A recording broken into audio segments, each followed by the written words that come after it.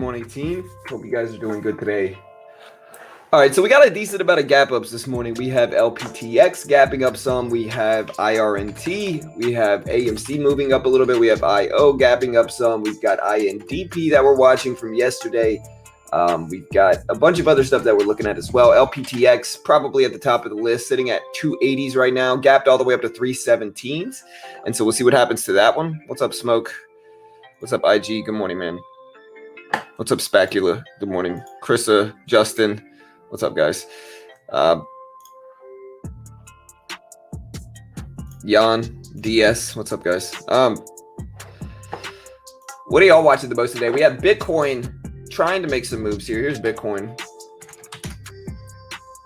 Bitcoin at 48,000 right now. We got Ethereum sitting at 3.6 thousand as well today. So we got some good movement, some solid movement here. Let us know what you're watching the most today. You can see Bitcoin.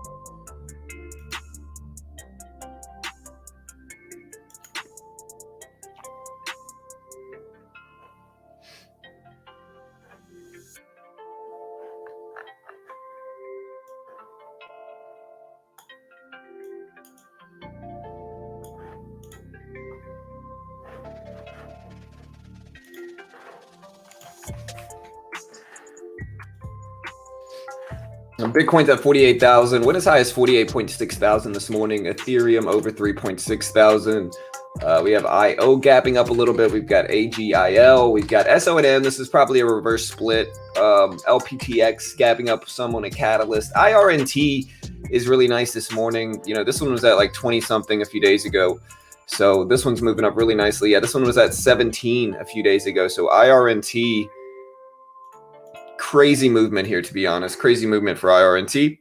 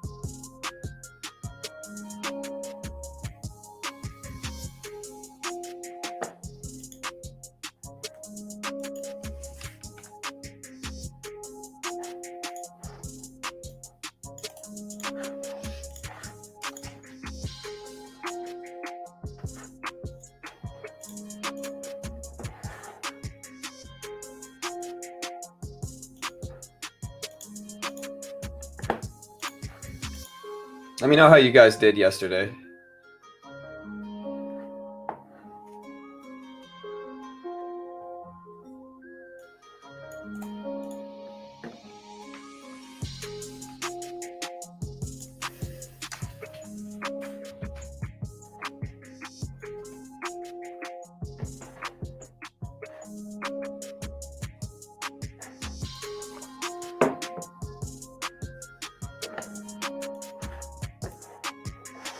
All right, look at IRNT, guys. IRNT just popped up even more this morning. Look at this move right now, guys, for IRNT. Craziness here. Craziness. Yeah, GREE's debacle is absolutely crazy, too. I mean, to be honest, guys, it just shows you the risk. Like a lot of the time, I'm a little bit outspoken here. You know, and I'm outspoken because I see new traders making dumb mistakes. You know what I mean? Like, I see new traders making dumb mistakes. And one of those dumb mistakes, and I'm not saying that y'all are dumb. Please don't think I'm saying that. I'm just saying that some of the mistakes y'all make are mistakes that new traders make, which is holding on to stuff like SPRT just too long, man. Just too long. Like, listen, the safer way to approach stocks like SPRT is to wait for them to squeeze and then jump in on the way up. You know, there's a reason I don't hold a lot of these stocks overnight, is because there's just some huge risks. Like, the company can manipulate these things crazy. Yeah, hood looking great. Look at IRNT pop though, guys. Look at this. And I think that if you're going to play stuff like SPRT, you got to just trade with what you're okay with losing. Because I had too many people reach out to me being like, hey, what do I do? What do I do? I'm stuck in GREE. You know, I lost $1,000 yesterday. What happened? And, you know, it's just kind of part of the game. You got to understand what you're holding, which if you're holding stuff that is just getting artificially run up, you're usually holding on to a time bomb, you know. So it is what it is. Let's go ahead and look at the catalyst for this though. So I'm gonna look up the catalyst for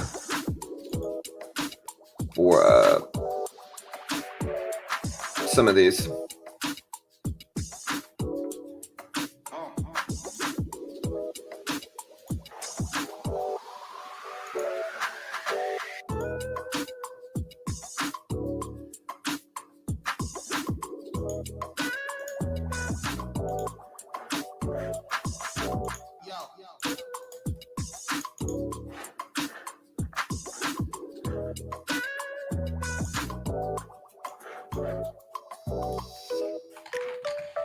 All right, so I know IRNT ran up. This thing is up 77% this morning. 77%. It's up to $55 a share right now. It looks like the reason this is up is they reported a filing of their active stake, amended active stake form SC13D,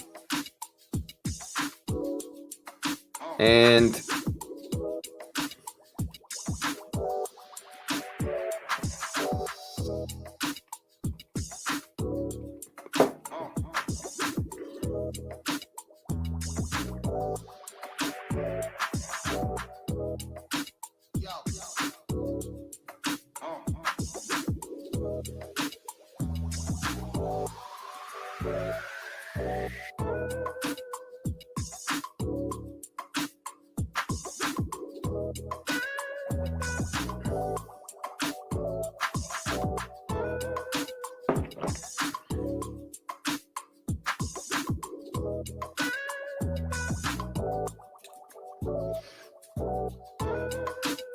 And so I guess it was good earnings as well here. I think earnings came out for IRNT a few days ago too.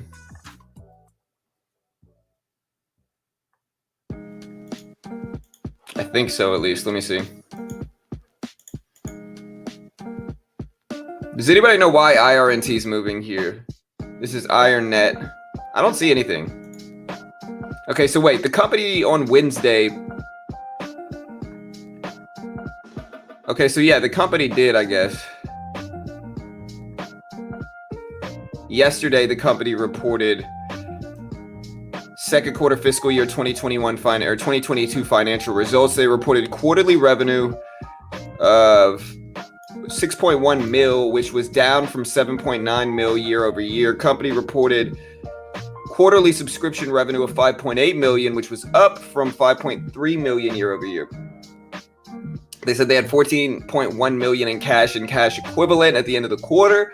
And, you know, they had some pretty strong days yesterday and specifically this morning with these huge rips over $50, which is a big psychological level. They also had the CEO comment and quote saying, again, quote, new customer momentum so far in the second half of our fiscal year is strong and already includes an authorization to proceed with the first installment of a deployment in a significant defense industrial based customer group, end quote.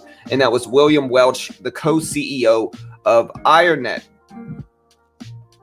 This stock only began trading on the New York Stock Exchange from its business combination with LGL Systems Acquisition Corporation on August 26th. And so I guess this was a SPAC. And with that, it's seeing some increased retail investor interest.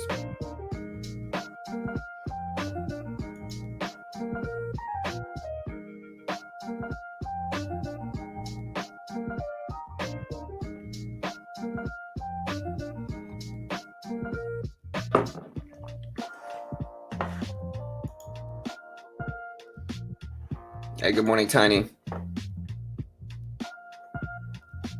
Yeah, that's possible, Fred, for sure. Yeah, I don't know why it says 2022. It must be earlier than that.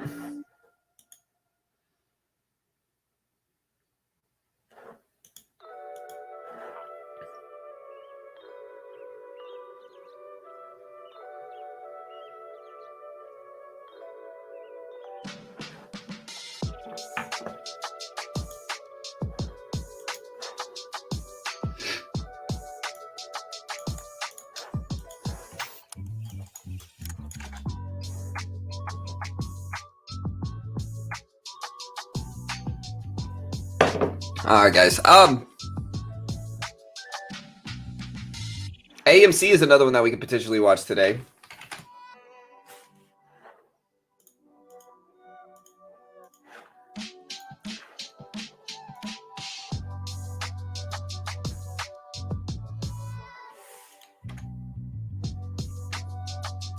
Oh my goodness. You know what I forgot today? I completely forgot to include tags of my video. No wonder I'm not getting any views today. Hold on, guys. I didn't put any tags on my video. I'm dumb. Let me fix this. I'm dumb. My fault. I rushed into the video this morning. I didn't put any tags in my video, man. I'm dumb. Everybody make fun of me.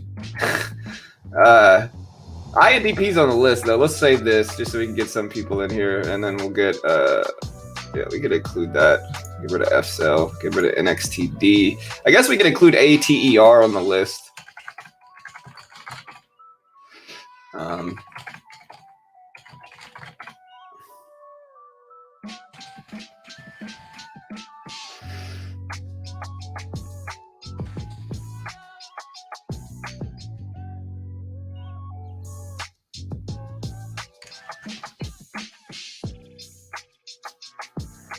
Okay.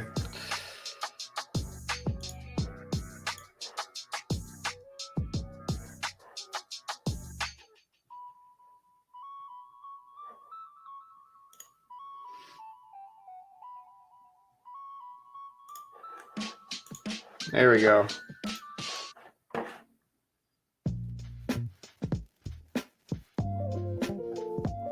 What's up, Chocolate? Hey, what's up, Salish? I'm good, brother. I'm good, man. How are you?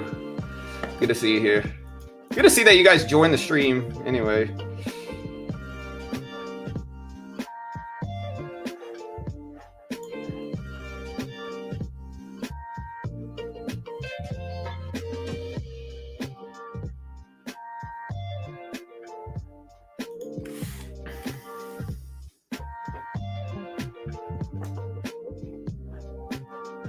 Let's see how our copy traders did.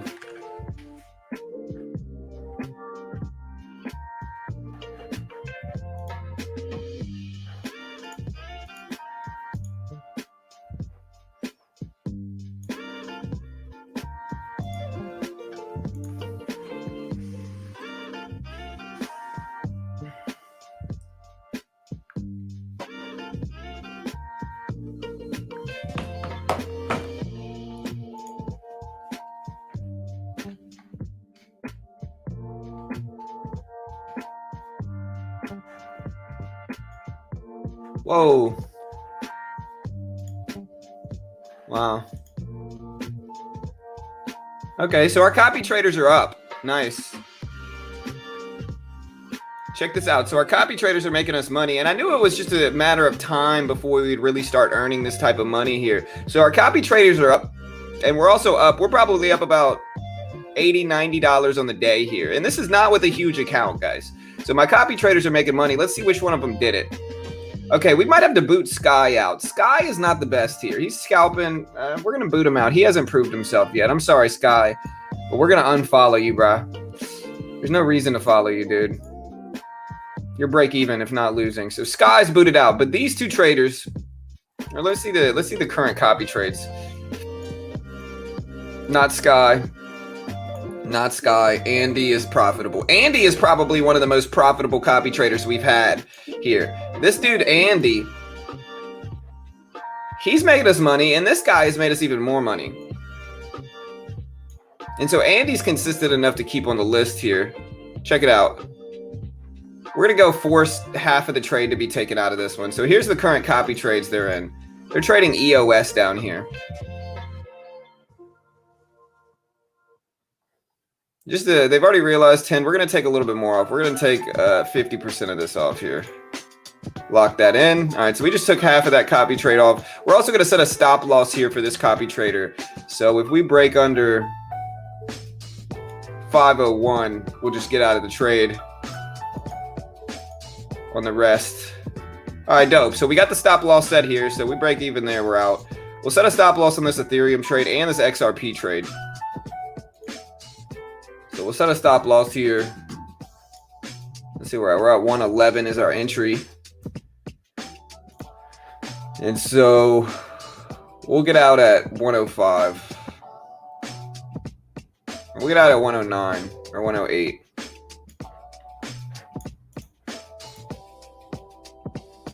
There we go.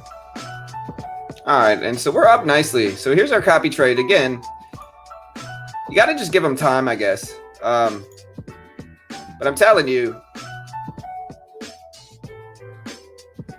let's reset this.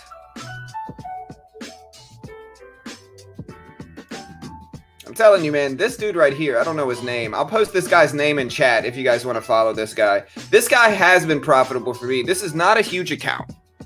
Let me see what parameters I'm giving him if you guys want to see exactly what I'm doing to get these gains. Yeah, we're following him with 0.1 with a 0.1 ratio.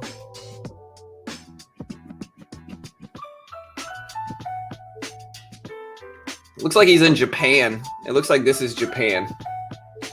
But we're following him with a 70% stop loss, $100 maximum, and a 0.1 ratio. And he still made us, you know, relative to the maximum, he's made us over 100% of the maximum here over time. And so this guy is good.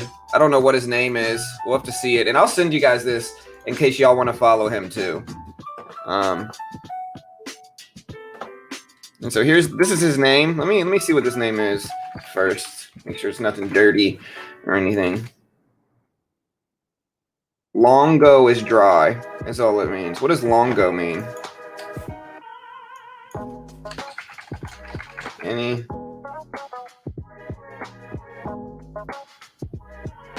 Long tall.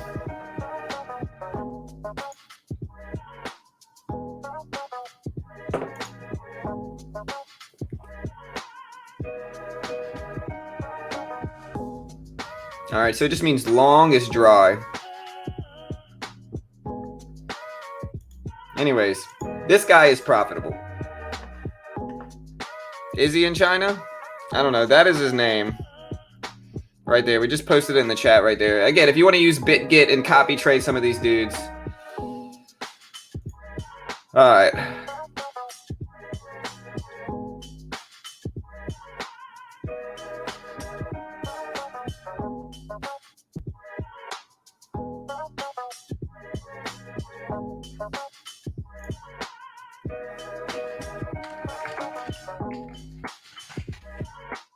All right. But yeah, if you want to check out BitGet and use some of these copy traders, I'll include this link here. Check it out. You can get up to $630 in rewards for doing it. But they have made me money. And again, I finally figured it out. Like, I finally figured out how to do it safely. And again, I can't guarantee they're going to make you money and not lose you money because you never know. But I figured out how to do it safely. I made some mistakes in the beginning. We're going to have to make an update video on how I did that because I figured it out. Like, I figured out exactly how you have to analyze these guys and to make money and to be safe. You know, you got to watch them every day. You got to look at how much they're making over a 3-week period, and then adjust your cost and your risk ratios with how much they're making. And then you gotta test them out first and give them small sums. And then once they prove themselves, then increase size with them. Yeah, IRNT, guys, absolute ridiculousness here. I mean, IRNT, huge moves. The question is here, do you think IRNT holds these gains?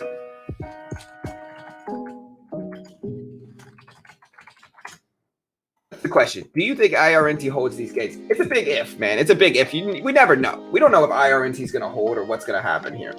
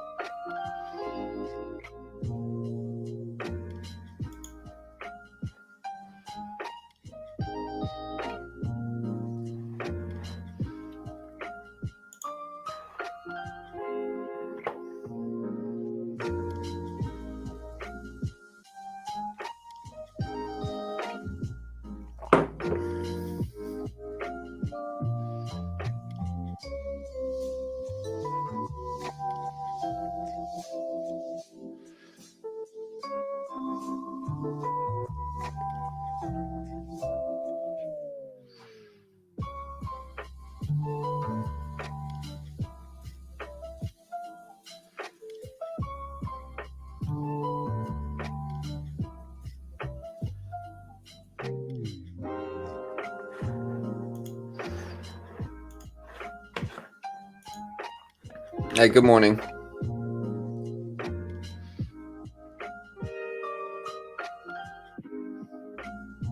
What's up, Miguel?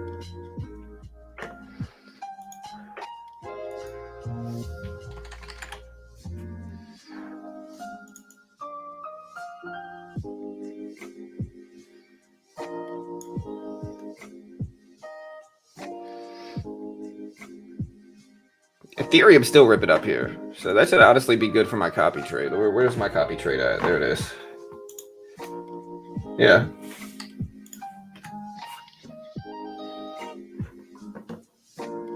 We're going to take a little bit more from this copy trade. So we're still in Ethereum, and Ethereum's popping up big, and we're going to take a little bit more off.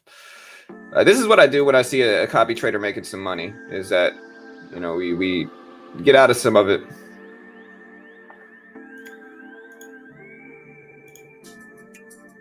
Let's see if it'll close. Okay, it did close. Nice. All right, so our trade closed. Yeah, we went through.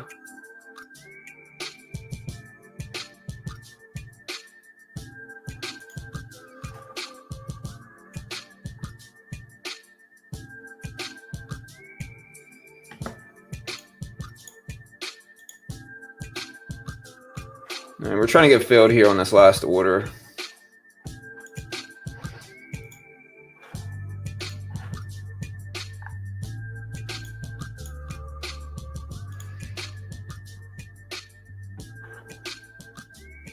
All right, we're trying to get filled on this last order here, but apparently we can't. Let me see. I don't want to flash close it because the fees are going to be a little bit too high.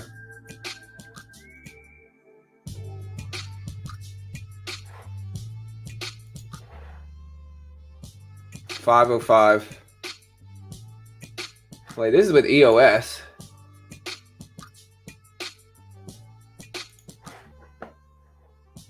This is Ethereum. Oh, this is with EOS. Okay.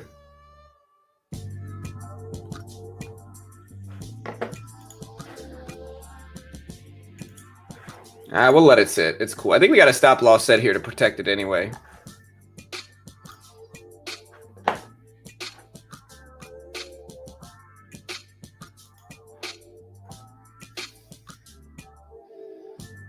Dope. All right. We're going to close this one. We're going to close this out. All right, so we just took profit there. You see, now we're up about $70 here. All right, look at IRNT, guys. IRNT popping back up here. Back up. Craziness, to be honest.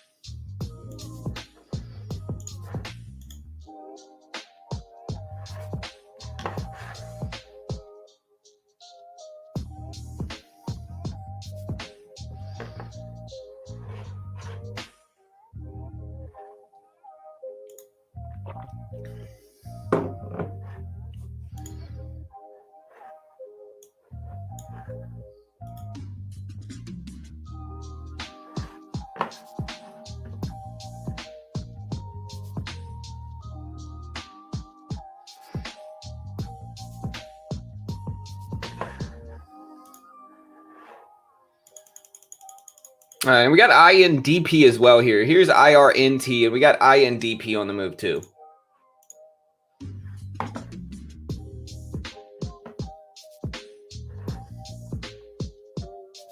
BBIG? Yeah, we can look at BBIG. BBIG's at 809s. Watching that. We'll see what happens there. We got LPTX. LPTX seems to try to want to hold, but two-way saying that they're making most of their money planning on offerings, which is always kind of sketchy. So we'll see what happens with this one, but, you know. Are we going to buy it? Probably not. Maybe if it sets up after the opening bell and like a quick short-term momentum trade, but that's it. Okay, so but the reason LPTX is up, it does have a good catalyst. And so here's the catalyst for LPTX.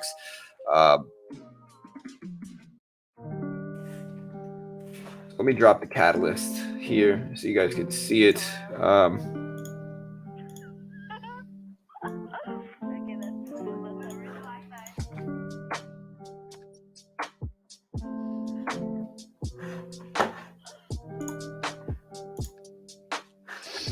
right, this is LPTX. So here's the catalyst. It's up 51% earlier, following earlier news of updated results from its DKN01 plus, whatever it is, showed compelling activity in first-line patients with gastroesophagus junction cancer. And so positive trial results, it looks like here for the biotech drug. We'll see what happens with LPTX. But of course, like I said, we never hold anything super long. And so maybe we'll buy it if it sets up well. But for now, we'll see what happens. We got TMC on the list too. TMC.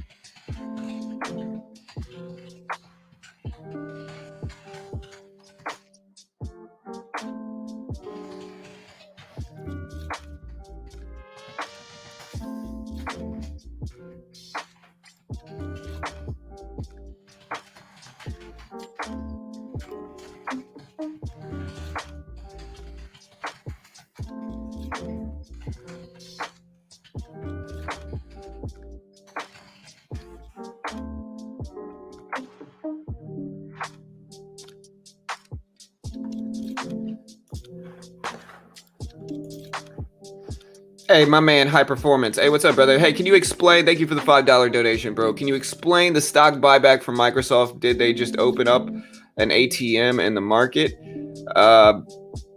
Okay. Let me look this up. I heard about this. I didn't see specifically what it was for Microsoft, but I did hear about it. So here's Microsoft. It's over 300s. Social media platform Discord was valued at $15 billion in latest funding. Looking at the Microsoft news, I know they did a share buyback thing. Let me see. When was it? Does anybody know the date?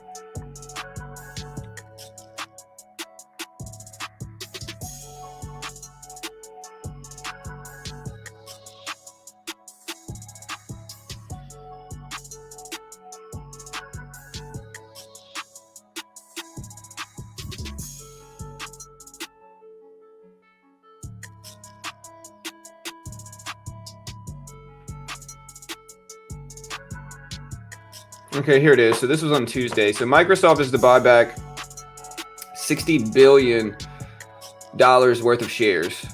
So they said in a statement Tuesday that it plans to buy back $60 billion worth of shares. The company's share repurchase program has no expiration date and can be terminated at any time as per the statement. And according to the Redmond, Washington-based tech giant, also declared a quarterly dividend of 62 cents per share, an increase of 6 cents or 11% over the previous quarter. And the dividend will be payable on December 9th to shareholders of record on November 18th, with the ex-dividend date set as November 17th. Additionally, Microsoft Board of Directors approved appointment of Brad Smith as president and vice chair. All right, so these are all really good things for Microsoft. Like what a buyback is it's the opposite of dilution. It's when a company buys back shares. And so if you really think about it, like I'll look up the formal definition, but it's just when a company buys back shares.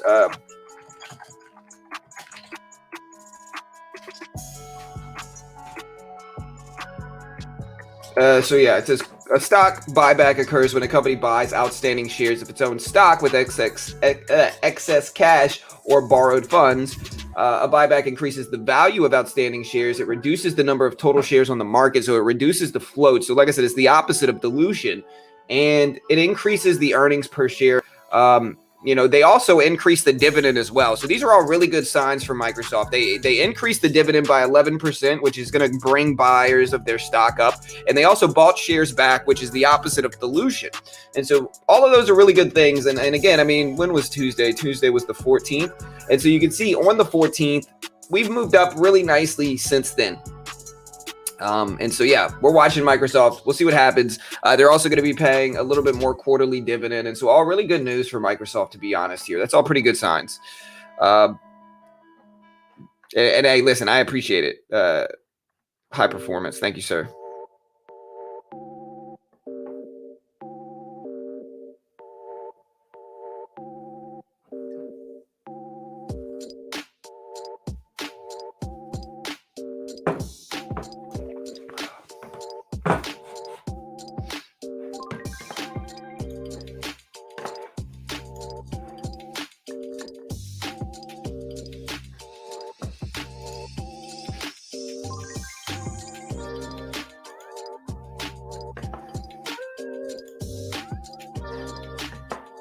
Life is good. Yes, sir, it is. Life is good, sir. Did you see all the uranium hype? And now I see you, Roy, up on pre-market movers. Looks like nuclear stocks are the big long-term thing.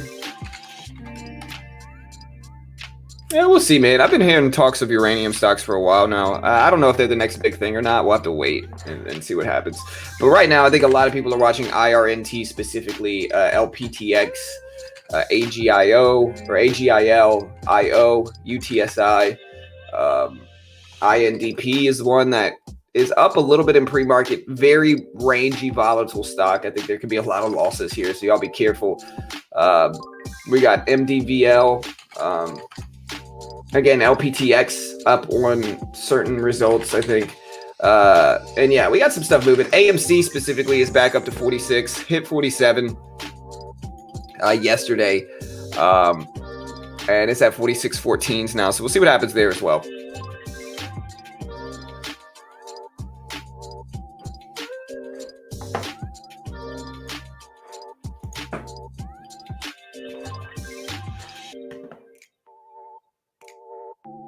Yeah, let's do a poll. How high will IRNT go? Okay, I'm down to. All right, we'll do a poll in chat, guys. Let me know how high you think IRNT is going to go.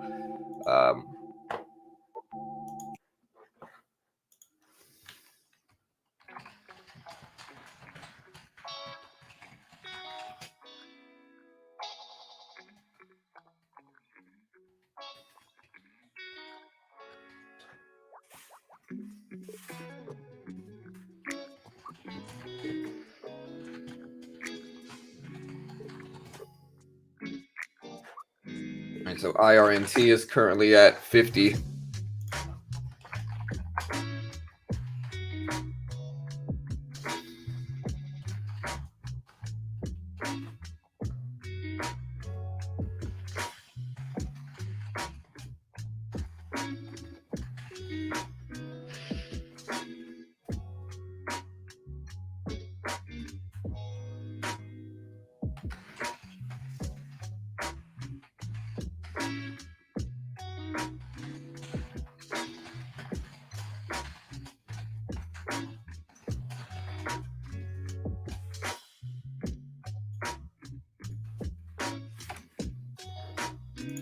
All right, so here's the poll.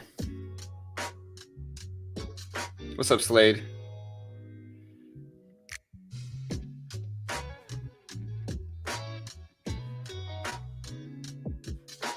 All right, there's the poll. It's in the chat right now. Vote now. 80 plus. Up is all I care about. Opening bell will tank. 7 a.m. scrum will tell us a lot about IRNT and where it's going. What's up, Pawn? Yeah, so far we got 50% of you out of 10 votes already think it's going to get over $50. 20% said over 55. 23% say under $45 a share. And so if you and like I said, if you want to be specific, let us know. We got 13 votes total, 17 votes total. So let us know how you feel about IRNT. Honestly, crazy movement. And I've been hearing people talk about it for the last few days. If we want to see why it's up, again, IRNT, I had the catalyst here. Let me find it. The real question is, do you think IRNT holds these gains or not? We do have a catalyst here for IRNT. Let me find it again. Again, this is IronNet. IRNT has emerged as the most talked about stock on Wall Street Bets. But what's the catalyst? This has got to be a sparking catalyst. Okay, so I see Tuesday they dropped second quarter sales. Here's the catalyst from Tuesday.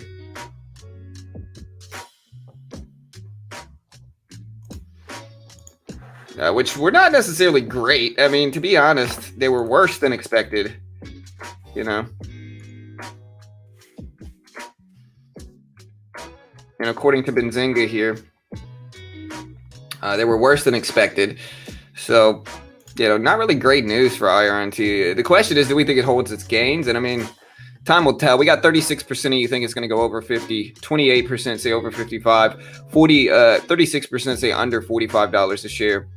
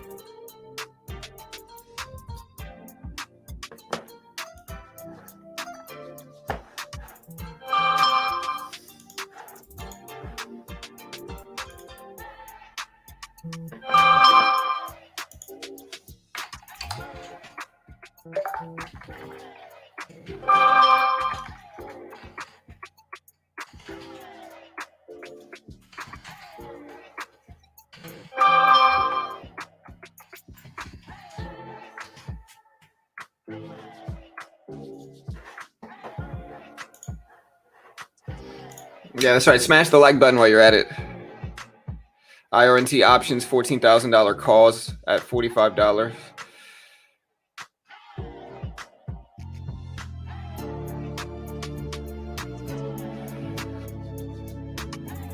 So yeah, Mexican. So he said, how protected are you from one of those copy traders skipping town? Example, Chinese guy, your copy trading closes his account due to China's Evergrande group default. I mean, so I don't know if you really understand how copy trading works. So if the trader closed his account, it's not like he's sitting on my money. Like, he's not completely managing my account. He's not managing my account at all. Like, it doesn't matter what he does. Like, he can do whatever he wants. He can leave. He can do it again. If he leaves, it's just not going to take any trades. Like, the money is sitting in my account. It's not like I'm giving the copy trader my money to just hold on to. You know, the only thing that happens is that BitGet's platform, when one of these copy traders takes a trade, BitGet's platform looks at the trade that they take and takes a trade in my position as well. And so if the copy trader just didn't do anything or left town or closed his account, it just wouldn't take any trades. My account would stay the same. You know, it doesn't matter what they do. It's not about anything that they do. You're not actually giving the trader the money. Yeah, exactly what Pawn just said. You're not actually giving the traders your money. It just enters on their entries from your account. That's all it does.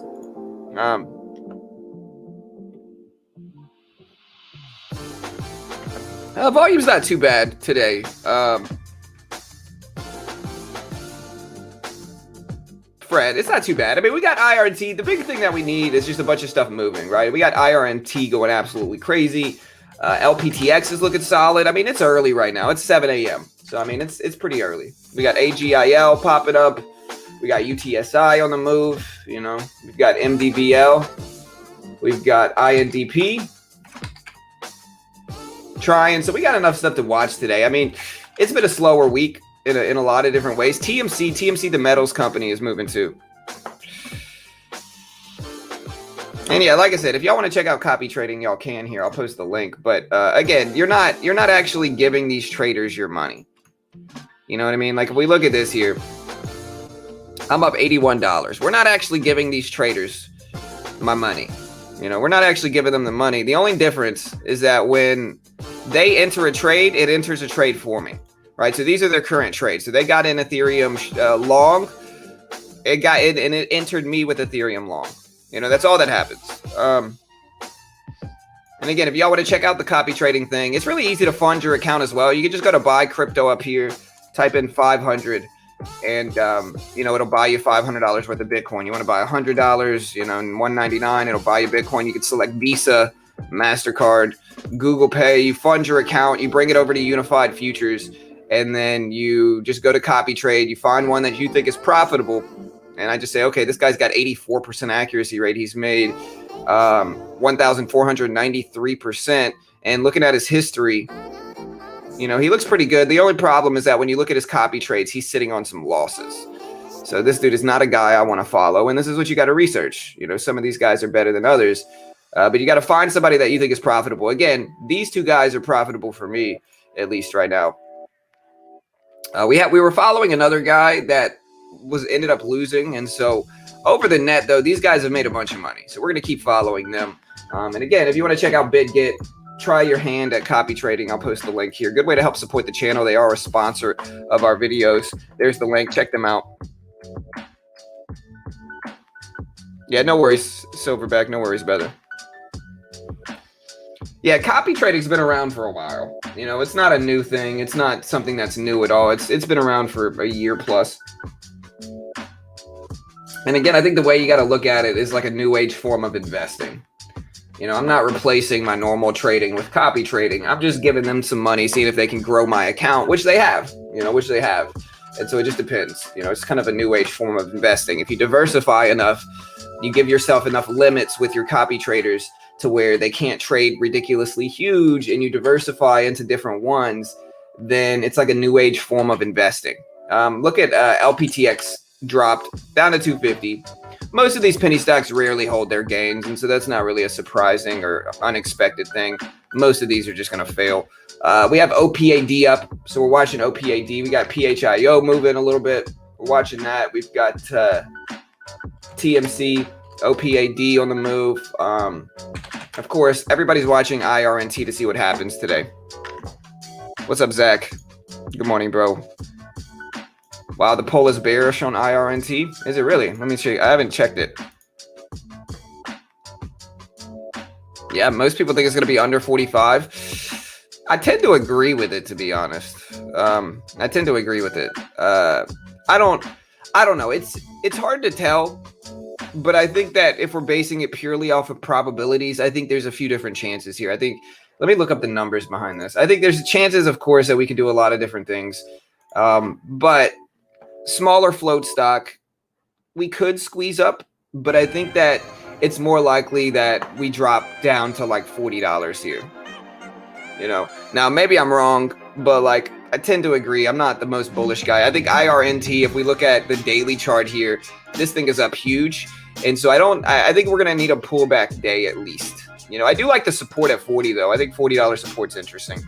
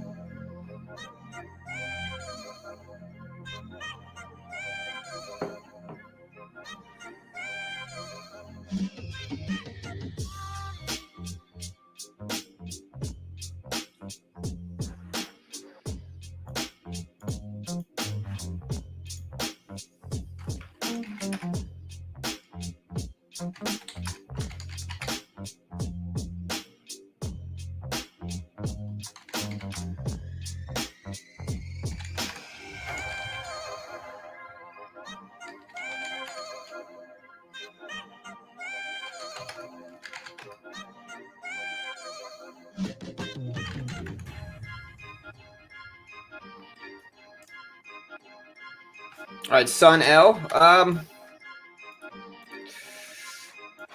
Too low a volume. Not really my style, bro.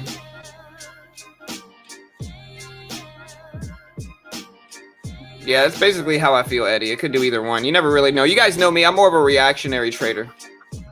So I just react to what happens.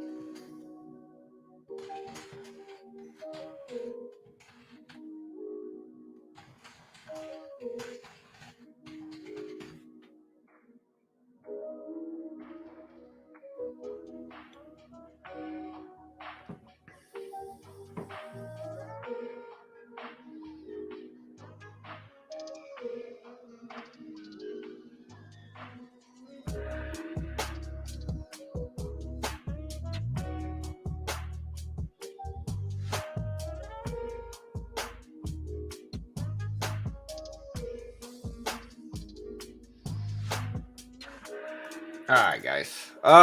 We got 200 people here already. Hit that like button, guys. Hit that subscribe button. Hey, John, how is your new home? Any weird neighbor? No, bro.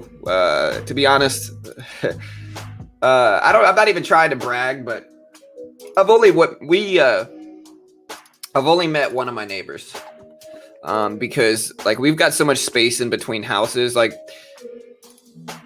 we've upgraded homes, right? And so we upgraded our houses, and so we literally have a gate surrounding our entire house. We have like an electric gate that we have like a clicker for.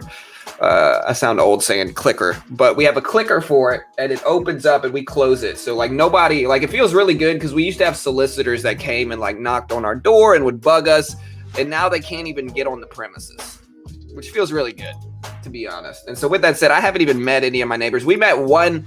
We met the neighbors over in one of the cool houses next door that y'all were talking about. We watched football over there and had barbecue on Sunday. And they're really cool. They've got kids that are our age. They're relatively young like us. They're the only young neighbors. All the other neighbors in this neighborhood are 50 plus years old. And so they were roughly our age, a little bit older than us, but roughly our age. And so, we went and hung out with them, let our kids hang out together and stuff. And they were chill. We were talking about football, business, crypto. I told him what I did, and he was asking me about crypto, and they were pretty cool. But yeah, no weird neighbors yet. No Scots, if you will,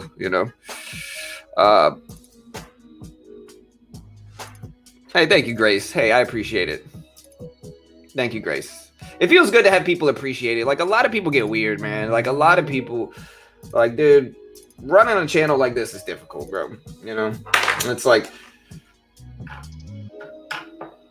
like you get people that say they're supportive, but it's like if you don't do exactly what they want, or if you delve into markets that they don't like or whatever, they just kind of throw a little temper tantrum about it. If you don't agree with a certain stock that people like if I don't agree with a specific stock that people like, then they throw a temper tantrum about that. It's just a really kind of weird dynamic putting yourself out there on YouTube. You got a lot of people that want to do a lot of different things, and like when I go my own way and do my own thing, people get weird. And so it feels good to have people truly appreciate what we do here, because what we do here is rare, and to be honest, we did this before a lot of other people did, and so we kind of were the trendsetters here with live streaming like this on YouTube. A lot of people didn't do it, and the people that did charged for it back in the day. And so, it feels good to have people appreciate it, because we put work in on this channel. And again, I mean, we've stuck by what we said, which is that we're not going to charge people a penny for any of our content. Like, we're not going to charge you a penny for any of our content. It's all free. We don't sell a course. We don't sell a service. We don't claim to be experts. And we've stuck by that, even though it'd be way more profitable for me to sell a course, to be honest. But again, we give everything away for free because we feel like traders need a place that they can do that.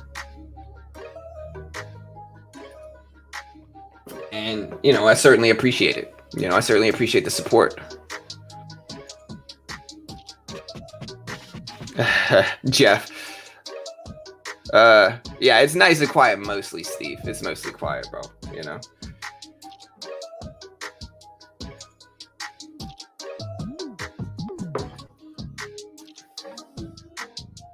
Nah, I'm not talking about you two-way.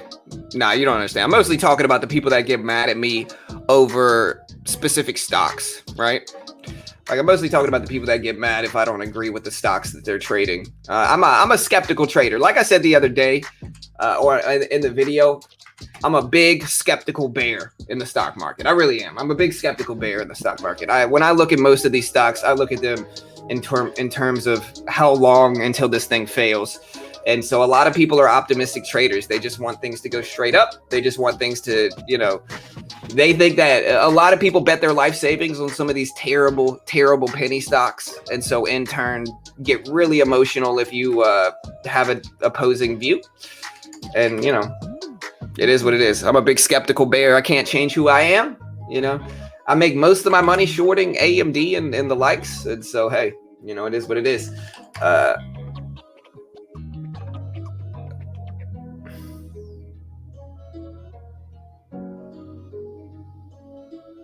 Hey, thank you, Beach Bum.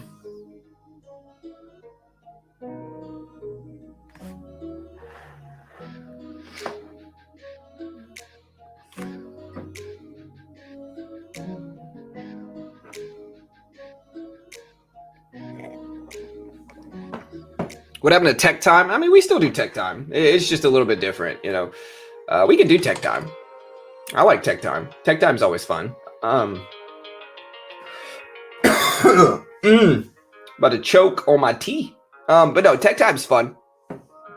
I'm down to keep doing tech time. Hey, thank you, Natalie. Yeah, and again, I mean, listen. Trading can be emotional, of course. I get emotional sometimes. Everybody does. But like in the end, like I've said before, guys, like when you've got a system like this, like when you have a system like I do, you know what I mean? Like you're going to be emotional sometimes trading it. The hardest thing trading a system like this in front of everybody is just having people try to tell me how to trade. You know, it's like, look, man, this system is incredibly profitable and I'm going to keep trading it like I should. Let me update and upload my trades from yesterday into the system as well, into the stats. All right, so we've got, yeah, that should work.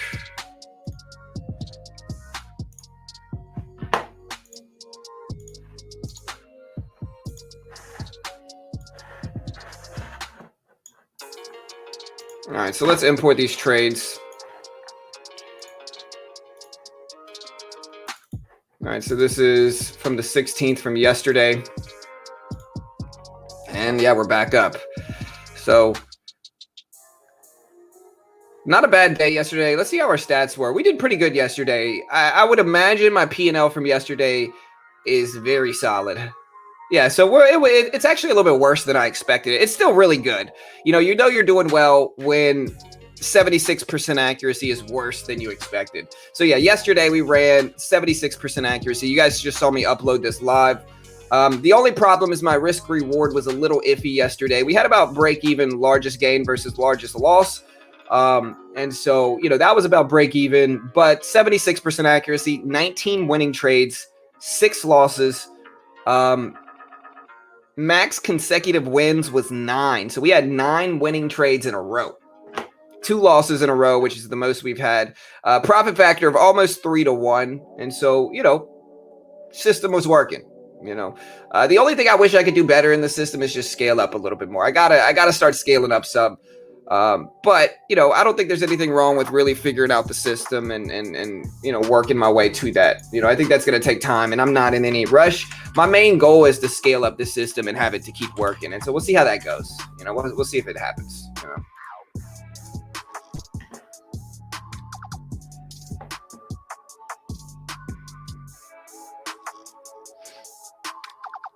So you saying AMC ain't reaching 100K? Sounded like a puff cough. I mean,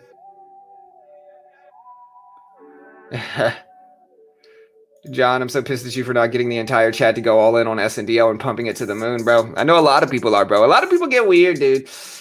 Like people get it's weird. The culture of the stock market has changed over the last year. It really has. You know, like the new culture is just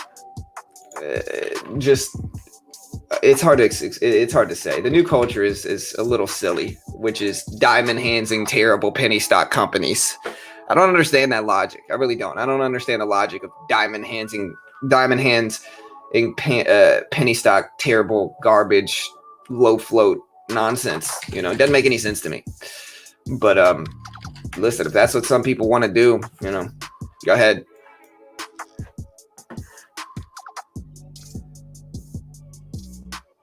What's up, cats?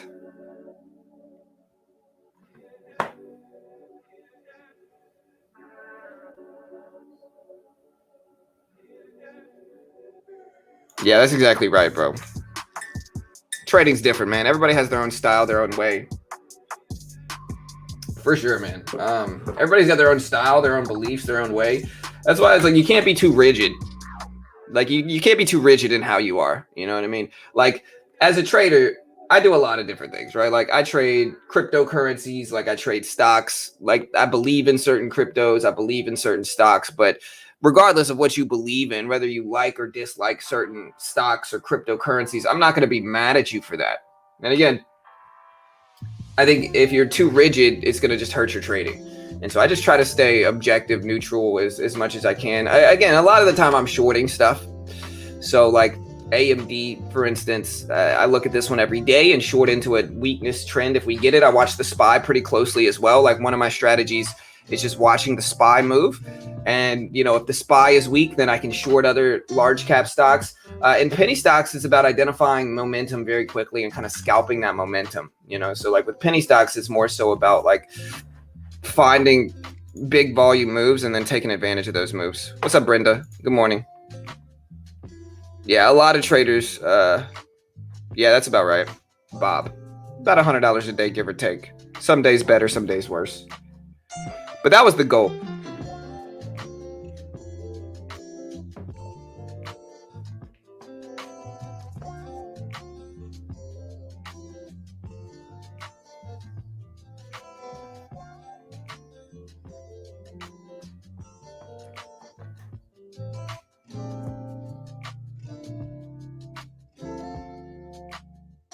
Last I saw, you were at a $10,000 account, if I remember.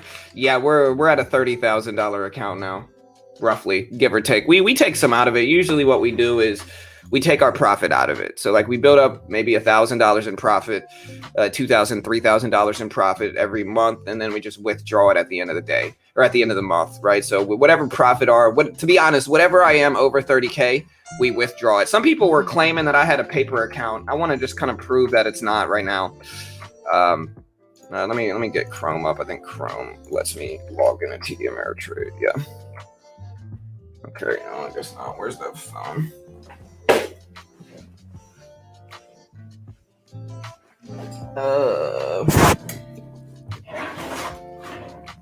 All right. Well, I gotta switch with TD Ameritrade. Hold on. I'll be right back, guys. I gotta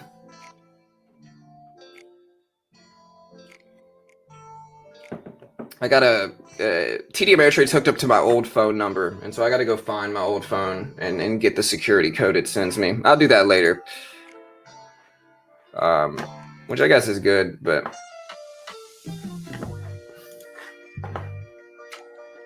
what's the withdrawal fee? I usually wire it out, so it's $25 on TD Ameritrade.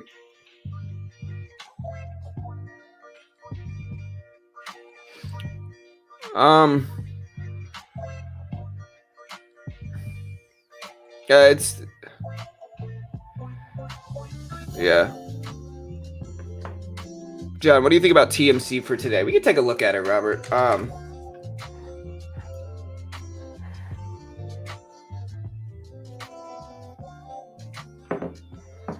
Nice gap up here. I don't know what the catalyst is for this. We'll see.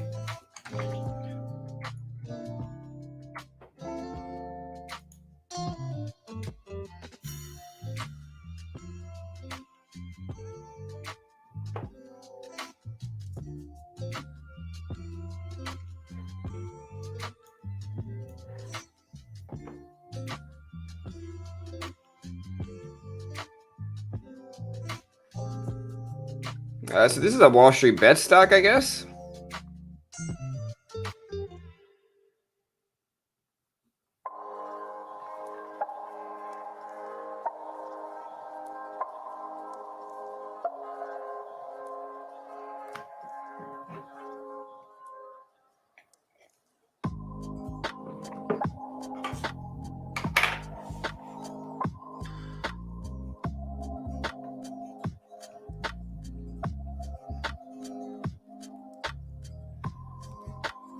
I'm seeing a Form 4 filing,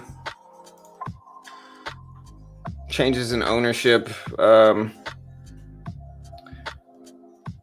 director's 10% owner, I guess, is the only catalyst that I could see right now. If y'all see anything else for this one, let me know.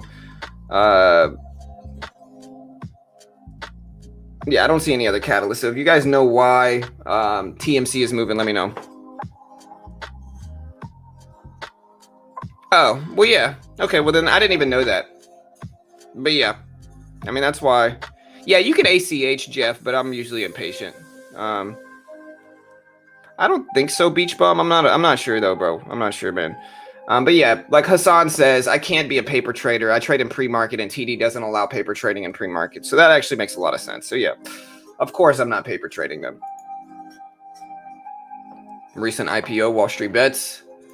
When did it IPO? All right, so it IPO'd last year.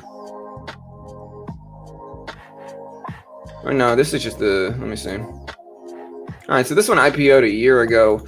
Popping up to 1480s. Yeah, Wall Street Bet said TMC moving this week. Okay.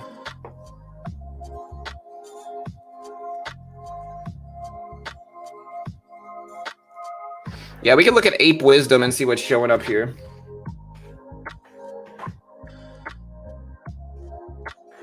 All right, we got the SPY down a few mentions, but still the top stock on the list. GameStop with 487 mentions here. GameStop over 200. AMC number 3 on the list. Ape Wisdom with 234 mentions. Baba with only 183 mentions. Palantir gapping up some today. So we can watch PLTR. We got Tesla on the move too. Tesla's at 750s. We got BB on the move too. So just meme stocks in general running up some. OPAD ripping up here. OfferPad Solutions.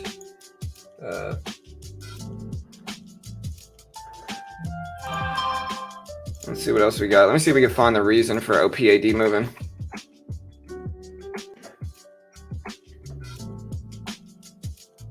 Yeah, same thing. General corporate statement. Nothing too crazy.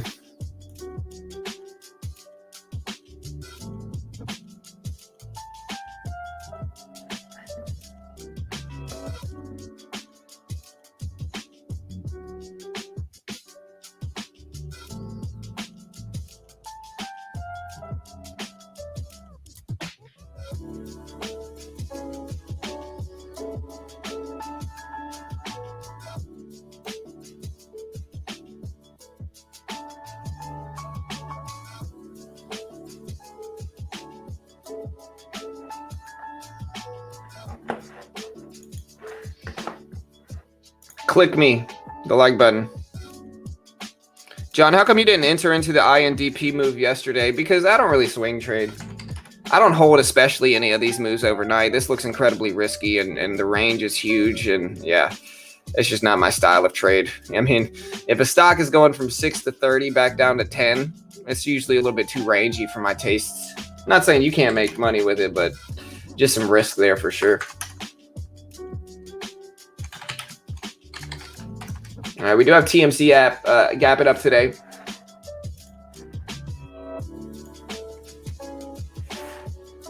All right, we'll go ahead and end the poll here that we did. Most people think it's going to be under 45 bucks.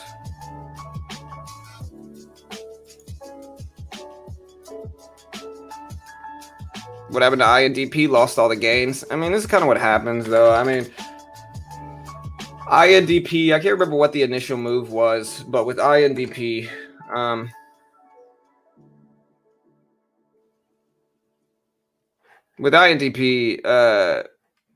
let me see.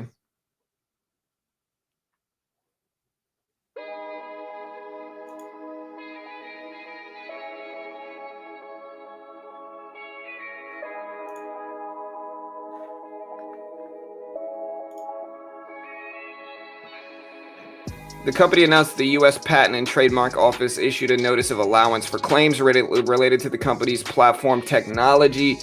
Let me check the short float here. Let me check the Ortex short float data.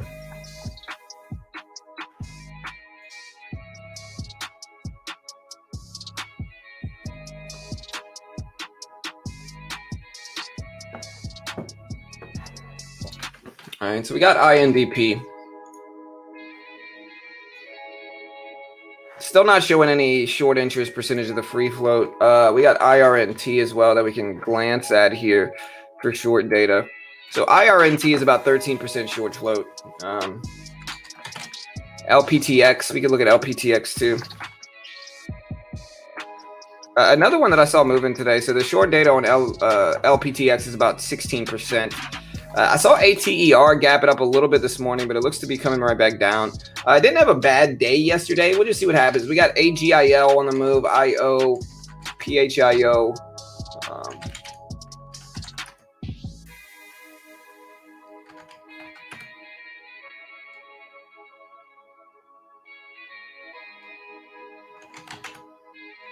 We got TMC on the move. It's up to 1550s.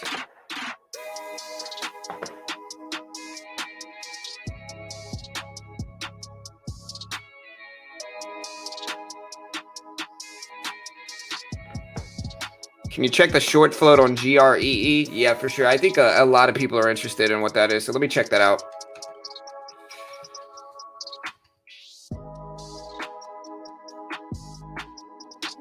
Nothing. I'm not showing anything. And then, yeah, GREE just got a bunch of traders yesterday, to be honest. A lot of people got stuck. I mean, listen. I get traders holding SPRT, but I think you got to understand, like, SPRT, crazy high short float. But holding a stock like this for long term is very, very risky, incredibly risky. I mean, just like people got to understand, just because a stock moves up huge does not mean it's going to keep going up. And of course, a lot of these are not going to hold their gains. A large majority of these. I've tested penny stock gaps. Most penny stocks ultimately fail.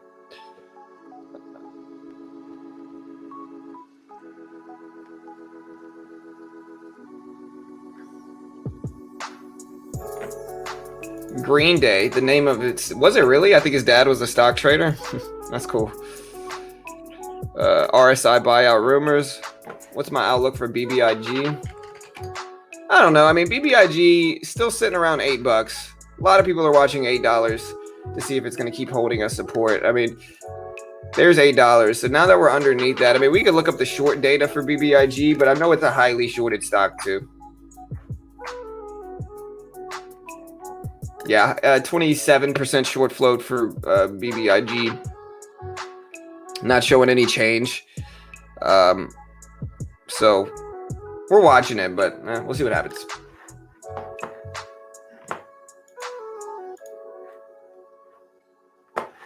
Yeah, we can look at PHIO.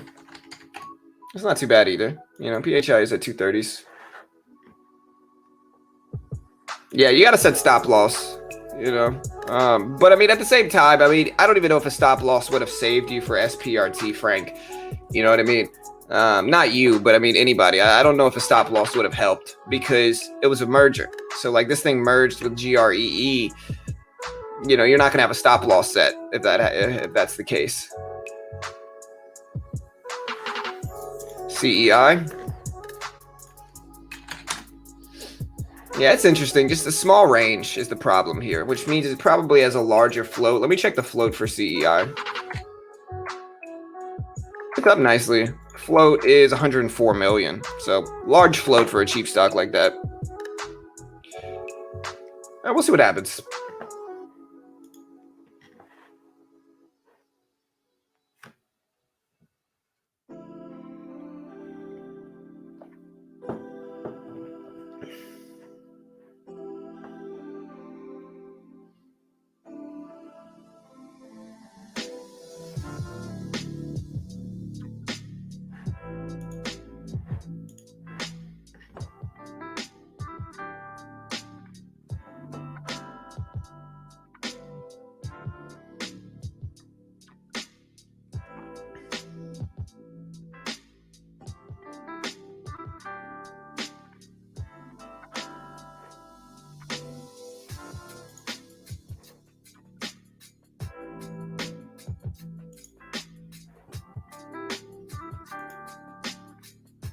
All right, guys. Also, some pretty cool news coming from BitGet here that I'm reading on social media is that BitGet, a tweet posted by BitGet CEO Sandra Liu, the exchange is preparing for its annual trading competition.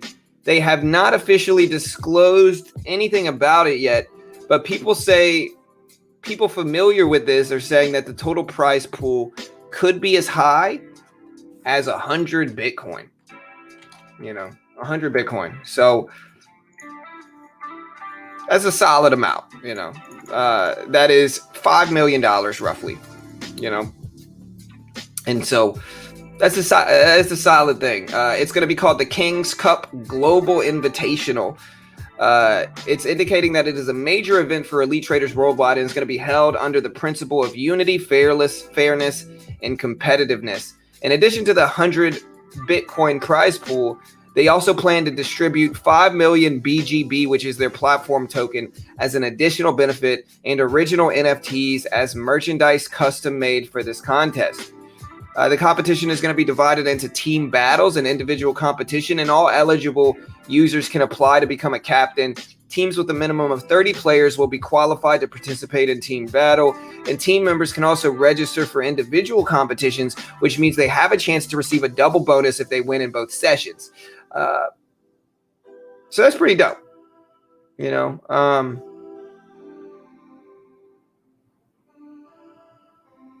All right, so the theme for this competition, it's like Pixels the movie. It's defend the Earth against pixel invasion.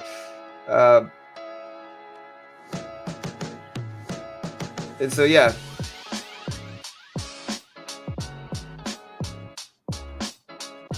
This sounds cool. I'm going to see if I can be a team captain. Would you guys be on my team?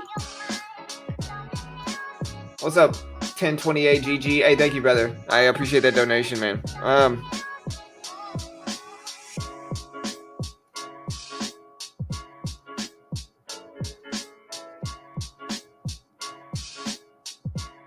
Yeah, Blossom, here. You can check out Benzinga. Benzinga is who I use. And so you can check out Benzinga here if you want to use the same scanner setup I have. The Benzinga link is in the chat right here if you want to check it out. Yeah, I got you, though. I'll check out Life. I'm pretty sure Life is down. Kind of. All right, so I'm pretty sure Life did an offering, but it's not really much different from the offering. So it had this big offering, and then it kind of rebounded all the way back. And so the offering dropped it down to $7, but it kind of rebounded right back up. It's currently at $8.19, you know, still up pretty big from where it started off at like $5s. And so it held most of its gains even with this offering. And so we'll see what happens here. Let me see what the offering said about it.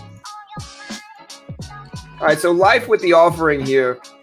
Number one, this thing's got a 14 million float. So it's a very small float stock. So yeah, they announced the common stock offering. They did not discuss. Oh, wait, let me see. Yeah, proposed offering of common stock. August 23rd, declared effective by the Securities SEC. The offering will be made only by means of a written prospectus and prospective supplement that form a part of the registration statement. And so offering news on this one might cause a lot of skepticism here. And we'll see what happens.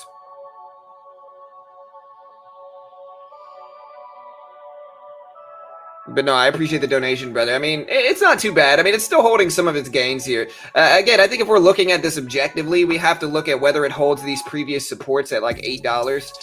You got $8 high up here, really isolated level. We also have underneath that around $7.50 here. So $8, $7.50 are some support levels that I see specifically underneath us, these two levels here. Now, again, I can't confirm or guarantee that they're going to hold these levels, of course, because nobody really knows.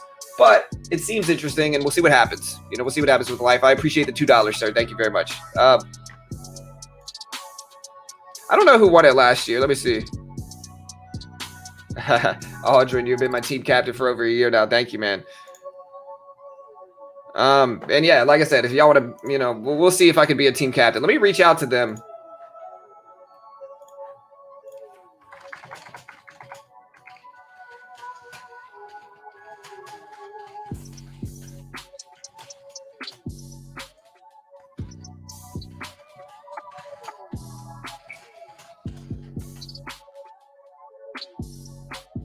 All right, so I'm asking about it now, but if you want to sign up to BitGet just for the time being, again, I mean, BitGet's been really cool and profitable for me. You can check them out here.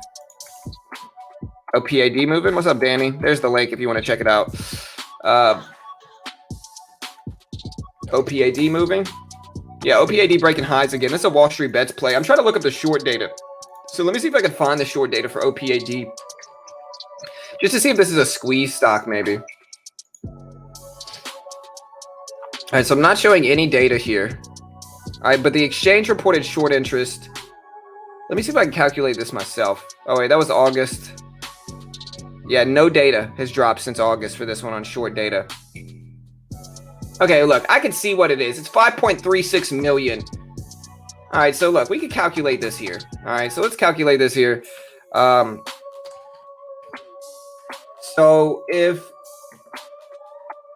the exchange reported short data is 5.3 million for OPAD. Let's look up the float of OPAD and then correlate that with the short data to try to get the short float naturally here. All right, so OPAD, let me check float checker.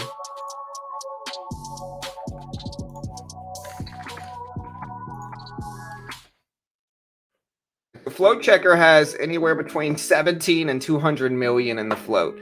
We're going to go with FinViz with 17 million and see what that shows in terms of percentages. If we've got 3.6 million, or was it? Let me find it. All right, so yeah, if we got 5.36 million, then that would make our short float about 30%. But I mean, I don't know if that's correct though. We got to figure out what the real float is. It's hard to figure out what the actual float is for OPAD to determine what the short float is here. Let me know if you guys see anything. I'm showing a bunch of different numbers. I'm showing the outstanding shares is like 230 million. So, you know, pretty high short float, or pretty high outstanding shares. If you guys know, what do you guys show for float here? Let me check my bot on Discord. Let me check my Discord bot and see what it says.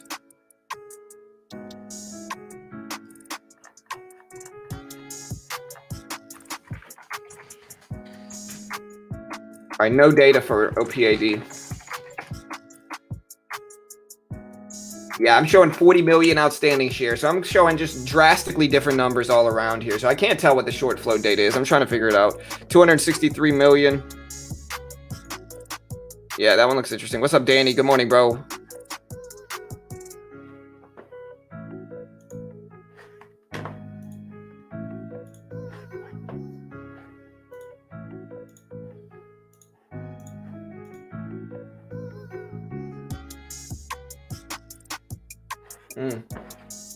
Hey, my Ethereum trade's going really well with my copy traders.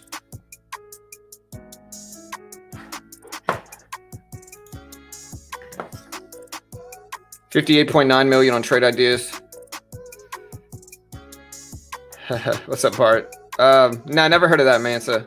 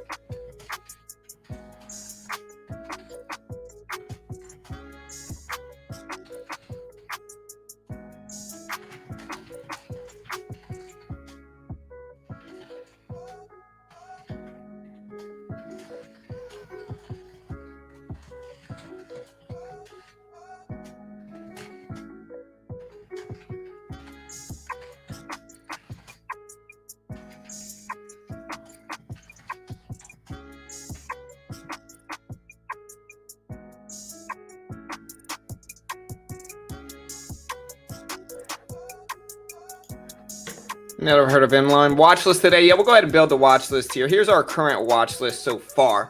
So our current watch list is IRNT, OPAT, of course, OPAD, I mean, TMC, LPTX. We're going to look at BBIG and GREE just to watch. I'm not saying these are going to go up, but we're going to watch those as well. We also have, what was the other one we had on our list? We had a few of them. INDP. So this is our watch list so far.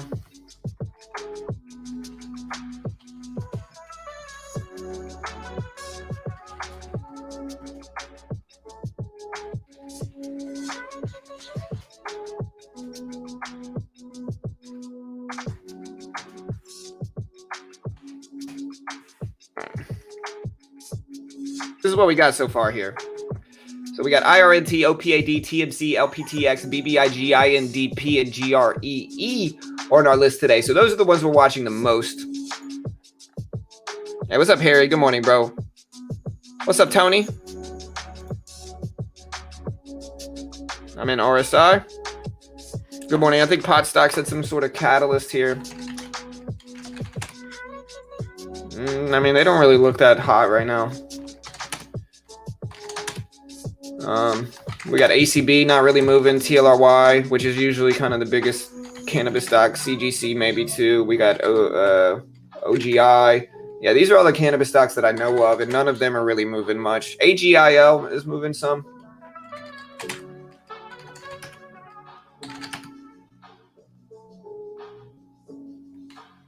Hey, thank you, Davey.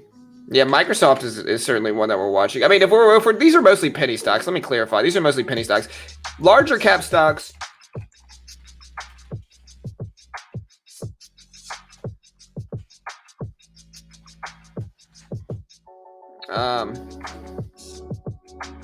Yeah. This is the larger cap stock watch list we got. So we're watching Microsoft, AMD, Apple, MU, Disney, and Baba. Again, IRNT is interesting. Dropped some stuff here.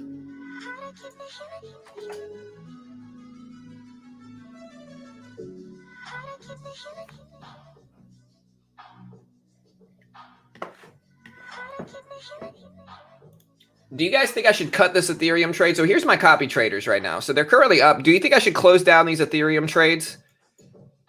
They're from the same guy who's been very profitable. Do y'all think I should cut this trade or no? And just lock in profit? I'd have $90 in profit. So we're slowly growing our profit with these guys. Look at how good they've been. This guy, Andy, and this dude have been on point. Look how profitable they've been today. Look at all these green trades here on copy trading. Do y'all think I should cut it? You know, we can force them out of this trade right now if we want to, and just lock in about $9 in profit. Do you think we should? Let me know. Hey, thank you, Mr. Tech. I appreciate it. Yeah, everybody hit that subscribe button.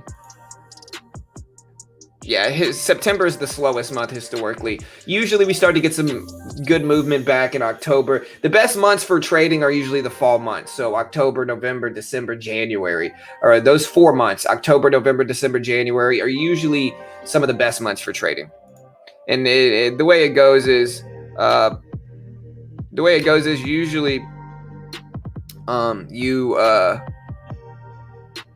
you get it gets more volatile the closer to like Christmas it gets, really. Lock in profits. Yeah, I can, Billy. That's what I'm thinking. I might as well take some. I think I'll close one of these. So I think I'll close this one here. It's the biggest one. Or actually, this one's actually a little bit bigger. We'll close this one down. We'll lock that in. All right, so we just locked in one of them. We'll do a little bit of both. And so now we're up almost $90 today. So not too bad. You know, again, I mean, if we look at these traders, this guy right here, man, he's been super profitable. Yeah. Yeah. Past the second week in October. I know, and I'm excited for it, bro. Yeah, that's right, Mike. We got a lot of people saying that too, for sure. And that's the reality, you know.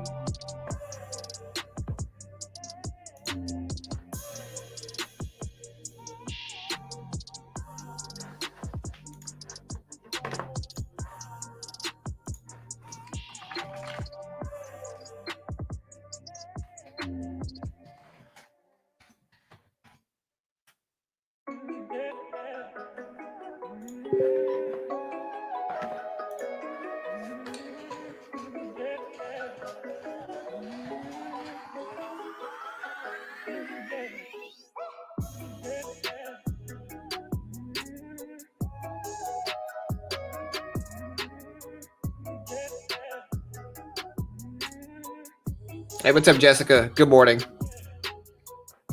Yeah, people prepping taxes for November and December, yeah. What's up, Chief? Hey, let's do it. All right, so I have this idea, guys. This is my idea. We're going to do tech time, but it's going to be at the end of the show. and it's going to be in sub-only mode for people asking questions. So we're going to break down some strategies, go over some stuff in tech time, but it's going to be starting at 9:30 and it's going to end before 10, and it's going to be in sub-only mode. So during tech time, only subscribers are going to be able to comment.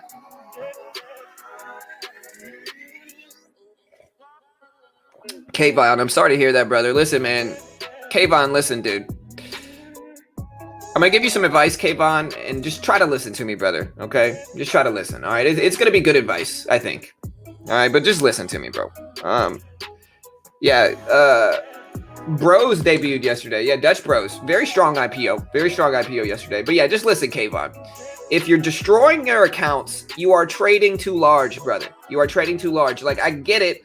The culture nowadays is look at my big gains, buy my course. You know, hey, look at me. I made $100,000 today. Please buy my trading course.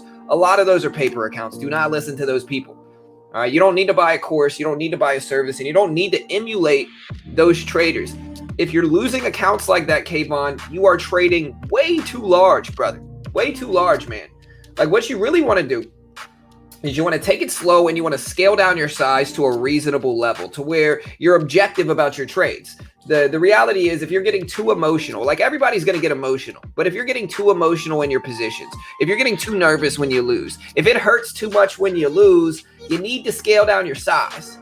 You need to get it to a point where you're okay with your losing days, where you're not going to just freak out on your losing days. You're not going to destroy your account by averaging down. You got to scale down your size, brother. And again, you're going to have a lot of people that try to take advantage of new traders. They try to sell them courses that you can find publicly available content for. You can, do a lot of different things, but most content you can find for free. And objectively speaking, if you're destroying accounts like that, you need to scale down your size, bro.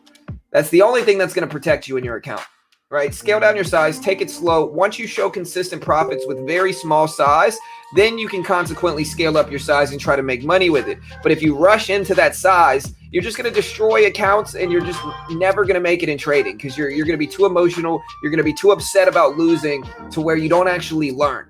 And so just scale down your size, bro. That's the best. Objectively speaking, that's the right advice.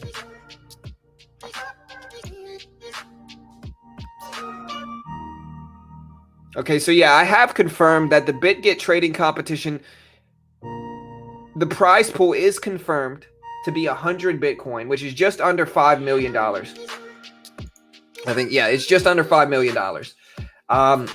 Let me see what it is. So, 100 Bitcoin times 47,000 is going to be roughly $4.7 million. I could have done that math. I don't know why I used the calculator just now. Regardless, $5 million prize pool, guys.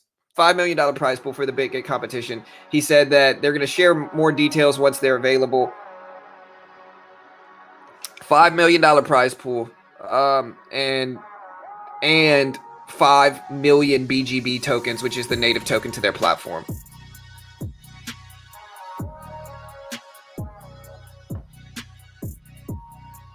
No, to be honest, I've never bought a course ever, Salty.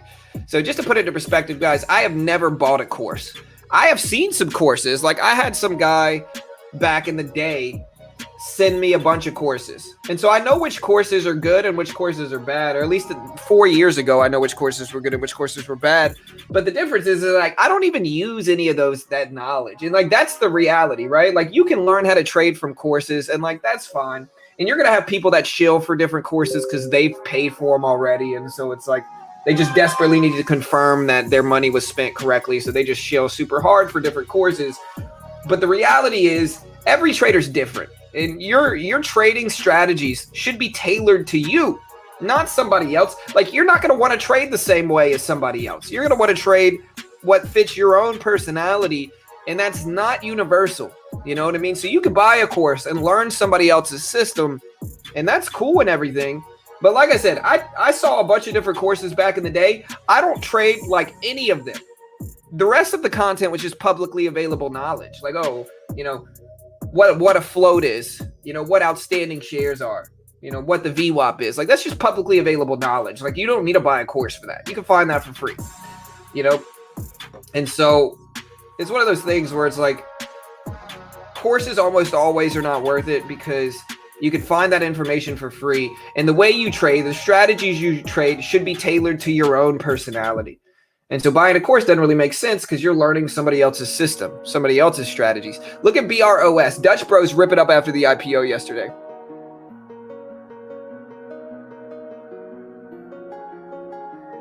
Yeah, small size in my system. Hey, you can use my system. You better figure out if it works for your personality, all right? Right, that's right, Tom. Go small and grow tall, brother. 100%, man. Yeah, use a trading simulator if you need to into a profitable with best strategies. Like I said, we're going to use this. We're going to do this again today because I thought this was kind of cool. Winning traders do what, guys? Winning traders do what? Let us know in the chat what you think winning traders do.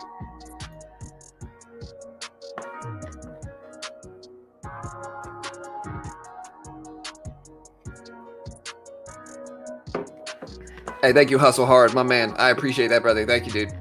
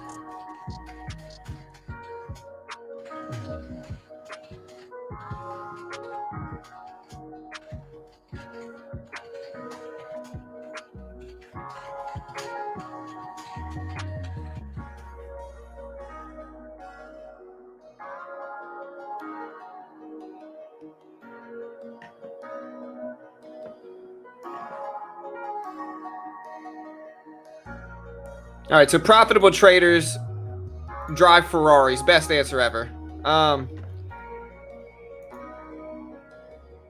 Take profits and love little losses. 100%. Take time off. That's a good one. Manage risk. Control losses is a good one. Consistency. Have patience. Cut losses early. Yeah, that's my answer. Honestly, I saw Trader Mike post the same question to his viewers and to his Twitter followers, and that was my one answer. Like my one answer from somebody that's actually profitable.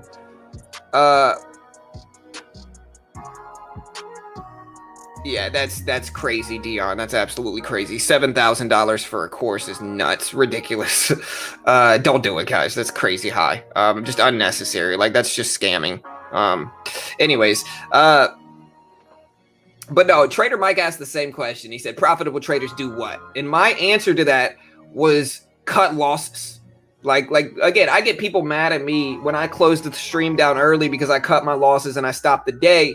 But like one of the best skills you can have, like objectively speaking, one of the best skills you can have in trading is just cut losses, guys. Learn how to get out of your losing trades. Don't sit on bags of losses. Like learn how to cut your losses and just get out of your trades. You're going to be a lot more successful. Like one of the biggest skills to develop in your own personality with trading is cutting losses. That is the most important thing you could ever learn to do. Because if you don't learn to do that, you are going to destroy accounts. Destroy accounts.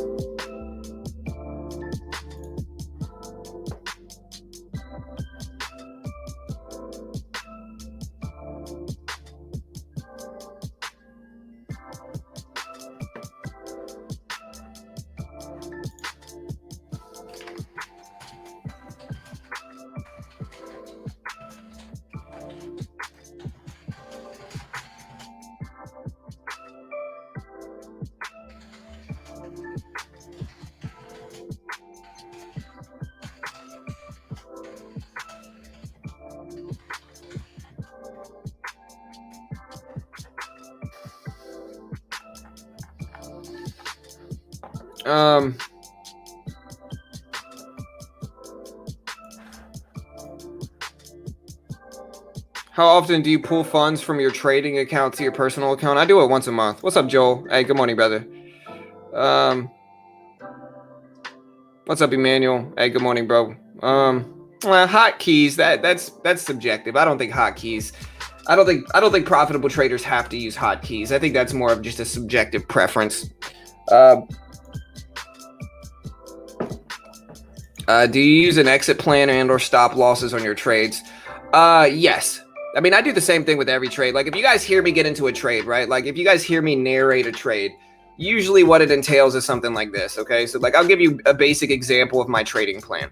All right, and this is something that you should learn to do before you enter a trade, guys. You should learn to do before you enter a trade. And so what I usually do is, like, I'll jump in short, right? So say I jump in short at the VWAP here and say, okay, I'm going to jump in short at 105 right here, right? I say, okay, I'm going to jump in short here. My risk is usually going to be a resistance level above me, right? So I could use 105.25 right here as a risk, just as an example, and say, okay, my risk is 25 cents. That means my reward needs to be at least 25 cents, which we're going to get about right here.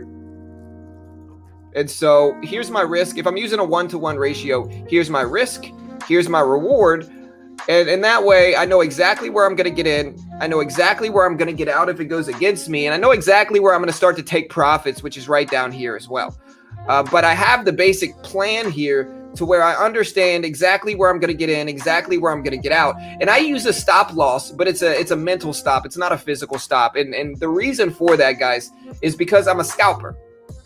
And so I take profits incredibly quickly. And, you know, I don't have time to set a stop loss, like an actual physical stop loss in each trade. Like, a lot of my trades are lasting 30 seconds and I'm just watching them very closely as I'm in those trades. And so with that in mind, I don't mind taking, I don't mind not setting a stop loss and just watching the trade play out.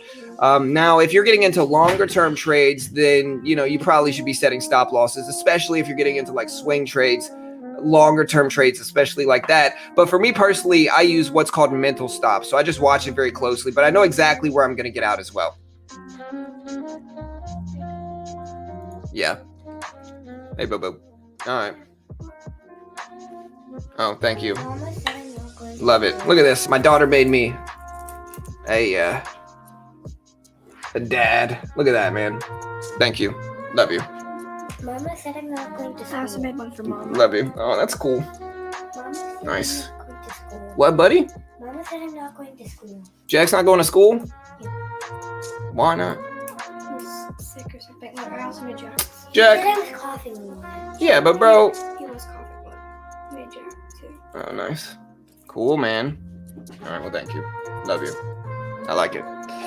Cool. You're gonna wear it or no? Yeah, I'm wearing it. And for some reason, Dude, I'm wearing this thing, bro. Y'all better believe me. Play Xbox. I'm wearing this thing, He said I could. Let me know. Look at this bracelet, guys. And I made it perfect for you. Look at that.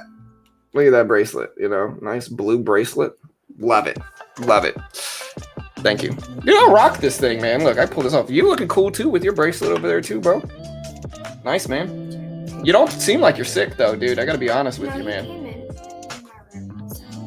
Come here. Let me feel your head. Wait. No, don't come over here, bro. Here, look. Go put some... Mama said I could play. Okay, that's cool, bud. But you need to... Yeah. Anyways. All right. Well, I love you. Have a good day at school. Thank you for the bracelet. I made like 1,000. Yeah. Well, that's cool. Love you. All right. Yeah. TMC moving above the VWAP. Yeah, we'll watch TMC.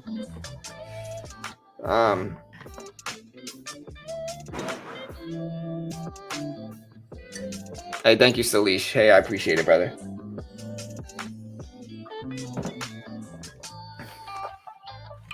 Yeah. All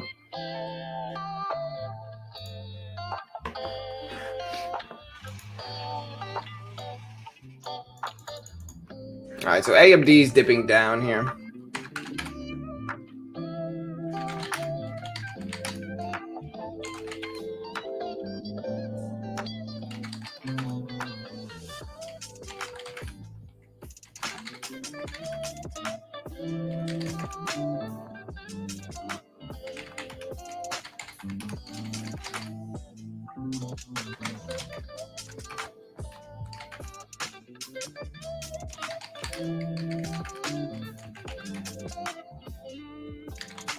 All right, guys, so we got PHIO.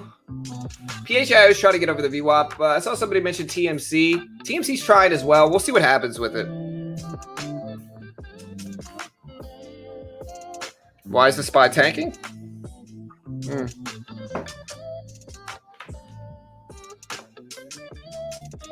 Let's see the SPY. I mean, it's not really tanking. It's just down. You know, it had a pretty rough few days, and so it's back. I mean, the SPY's fine. You know, we're mostly sideways over the last 3 days, and so it's just, it happens.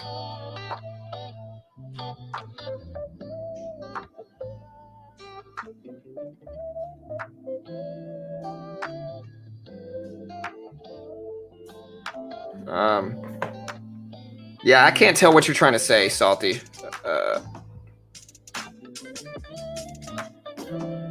LPAD peeping up. AMC will start to accept Ethereum and Litecoin in the near future per Google seeking alpha. Really? I mean, I think that's a good move for AMC. I mean, to be honest, I think they're just pandering to crypto traders. You know, they're just trying to bring in as big of an audience into AMC as they can. And so I think they're pandering to crypto traders, but I think that's fine. And I think sometimes, listen, in life, you got to pander sometimes. We got OPAD up to 1720s. Still looking pretty solid. I mean, it's a Wall Street bets play. You can see the light blue coming in. Yeah, smash that like button. And guys, hit the subscribe button if you haven't already. We do this live for free every day. Do you think IRNT is going to keep going up today, or is it, should I sell at the market open? I have no idea, bro. I really don't know. Nobody else does either, to be honest. So we'll see what happens. You know, there's a lot of risk, huge range, big risk here. So be careful with whatever you choose to do. But like I said, I really don't know, man.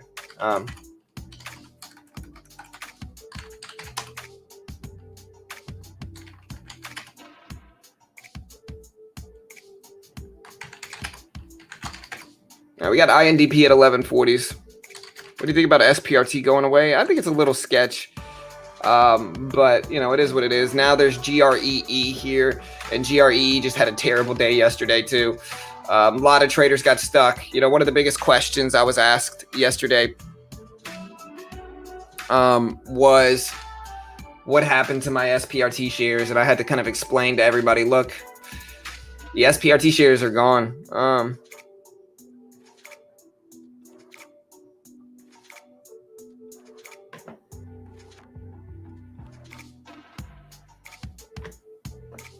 Yeah, that's probably right, Harry. Winning traders do not do boredom trades, for sure. Life? What's Life doing? I know it had the offering, but Life is heading back up here. So it had that offering news, but it's still heading back up. It's at 850s. Let's see what happens with this.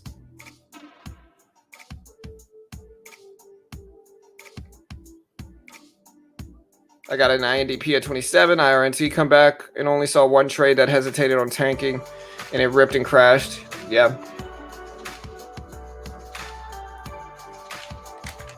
We got AVGR on the mix. It's you know, not a crazy day. I mean, it's a Thursday. You know how it goes. Yeah, there's a lot of people with the thunderstorm that don't have internet. Yeah, what's up, Ozon? Yeah, I know a lot of people right now are just getting hit by the hurricane, so it's just a bad weather time. Winning traders do hold for IRNT. I mean, we'll see.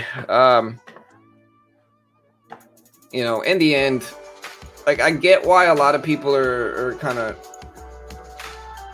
telling everybody to hold. I don't think it really matters that much, though, guys. I mean, I think if we look at IRNT, if we check the float of IRNT specifically here, IRNT has a float of 24 to 50 million. So it's not really a tiny float by any means. It just depends. To put it into perspective, guys, I mean, let me tell you guys this right now.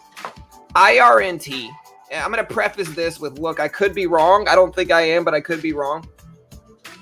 But I'm going to preface this with, look, I am not a professional stock trader. This is certainly not recommendations in any way. We are not liable if you lose. Always do your own research and due diligence and trade responsibly, and don't copy us. Please don't copy us. Now, with all that said, I think there's no chance that IRNT holds any of these gains whatsoever. I think we might squeeze up more. I think it's possible that we squeeze up more, but I'm talking about in a year from now, no chance IRNT holds these gains from now. This is just a pump up. This is a pump up. And so with that said, no chance IRNT holds on to these gains long term. It's too artificially inflated, in my opinion. I don't know. I guess it's an IPO, but I doubt it holds these gains. Yeah, don't sue me.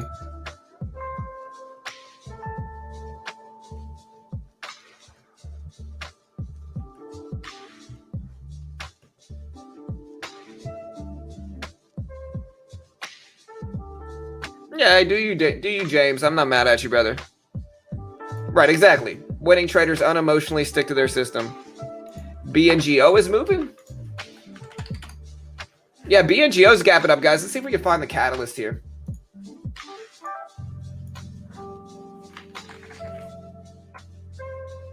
So 279 million float for Bionano Genomics. Study finds that the combination of optical genome mapping and short read sequencing provides a comprehensive genome analysis for lung cancer samples and enables the discovery of new biomarkers, is what's going down with this one.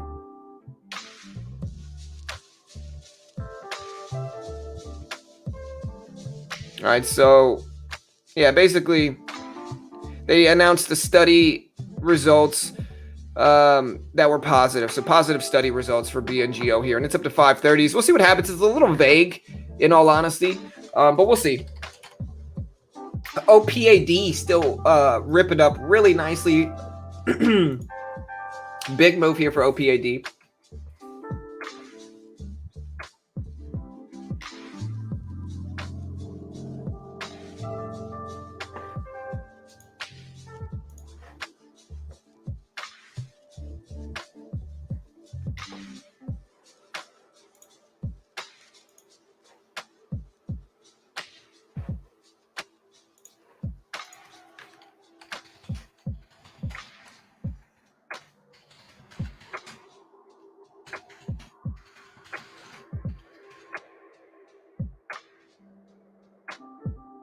All right, let's see what happens here. We got OPAD.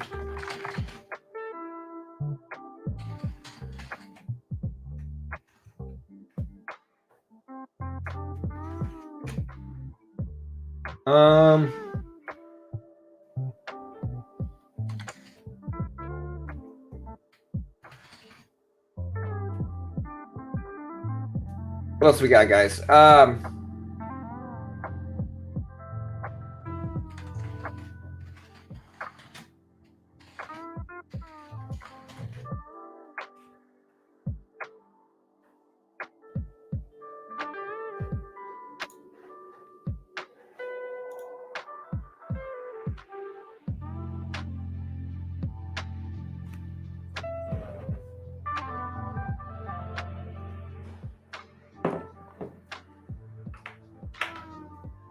All right, guys. Also, we're going to be live streaming on the new crypto channel today, I believe today. And so if you haven't already subscribed to the beginner crypto channel, go check it out. I think we're going to break up the live streams to a few different channels. There's the link if you want to check it out, though, to the new crypto channel. We just posted in the chat. Go subscribe. Help us break 400 subscribers. We're pretty close to hitting that.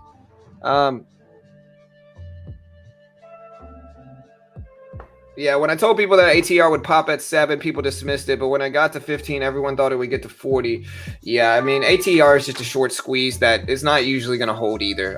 Again, with short squeezes, guys, you get some upward potential, but you also understand they're not going to hold their gains because there's not a fundamental reason that these short squeeze plays are up. And so that includes SPRT, that includes BBIG, that includes ATER.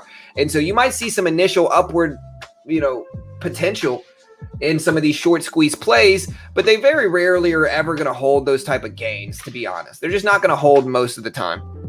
And so, people bag hold, get stuck in a lot of these plays, and then they wonder why they lose. It's because they're bag holding short squeeze stocks that are not up on fundamental and actual health. They're up on just too many shorts getting involved. Yeah, for sure, VWAP. Holding is a dangerous game. You better have your act together at any time unless it's a well-established comp. I would be very careful, for sure.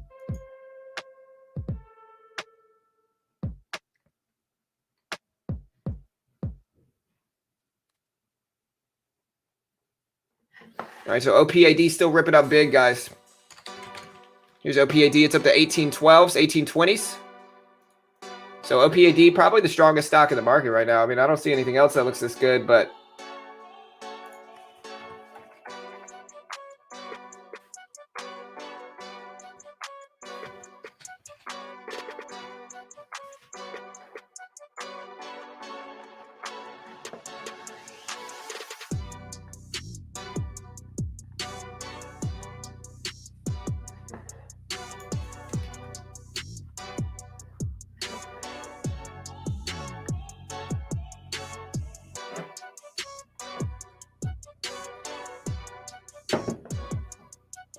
all right, so the next step, I think, is to look at these support levels at $18. And really, I think a more likely hold of support is at $17.50. But I guess we did hold at 18. So here we go. We're up to 1860s here. Big moves for OPAD. This is all for pad solutions. Wall Street bets play. We'll see if it continues here, guys. But OPAD is ripping up crazy big.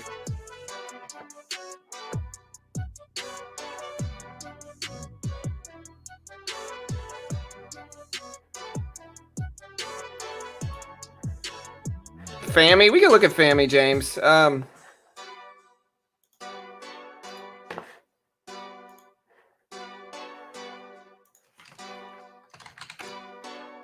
FAMI's giving back all its gains. It's breaking under 25 cents. Just not really my style. Life got rejected at the VWAP too.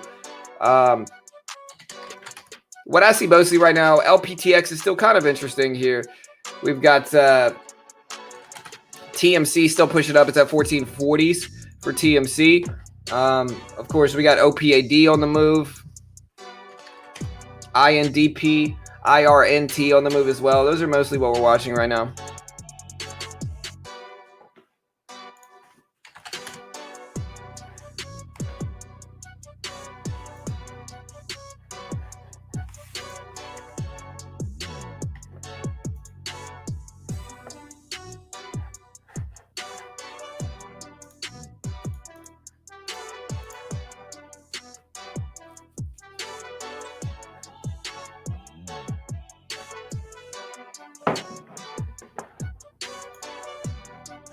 All right, so here's 18. Like I said, I think $18 support holds is a little bit more likely here.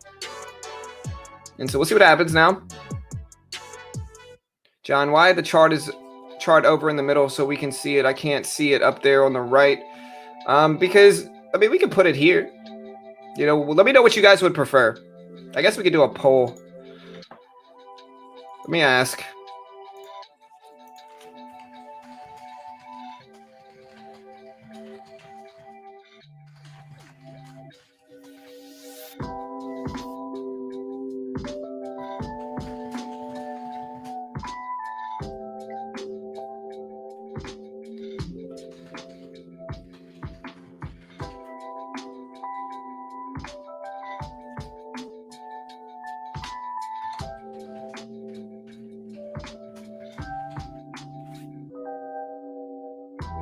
All right, go vote. Vote now, guys. We got the poll going right now. Let us know what you think.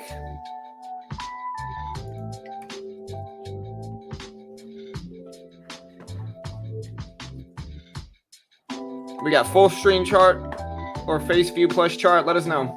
Vote now in the chat. Yeah.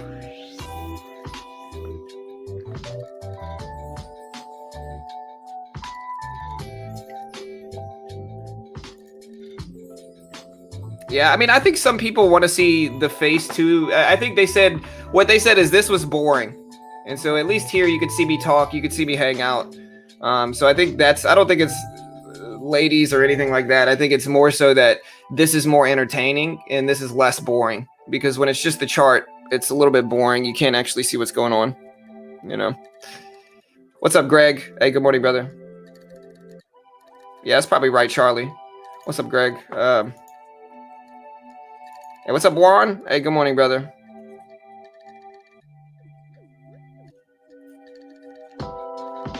Yeah, you're salty today. That's cool. Yeah, so again, face view plus chart seems more interactive. Yeah, for sure.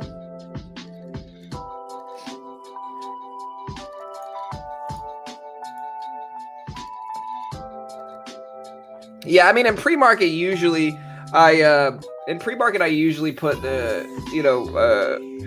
put the face view plus chart up, but then after the opening bell, I usually zoom in like this so you guys can see what's going on with my trades. What's up, Juan? See, Jessica prefers the face view. I think a lot of people do. It's more interactive. You could actually talk to me and see me hanging out with you guys here as opposed to just the screen, you know? Hey, congrats, Juan.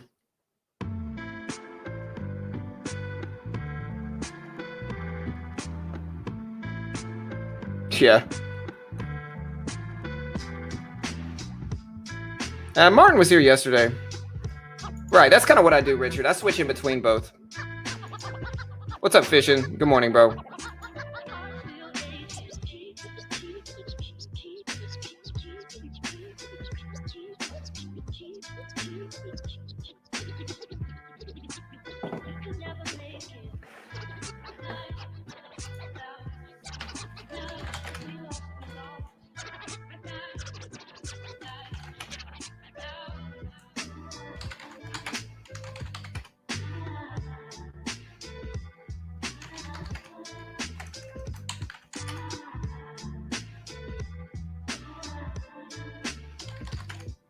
All right, we got OPAD here, still trying to hold $18, so we'll see if it holds now. Hey, what's up, Noel? Hey, what's up, Richard? Yeah, I prefer seeing Ryan Felipe's look alike. Hey, thank you, sir. I appreciate that. I think that's a compliment, you know? Thank you, sir. Rainy day in Connecticut. Morning, John. Hey, what's up, JR? Good morning, bro.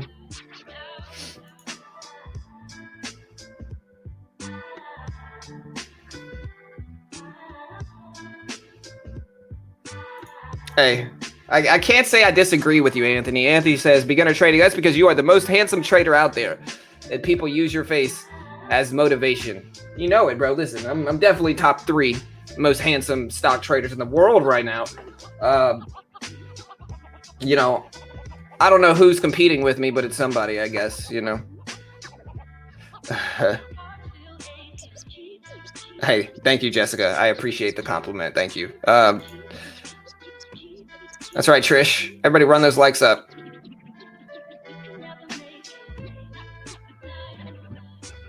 Yeah, I don't know what happened to Han Solo, Juan. It's been a while, bro. He was supposed to play me in MLB The Show, but I never heard back from him. Yeah, it's not easy being pretty over here, you know. It's not easy, you know.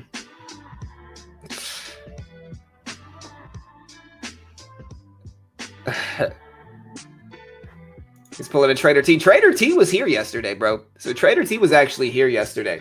So she showed up, you know. Okay, deal, Mario.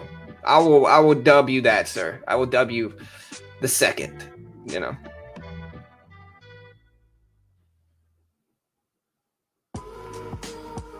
LPTX holding up.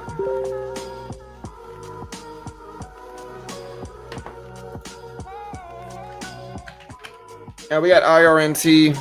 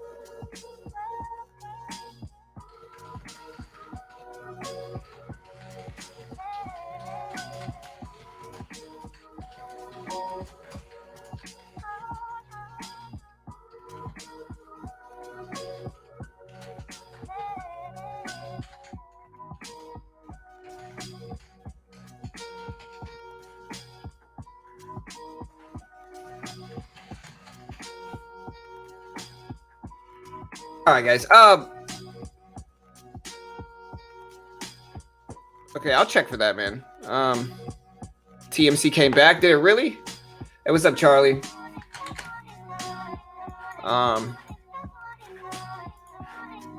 Yeah, so 73% out of 90 people, 73% that said they would rather the face view and chart.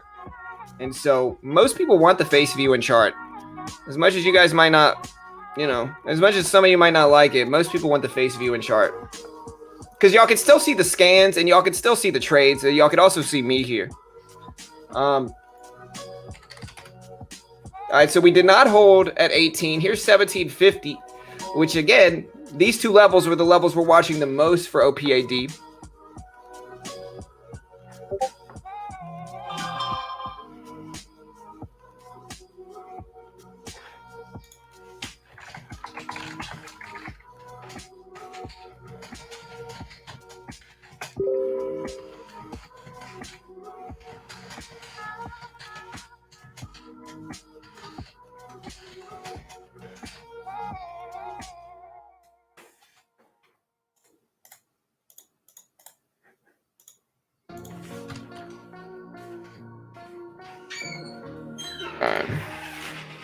Maybe.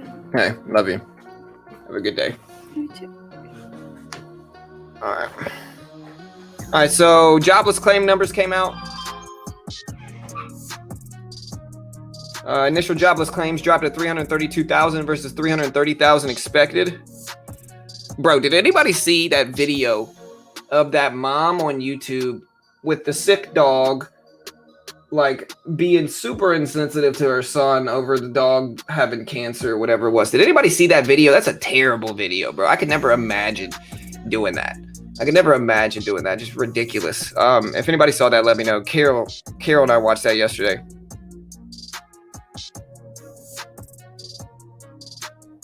Yeah, I mean, we also have the option of bringing the green screen back and just doing the green screen stuff.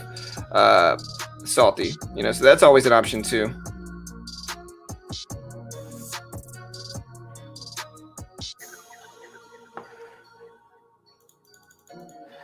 But yeah, basically what happened in that video is like this influencer mom, I can't remember what her name was. They had like a sick dog, like a dog with cancer, right? And the son's like super upset and she's trying to like get content for her channel. And so he's like, Mom, and she's like, okay, cry for the camera, cry for the camera. And he's like, well, no, Mom, I'm really crying here. Like the dog's sick. I'm really upset. I'm really crying. And she just didn't care. She was like, hey, cry for the camera, do this, like look sad. And he was like, well, Mom, I am sad. The dog's sick.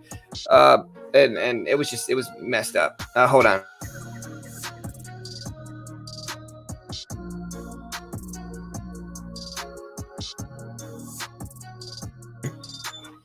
All right. I mean, we could cover the banner, Tony. I mean, if you guys want to, we could cover the banner. It doesn't mean anything, you know. There we go. And we'll get rid of this banner too if you guys want. That way you can see everything here. And you can see these bottom scanners. The bottom one here is real-time scans. Let's see if TMC holds this VWAP level here. So honestly, really like this move. But I'm not sure if I trust it enough to actually buy it for TMC. Again, we got OPAD. Let's look at this 17. So it completely broke underneath this level as well. Let's see if it holds the VWAP now.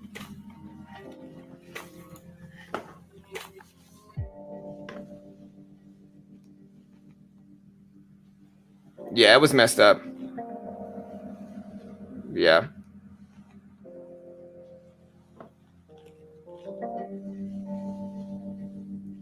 Yeah, what's crazy is like, yeah, watch the video on YouTube. It's messed up, man. It's messed up. Yeah, like I could never imagine being that fake, right? Like I could never imagine being that fake, bro. Like I think you guys know me. Like I keep my kids mostly out of these videos for a reason, you know. Like I don't want my kids super involved in these videos. Like there's too many freaking like weirdos out there, and so it was just, yeah, it was disgusting to be honest. Life, rip it back up. So Life is at $9 here. $9. 886 is now. So pulling back some. So Life is moving up here. It did announce an offering in after hours yesterday, but it's now back up from that. It's up to 9s, 912s.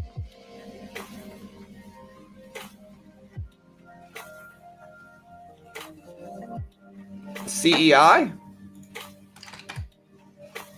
So yeah, CEI just dumped down here. Let's see if we can find what's causing this move here for CEI. Let's see if we can figure it out. All right, so CEI. Anybody know what's going on with it? Let me check Twitter. Maybe Twitter has some data on this.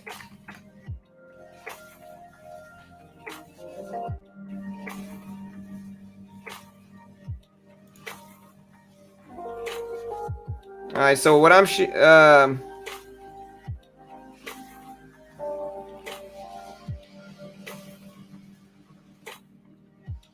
a lot of people say 8K filing. So this is an 8K filing.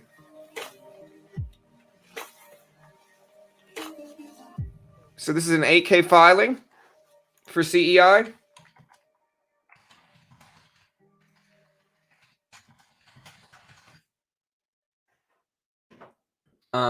So yeah, 8K filing is when a publicly held company incurs any event that might affect its financial situation or the share value of its stock. Let's see if we can find more info on this 8K filing here for CEI. Yeah.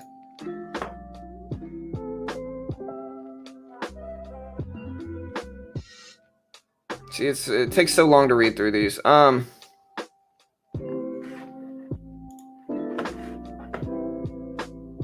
INDP. Yeah, I know pawn. It's support. It's support, sir. CEI. INDP. Yeah, INDP's okay. I mean, it's just too volatile. It goes all the way up to 30, back down to 10. You know, I just don't trust it. OPAD bouncing right off that 17 whole dollar level in the VWAP. So let's see if that holds. Again, we got IRNT making some pretty big rips back under 45. So it looks like the voting chat was right. The chat that voted was right. All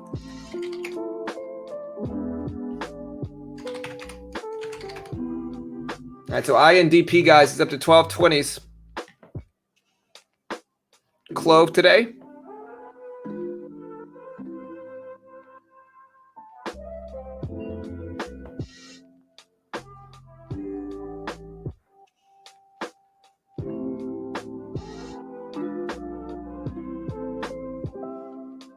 Yeah, for sure, fishing. Any thoughts on any? No pun intended, huh? All right, so Margaret says, I like the face view plus chart, John, but is it possible to remove the tables to the left and the mini charts at the bottom to make the main chart larger? I don't know. Would you guys rather that? Would you guys rather me remove this here, these AMC things here? I mean, I could also get rid of the level 2 and just make it like that. It's completely up to you guys. Like, what do you guys want? Let me know in the chat. Okay. So the 8K, according to Eric, is a misclassification of a small section of stock with nothing major. Would you guys rather me get rid of this? These little tickers at the bottom? Let me know. Leave it, Gary says. Yes, remove. Fresh Prince says. We're going to have to vote on this too, huh?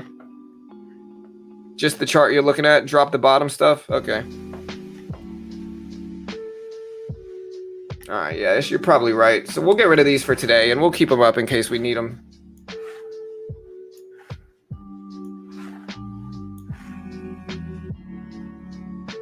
No, I like the setup, yes.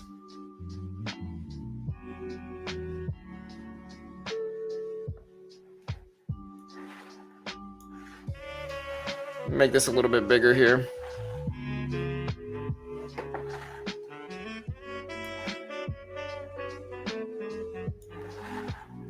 There we go. There we go. That should be big enough, I guess.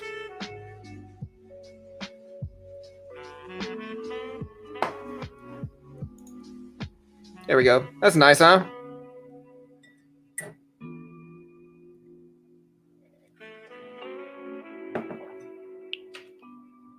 And if we need them back, they're still here. We'll just try this for a day, see how it goes.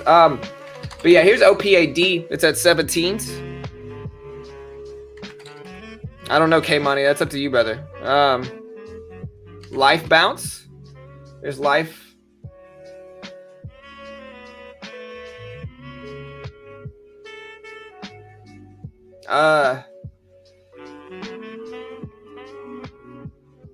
All right.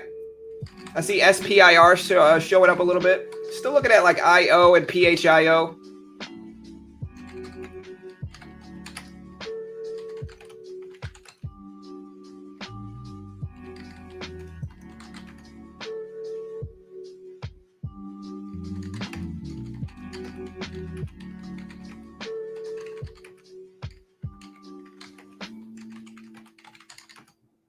All right, INDP is up to 1280s here, 1280s.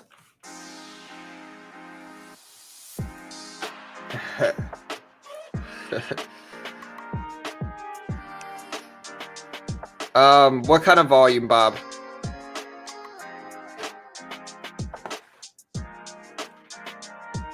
What kind of volume, brother? All right, so look at INDP popping back up. It's at 12.9s. We got Ride, we got SPIR. Look at Ride here. Ride just popped up, RIDE.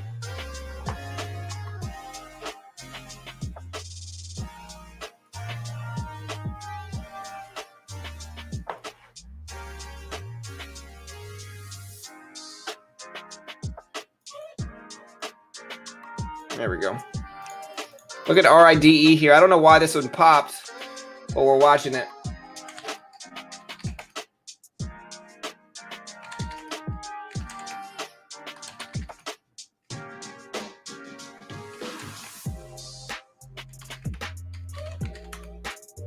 All right, we got PHIO on the move. We got AGIL, IO, LPTX, IRNT.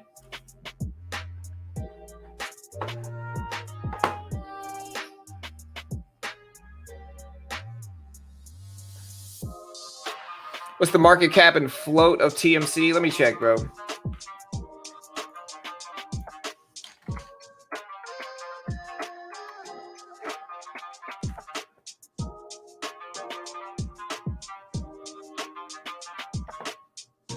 All right, so I'm showing currently the, I'm not showing any fundamental data here for TMC. Let me check on Discord real quick.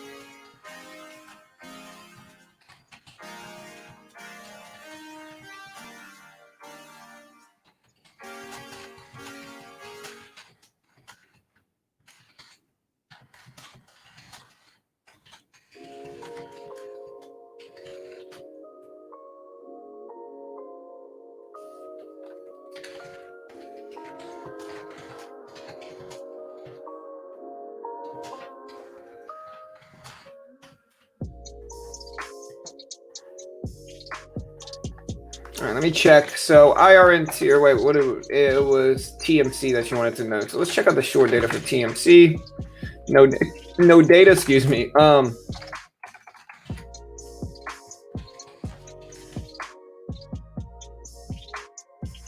right, so let's check float for TMC. Nope.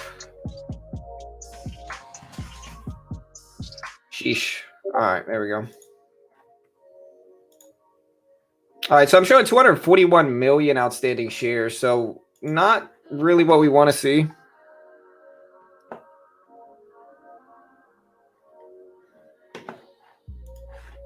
Um, 375 market cap.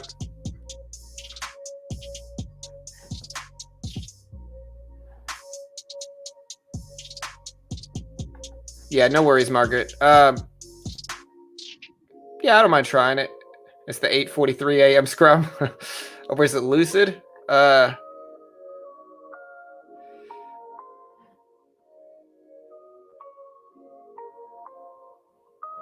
What's up, Kelly?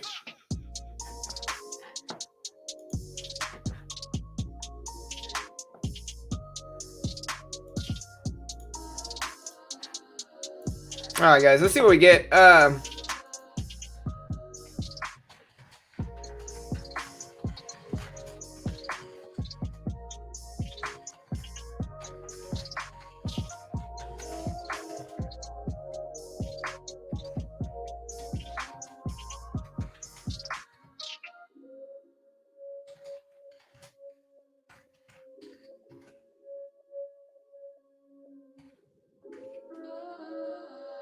else is moving today, guys? I saw a few other ones. Like, I know Life was moving a little bit.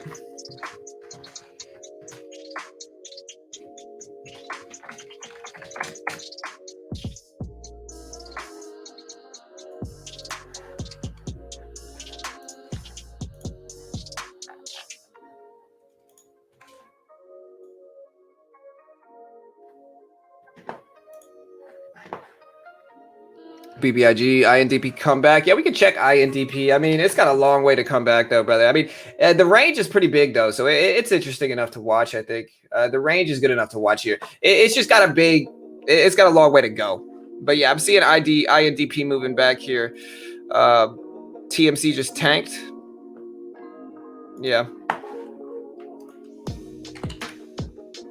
Yeah, TMC's at a 1380s. So we'll see if it holds, but not looking great. OPAD tanked as well. So some of these Wall Street bet stocks are now kind of tanking down here. We got IRNT moving down. Yeah, really not a great day. A little bit slow. We got Life back over the VWAP here that we're looking at, paying attention to. So we'll see what happens.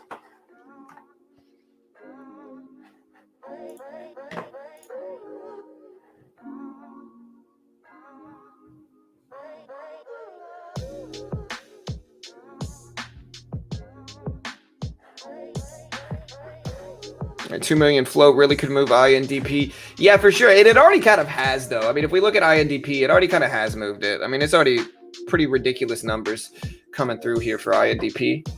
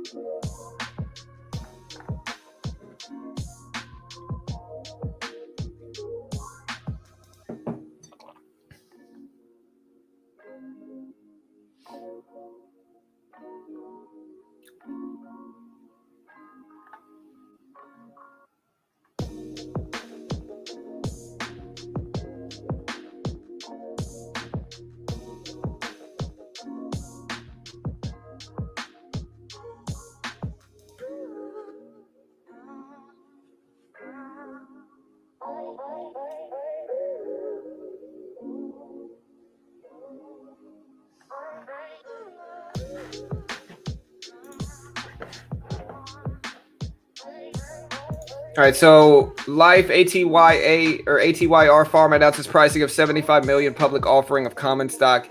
Yeah, for sure. And I guess people are seeing that as positive because it's moving up some. I guess they see it as like the money the company's making is making it worthwhile, but I'm not sure. Yeah, pre-market's slow for sure. Yeah, penny stocks rarely hold.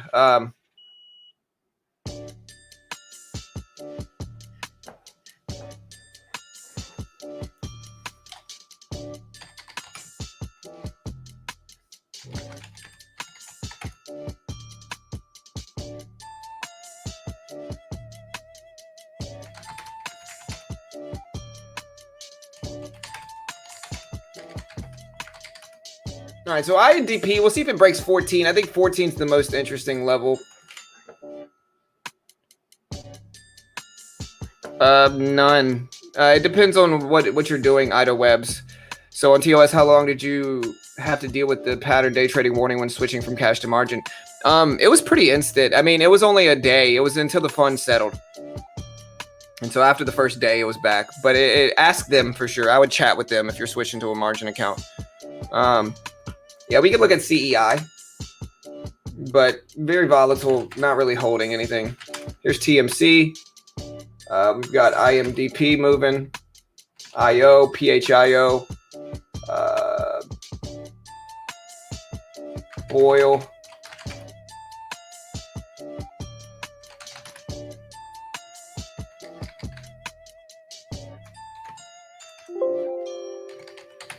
And here's LPTX, maybe try to come back some. But yeah, pretty slow day, guys. Yeah, MMAT. Yeah, I mean, it's just faded back down. MMAT's been mostly sideways over the last few weeks. So, like, if we look at the daily chart, it's mostly sideways over the last few weeks here.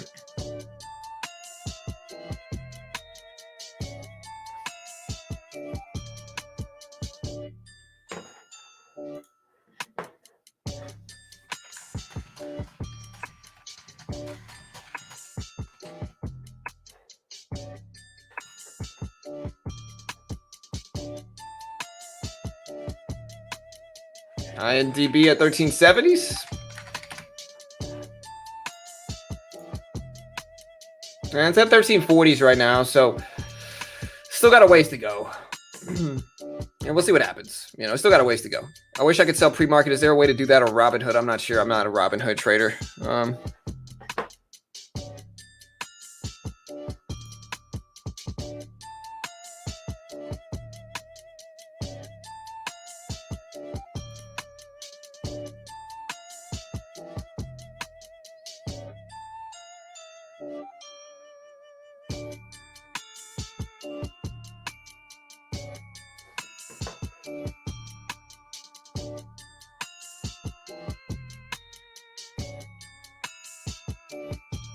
Robinhood opens at 9 a.m., so 9 minutes. What does trading sideways mean? It means that it hasn't really made any significant move up or down in the last week. I mean, it has, but overall, it's been mostly sideways movement. So if we look at MMAT, for instance, we look at the hourly chart, we're mostly sideways over the last, you know, here is a week ago. So this was a week ago. And what I mean by sideways is literally sideways. We're mostly moving sideways, not any big action going on.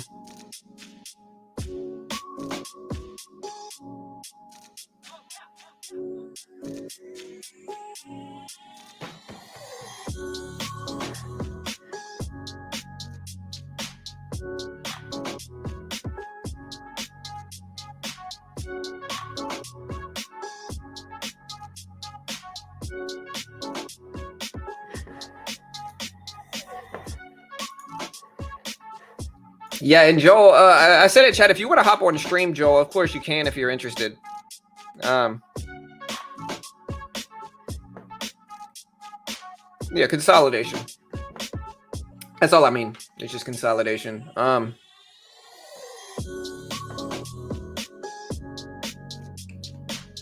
RSA could be acquired by Fanatics likely soon, and RSI is in the lead for the rights to ESPN's name in gambling. I think RSA is worth 24 to 45 on a buyout if they get ESPN deal 40.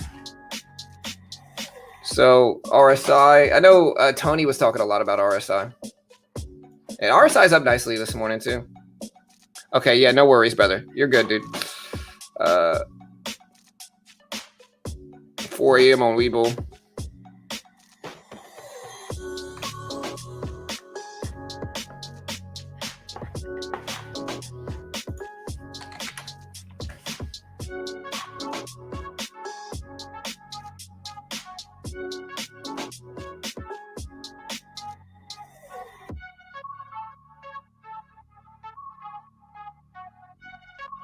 All right, and also, guys, remember, tech time.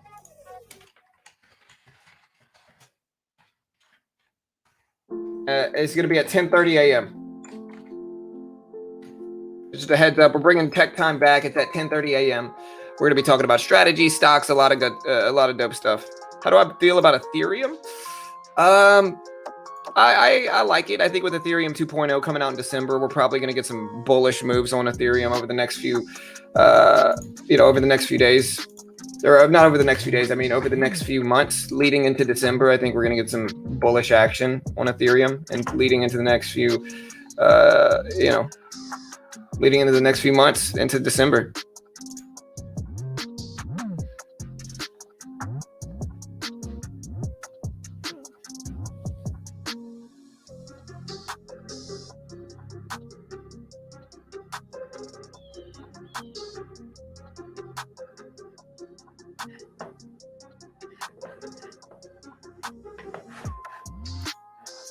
All right, we got OPAD that's popping back up here. So here's AMC. We also have OPAD that's popping back up as well.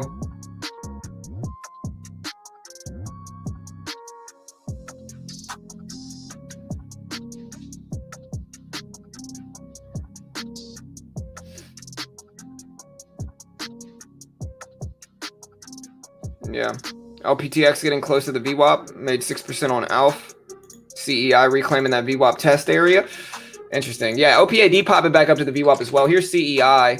It's trying to reclaim and turn green on the day. The other one's talking about ALF. ALF is just dull and slow. Nothing crazy going on yet with this one. Here's INDP creeping up. It's at 1330s. IRNT. See if it holds at $40 here. We got TMC at 1370s. We're watching for that one to hold. Again, I mean, guys, we got about 34 minutes until the opening bell. Let me know what you're interested in watching today, guys.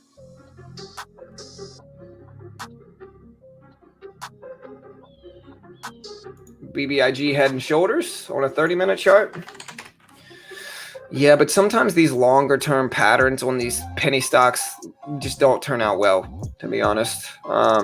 So, you know what I mean? Like a lot of these penny stocks are just going to fade into obscurity and oblivion. Like a lot of these are just not going to do anything. And so, you know, we can watch it, but you got to understand, again, a lot of these penny stocks are not good companies. They're terrible, you know, garbage companies that are just manipulated in a number of different ways. And so with that said, I'm not saying BBIG is that. I know BBIG was mostly a short squeeze play.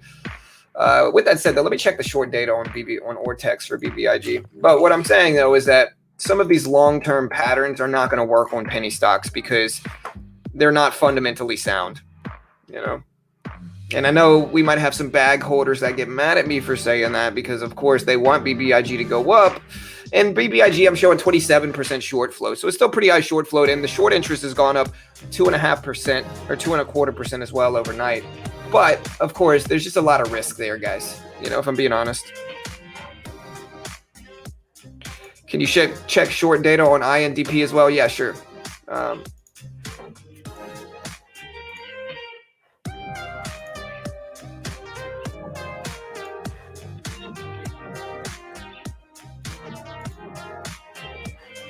All right, so on INDP, Joel, I don't think they have data today. I looked at it last time. Yeah, they don't have any actual short interest percentage, and I'm guessing the reason they don't, I see the change is up for INDP and short interest is up about 4%. They don't actually have the short float percentage, probably because it's an obscure float. Like, we don't know what the actual float is for INDP here. I mean, I could check, but I don't think anybody really knows what the float is here. I think we're getting a lot of stuff. I'm showing 5 million outstanding shares. And so I can check floatchecker.com as well for INDP here, but I'm showing a lot of variance in these numbers. Okay, so I'm showing 3 million in the float. It's actually pretty consistent for INDP. And so with that, we can now calculate 3 million float. I am showing 112,000. 112,000. So if we got a 3 million float,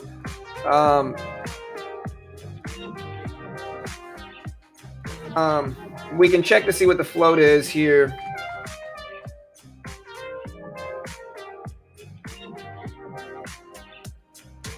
All right, and so 112,000 is roughly 3.7% short flow. Just calculating these numbers myself. And that's based off of a 3 million float and 112,000 short numbers, right? And so that would give us about 3.7% short flow. But it also does say it's up about, it shows it's up about 4% as well. So, you know, it could be 7%, it could be 3%, and they might already include those numbers.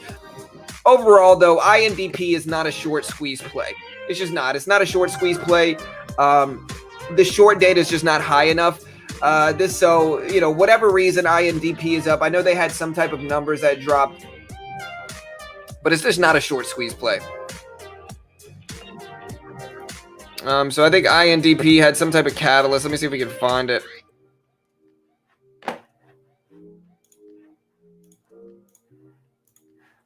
All right, so INDP. Just a Wall Street Bets pump is I'm guessing what this is.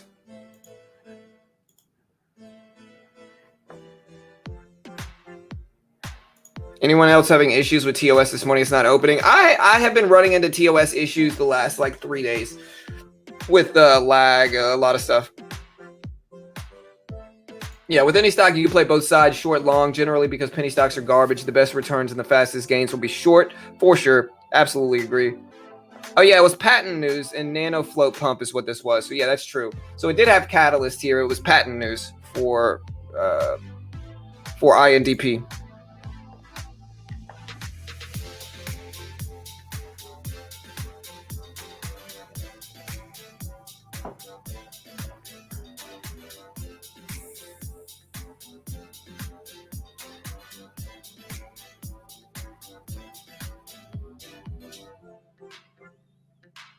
OPID hitting VWAP. So let's see if we can hold over those levels here for OPID. Here's OPID breaking over 17s. Trying to hold here. We'll see what happens. Yeah, I don't see much of anything happening at the open. Don't force anything. Wait for it and don't trade. Hey guys, this is kind of old news, but did you guys talk about how Coinbase was a decimal point off on SHIB, and when they adjusted, losing all of their investors 87%? Really? Did they really? That's rough, man. I didn't hear about that. Let me look into that.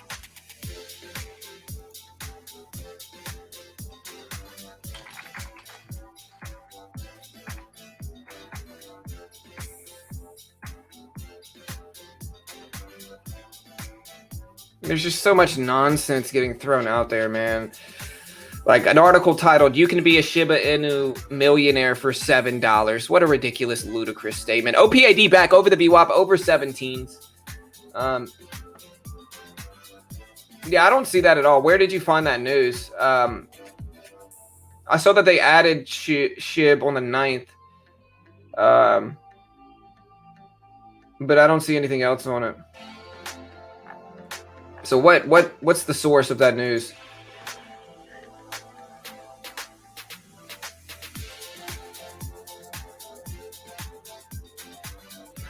Hey, nice, Larry.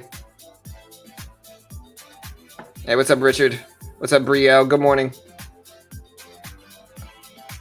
Clove gapping. Yeah, we can look at Clove. I think Clove is one that a lot of people are watching too. So look at Clove, guys. So Clove is running up at the 9 a.m. scrum here. The 9 a.m. scrum is causing close to pop up. We'll see why it's moving here. So Clove is up because they said they put out a catalyst just now that said that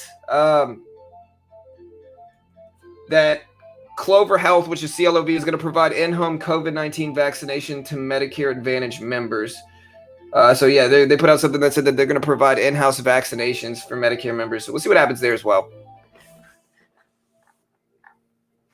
Hey, what's up, Andy? Hey, Las Vegas, my favorite city ever. Hey, thank you, Fishing. I appreciate the love, brother. Thank you, man. Yeah, one thing I've learned on YouTube is that you can't please everybody, bro. You know what I mean? Like, some people are just rigid and you know, rigid in how they are. You know, if you don't believe 100% with everybody, you know, they get weird, and you know, it is what it is. But I appreciate the people that do stick around and are consistently supportive. PMCB ripping hard. Yeah, PMCB up to 380s, guys. So PMCB moving up. So we got the Clove news. The Clove news is they're going to allow vaccinations at home for Medicare Advantage customers. For PMCB, this is a huge rip up. This is a small float stock too. This is Pharmasite. The reason they're up is that they highlighted a biocompatibility study for the FDA. They highlighted results of their biocompatibility study for the FDA. So positive study results is the reason PMCB is up. Yeah, Benzinga is super dope. And y'all can find the link in the description for Benzinga. Super useful.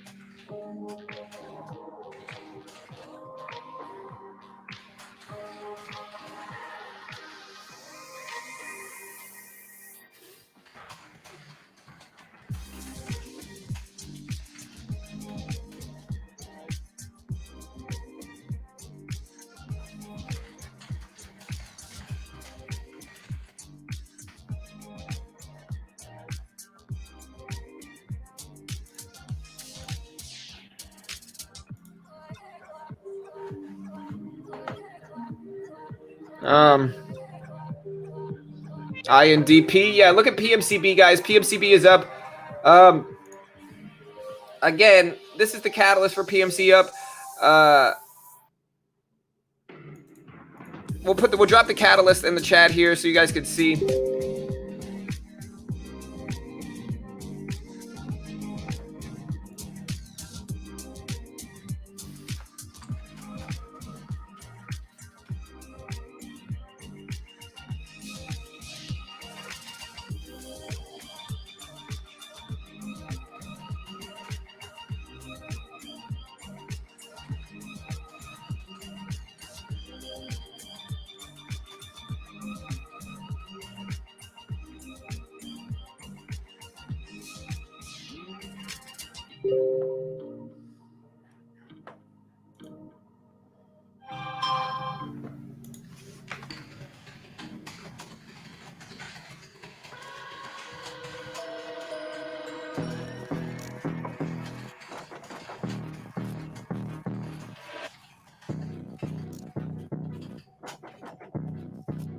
right, XRP, INDP, CEI. Yeah, hey, we're happy to have you back here, Richard. Good to see you back here, brother. You know,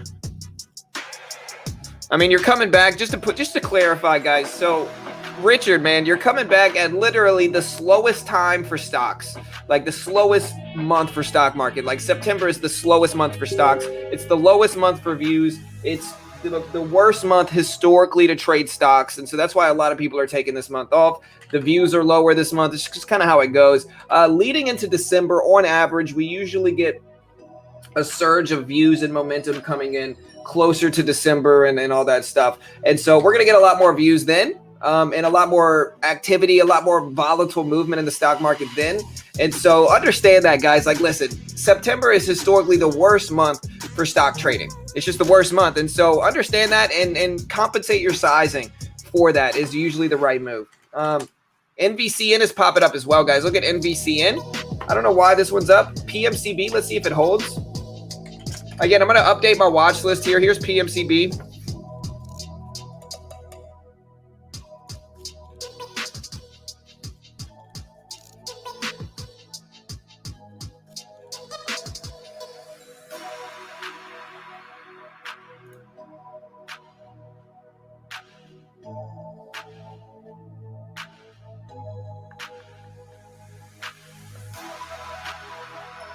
All right, guys. Hey, what's up, Austin? Hey, good morning, brother. Yeah, crypto is better this month for sure. You don't have to spam it over and over then, though. Hey, congrats, Jim. That's great, bro. Yeah, PMCB, very small float stock. And again, you can see the catalyst down here at the bottom. If you want to know why my wrist is shining today, it's not my watch. It is my daughter made me a bracelet, a dad bracelet. Look at this bracelet, man. You love to see it. You love to see it. Don't judge me. What's up, Try? Hey, good morning, bro. What's up, Kelly? What's up, Ramsey? Good morning, guys. Hope you guys are well today. Let me know what you're watching the most. Let me go ahead and show my watch list here. Here's my larger cap watch list. While we're doing that, we're going to go in and update our small cap watch list as well. We got PMCB. What else just popped up? We got NVCN, which we'll see if it holds. I'll have to look up the catalyst for this as well. This is my penny stock watch list, guys. Like, that is our penny stock watch list. We'll see if it holds.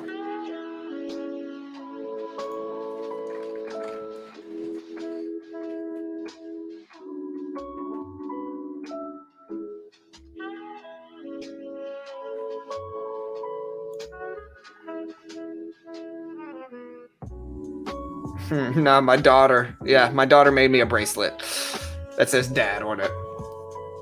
She was like, she knows I'm all about business. And so at first she came to me and she was like, hey, daddy, I can make you a bracelet. It could say beginner trading on it. And I was like, no, just make it say dad on it. I don't need it to say beginner trading. I don't need merch, you know. We got OPAD up, We got NVCN. It's up to 85 cents. That's right, Melinda. Hey, hit that like button, guys. Hit that subscribe button if you haven't already. We got almost 500 people here. We got 20 minutes until the opening bell. I'm looking up the catalyst currently on NVCN. It's Neovasc. They announced FDA approval for their investigational new device.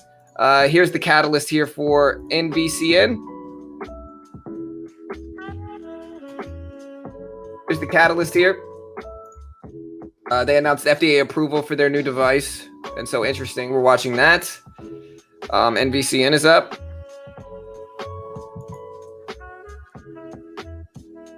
What do I think of INDP?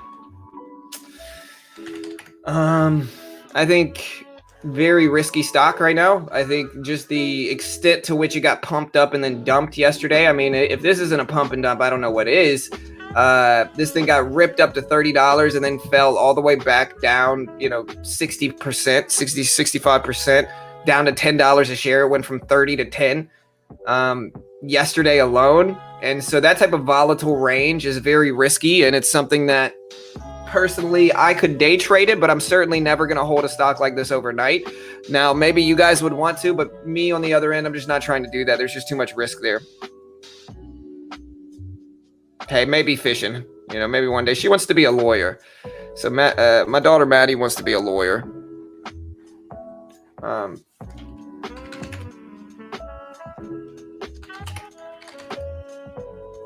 So we'll see if she does, you know.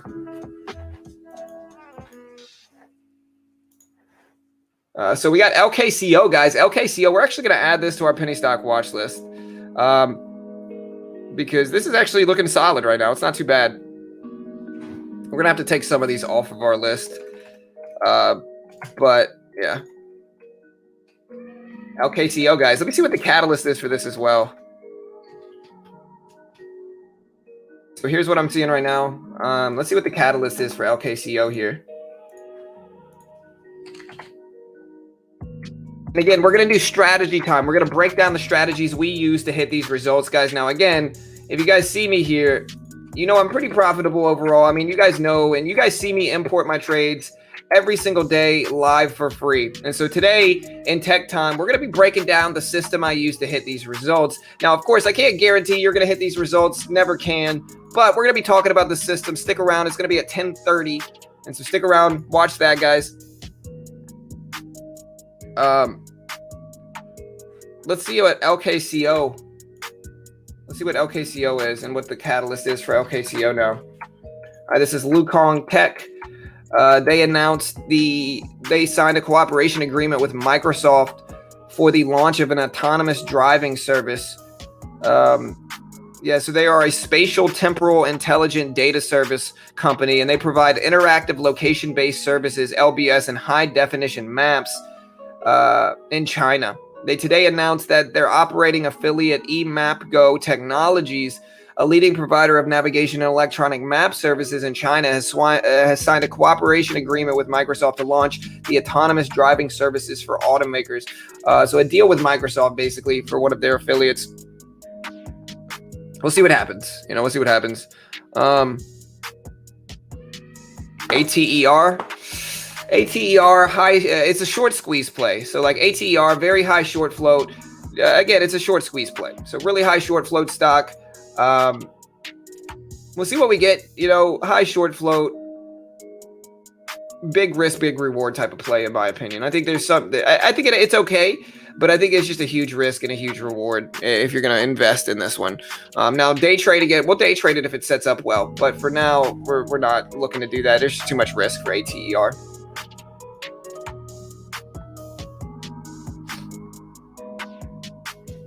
And again, let me know what your watch list is in chat.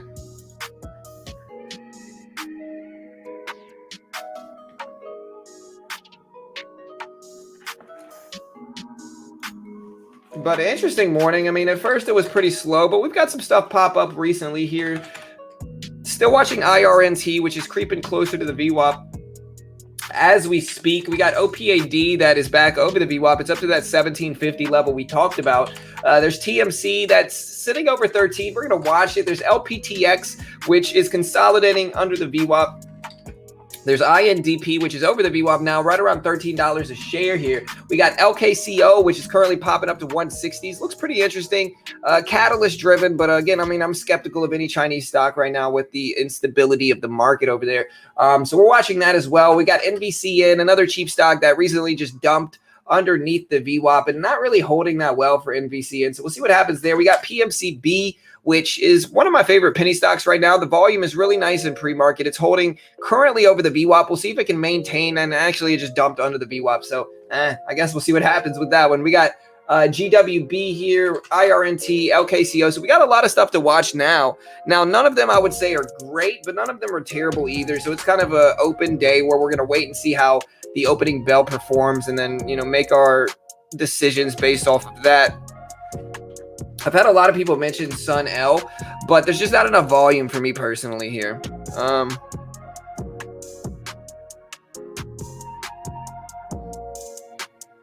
Hey, nice, Adrian. Hey, what's up, Caitlin? Right, and this is kind of what people have to understand about these short float stocks. Like when a stock has a high short interest, it's high for a reason. The overall sentiment is negative on those stocks. And so I think a lot of people learned here with like SPRT specifically, like a high short float does not mean gains always. Like a lot of people are just used to AMC and GameStop and those short squeezes, but a large short float does not equal gains. You know, in fact, it can mean losses.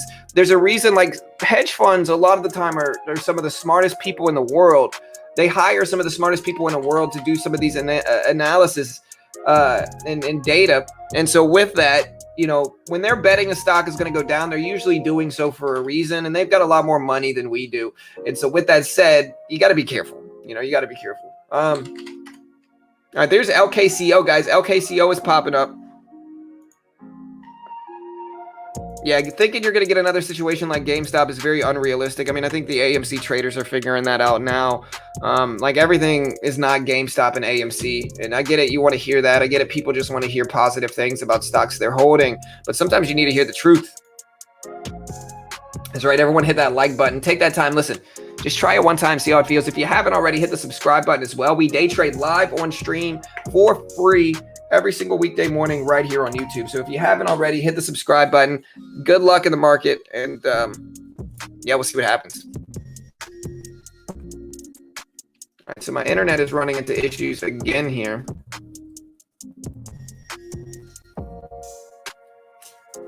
All right, well, we're running into some internet issues here, guys. Let me know if y'all are getting any lag.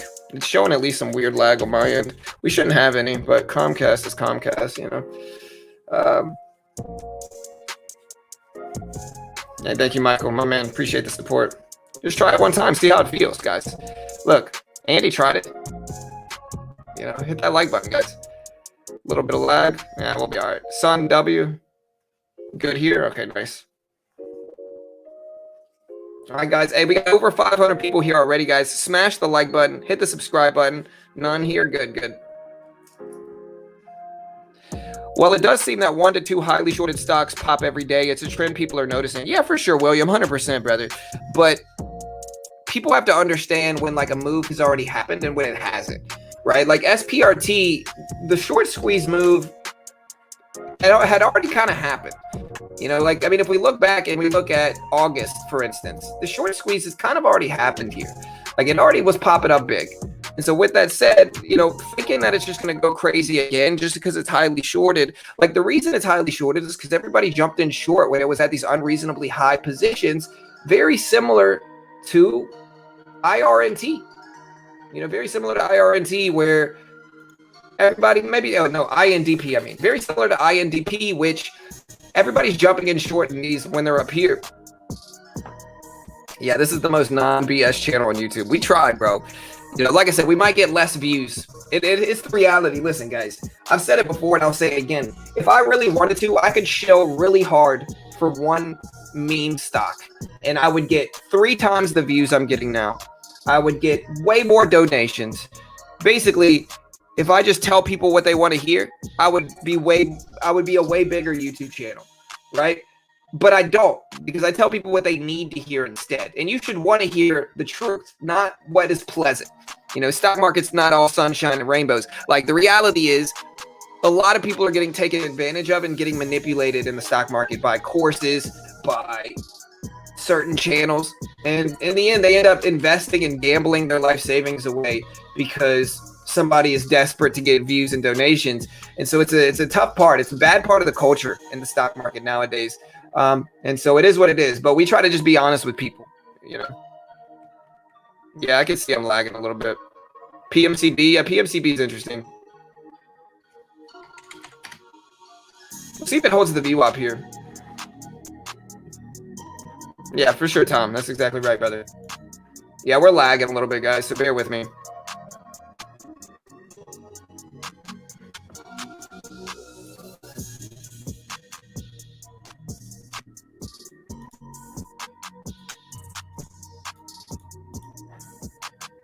Let me exit out of some of this stuff, see if this helps.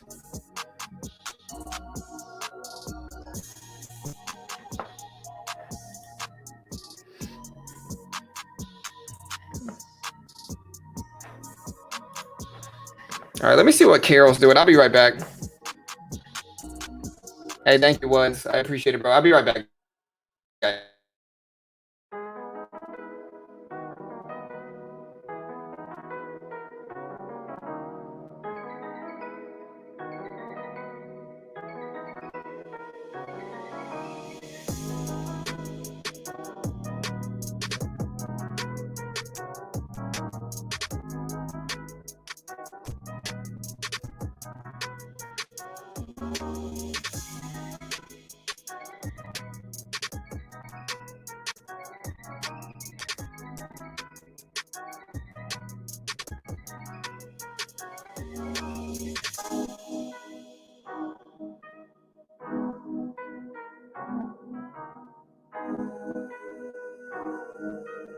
right, guys, so maybe it could be my son playing video games up there, but I don't think it is.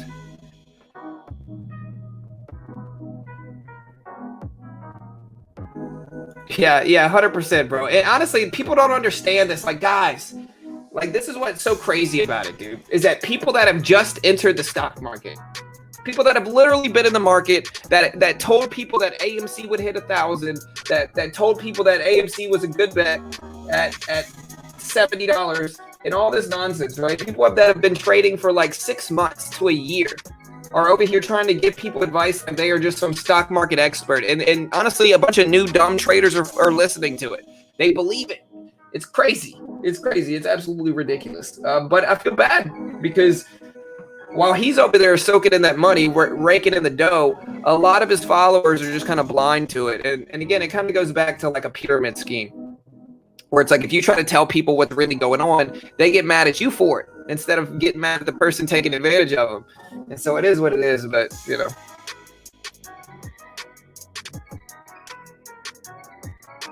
I got to go with the Giants. Or no, I got to go with the Washington football team.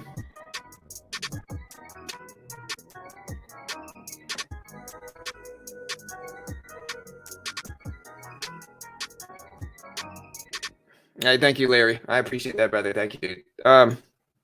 Why is the stream blurry? We're getting a little bit of lag. It'll fix.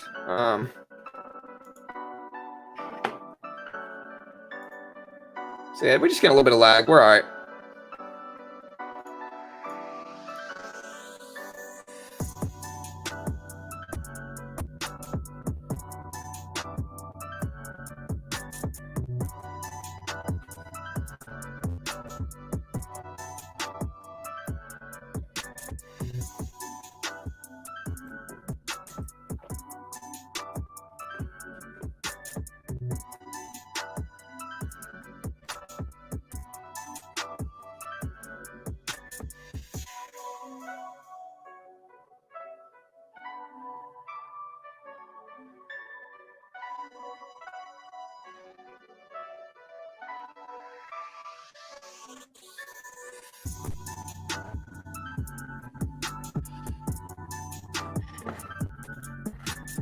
All right, guys, 5 minutes. Yeah, Storm's probably messing up everything. We're all good, though. It hasn't been lagging all morning. It's mostly just been lagging. I can see when the lag starts. It started at about 5 to 10 minutes ago.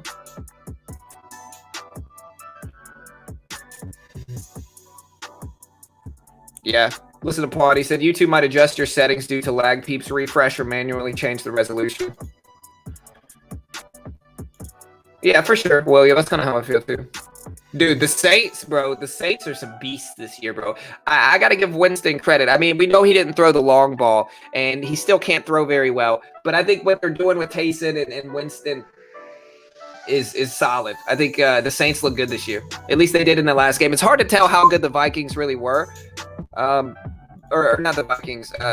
Did they play the Vikings? No, it wasn't the Vikings. It was the Packers. Yeah, it was Packers. And I mean, Packers were doing pretty solid last year. Packers were in the mix last year. And so we'll see what happens. Saints look good this year, though. I'll say that. Hey, guys, we got 4 minutes until the open, guys. What's up, Fernando? What's up, Risky? Yeah, I was thinking the Bengals. I watched Joe Burrow and Jamar Chase and Justin Jefferson play, and the Bengals look good. Bengals look good. Who knew? I've been watching the Bengals close. Yeah, Aaron Rodgers, he's usually solid.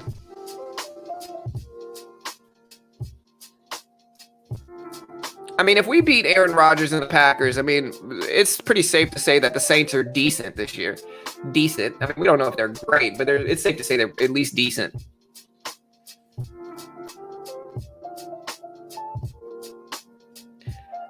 Yeah, Paul. Well, honestly, he came to this stream a lot, and then he basically wanted me to promote his channel.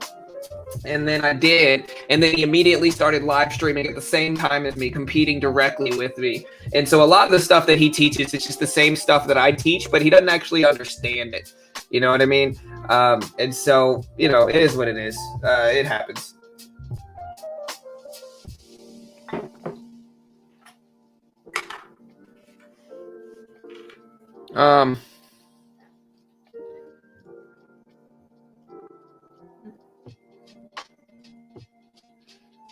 All right, guys. Hey, let's do this. We got 3 minutes, team. 3 minutes. Good luck.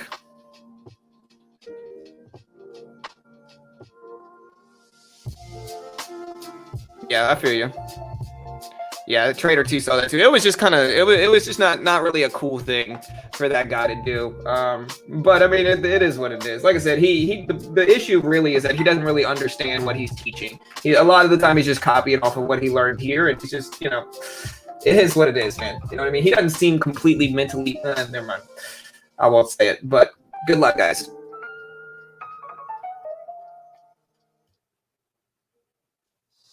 Yeah, Jameis wasn't that good. He's not throwing the long ball.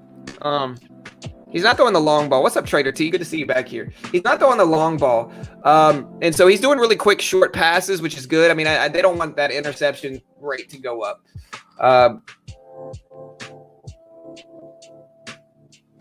Lucid? Yeah, we can look at Lucid. Lucid's popping up nicely today, too, man. I see it, Dapper. Lucid looks good.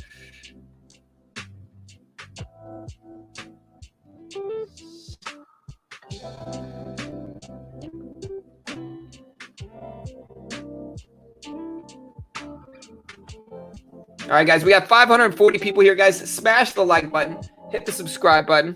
Yeah, Bros is interesting, too. A lot of people were telling me about Bros IPO yesterday. Dutch Bros.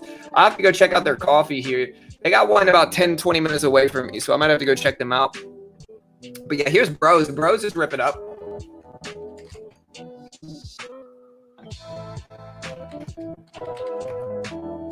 All right, we got LKCO on the move at 160s.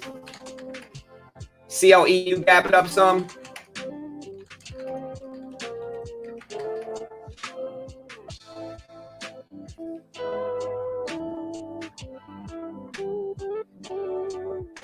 Yeah, Trader T is back. All right, there's the opening bell, guys. Good luck today. Let's make some money today. Hopefully we can grind up some money. We got INDP moving up right at the opening bell, guys. INDP moving up to 1330s. Let's see if it holds. I don't know if it's going to or not. We'll see what happens.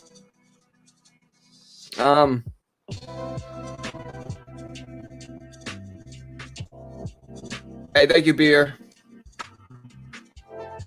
Hey, thank you, Beer. He said, keep your head high, bro. I learned so much from your channel and turned a small amount to a down payment. Got a kid on the way, so you helped me. Hey, thank you, brother. Good luck with that, bro. I wish you the best. Appreciate the love and support, bro. All right, guys. So, yeah. So right now, initially at the opening bell, the SPY is down. INDP is up to $14 a share. IRNT is dropping down pretty substantially. Let me switch these scans over to regular here. We got INDP up to 1420s here, guys. 1420s. We've got OPAD down. AMD down.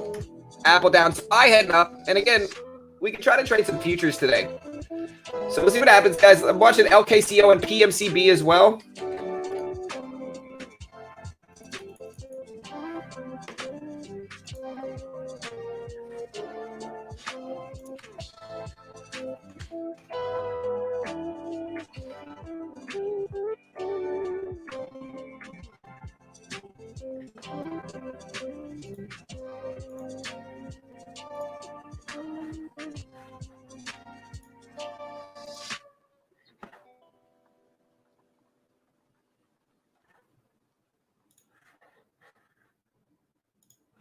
Okay.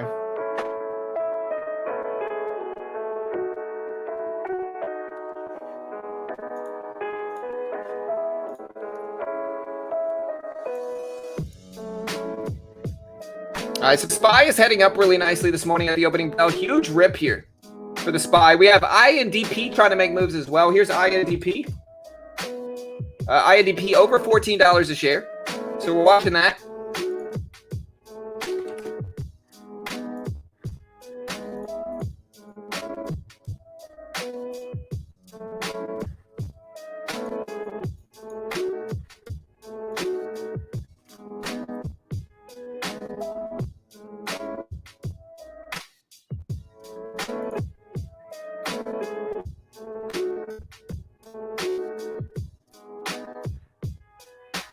All right, we got AMD tanking down pretty substantially this morning too. All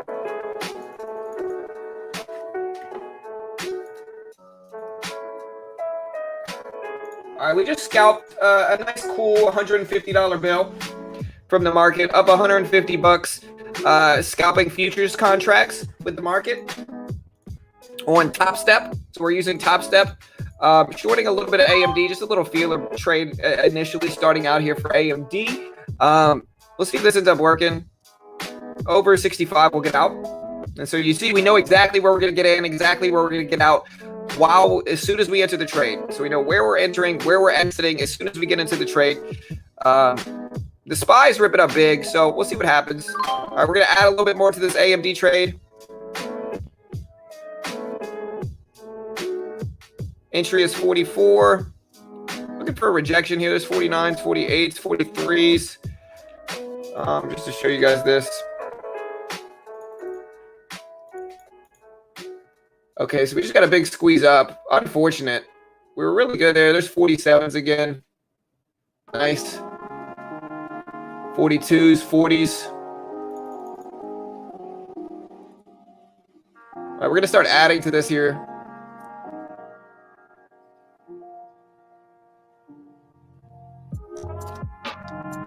All right, there's 30s. Nice. Still waiting for the breakdown to happen here.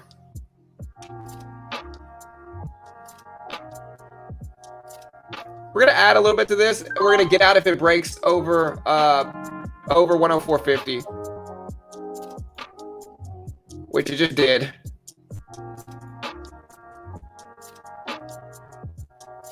We'll wait, I guess, but holding on to this a little bit too long. We'll get out over 60s now. Yeah, we got squeezed out. All right, $17 loss. Took a little bit too big of sizing there, and AMD is just a little bit too volatile. So we're going to wait. IRNT is starting to reverse here. So IRNT is starting to head back up. It's that 44.30s, 44.19s. And the SPY is pulling back some as well. Lucid, MMAT. Yeah, Lucid is ripping up big. MMAT's up nicely. And so we'll see what happens there. There's BBIG at 17s. Looking at that, we got SPRT.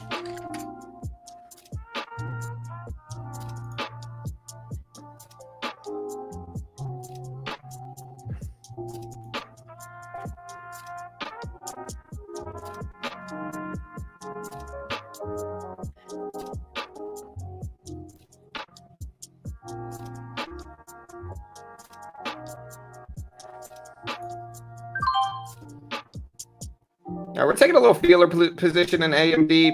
I don't know how this is going to work. Currently really sideways day, so not really doing the best during the sideways action. We get under 104.60s. We'll just bail out of this again. Yeah, we're going to get out of here. All right, so $5 loss. Just looking really weak. The SPY is completely rejecting here. And so we'll see if we find something that looks good.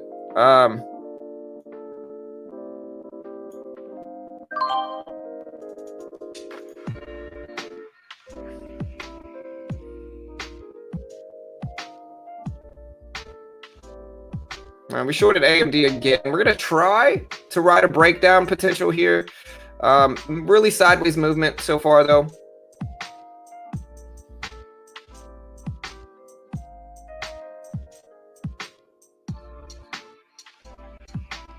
All right, there's 41s, 30s. We're going to cover a little bit into this move for AMD, covering on the breakdown here. I'm going to show you guys. Heading back up here. Maybe we'll short into a little bit more if it heads back up. We'll cover this, and then we'll short into it if it heads back up. You know, this is one of my favorite strategies. We'll add to this here. Not the best fill, to be honest, right there. We'll add a little bit more onto this move up. 50 shares. We'll plan to keep adding if it heads back up.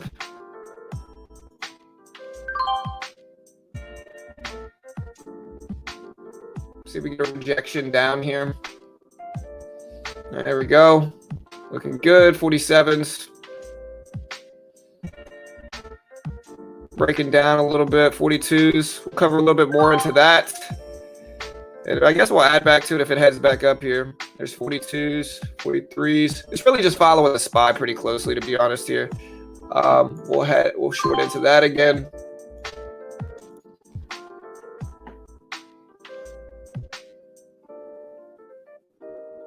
Entry is about 48.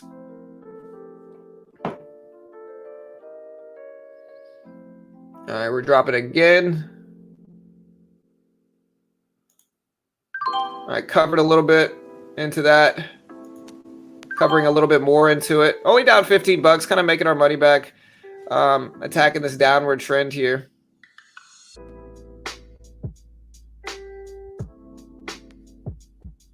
All right, market just completely rebounded here. So we got to be careful. Over 45s, we'll get out. Yeah, we'll get out there. All right, so we made it a little bit. The SPY is very volatile right now. So we haven't traded any futures since then. You can see our futures account is up $150 so far. And we'll see what happens. That's on Top Step. In actual stocks right now, guys, I see KBSF trying to move up. AFI. There's a huge drop. We got AMC down. INDP, or AMC is up, I mean. INDP, IRNT, both down. AMC's trying to head back up. I should have held my AMD short. All right, we'll short a little bit more into AMD here, see if we can capitalize with just 25 shares. Maybe add some more up to 125s. All right, we also have TMC trying to head back up. LPTX trying to head back up. Still scalping AMD here. Got this huge breakdown, which is beautiful for me right now. All right, we're going to cover into that. So we made most of our money back just now on AMD. We're only down $6 on the day. Pretty small. AMC, the SPY just tanked. Or is still trying to hold at the VWAP here. So we're watching that pretty closely to see what we get. All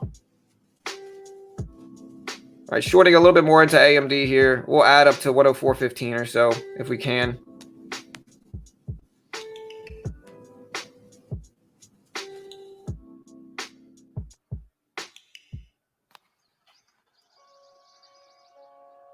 All right. Riding the AMD flush. Trying to short into these pops up here. All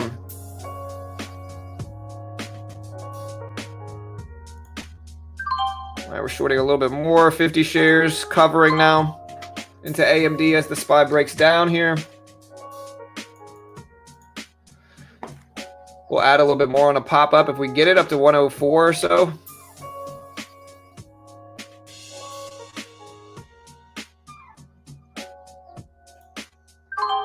All right, we added a little bit more into this. Covering. And consolidation with the SPY weakness. All right, we'll see if we direct 104s. Not the best entry, though. We'll add a little bit more here. A little bit more. There we go. 100 shares.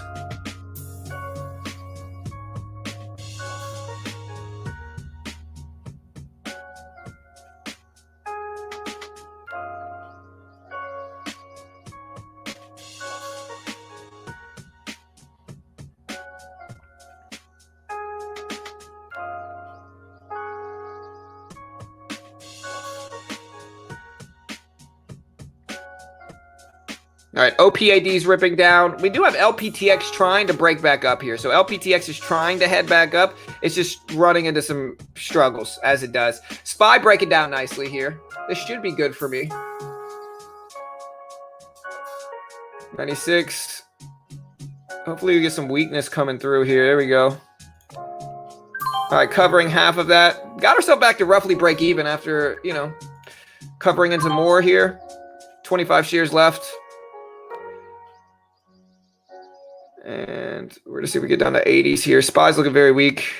All right, we're going to cover here. So we just made we made all of our money back to where we're ending green now on the market. Was a little bit of work, but we were able to do so now. Here's TMC breaking down. The SPY itself is breaking down pretty big.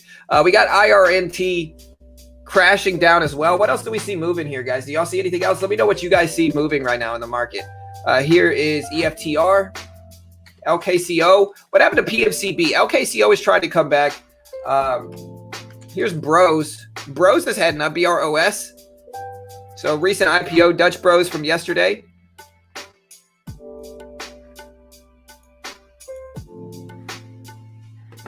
MDVL, LKCO, any.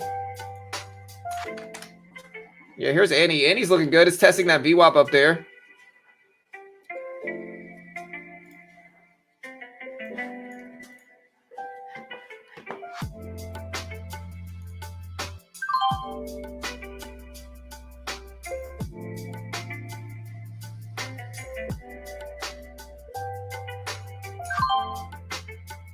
All right, shorting a little bit heavier into AMD now. There we go. Covering into AMD. Covering more. Into the breakdown here. Nice. And we're going to get out there. We're up about $10 on the day now, so not too bad. Was able to attack this downward trend on AMD. You know, very rarely do I start the day out with a losing trade. And so, you know, we were down 20 bucks pretty quickly on the day. And so we fought our way back, and now we're green again. AMC. Yeah, AMC's over the highs. It's at 47s now, guys, for AMC. Shorting into more AMD weakness, too. As the market drops, we're going to add to this. Use 104 as a risk level, maybe. No. Well, there goes that risk level. Big kind of reclaim of a lot of this momentum.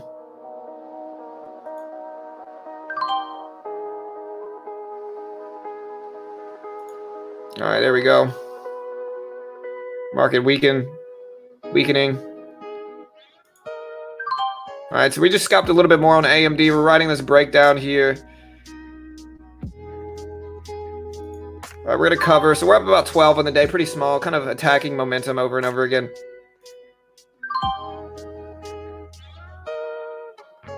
SPY still trying to break down here. I see IRNT breaking lows. TMC falling down. SUNL popping. Yeah, AMC's back up to 47s. Here's SNUL is dipping down now, unfortunately. All right, we're going to start shorting into the market. We're seeing the SPY drop heavily, so we're loading into 75 shares. And we just got a quick reversal. We're break even now. Let's see what happens. All right, there we go. There's a breakdown. 90s. Covering. Up $17. $18. All right, so we're up $17 right now on AMD. Here's AMD. And again, I mean, what we did here, guys, just to show you, we'll show you during tech time a little bit more, so y'all stick around until 10:30 market time. But what we did here is we saw this big weakness in the SPY, and we consequently attacked AMD, targeting that weakness. You know, the market dropping is going to cause a lot of other stocks to drop as well. And so with that said, you know, that's kind of what happens is like the market tanks, all these other stock tanks too.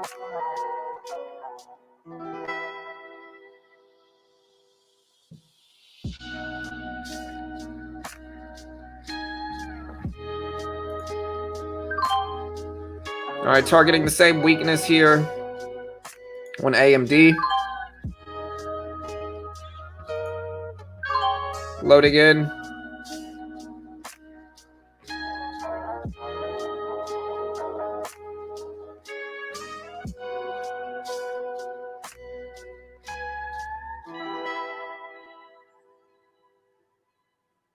Get a little bit of a squeeze up in AMD, but I'm still targeting some of these shorts here on the downside. And with 100 shares currently.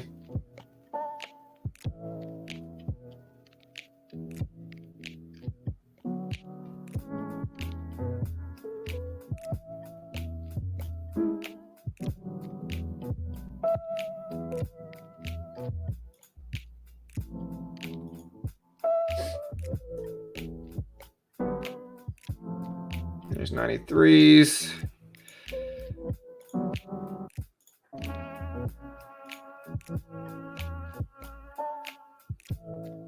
SPY popping up a little bit.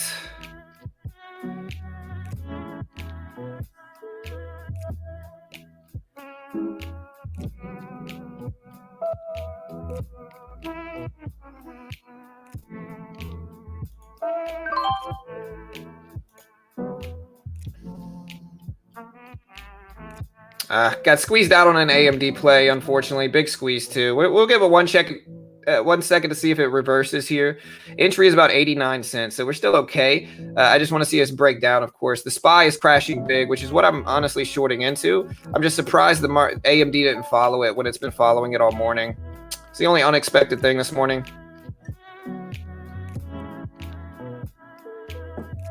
Over 104.10, we're just going to have to bail out with a $10 loss. Yeah, we're out. All right, so we're down $13 on the day, kind of going back and forth. AMD kind of ripped up out of nowhere, but luckily we had some cushion on the day. And so we'll see what happens now. LKCO near pre-market high.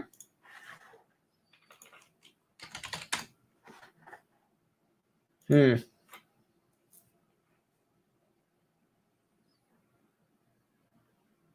me see.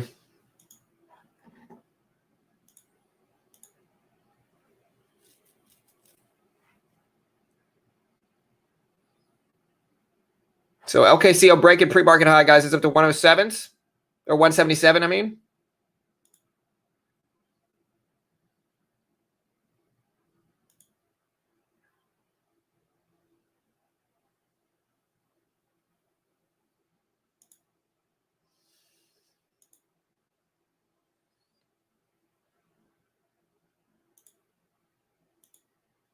All right, so we just scalped AMD a little bit more, got ourselves back to green on the day.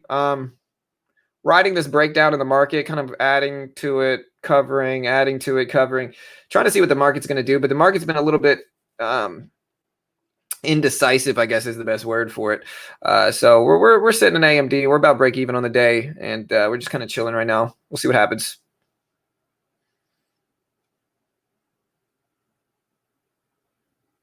Watching the SPY pretty closely. Here goes the 177 test for LKCO. This one is catalyst driven.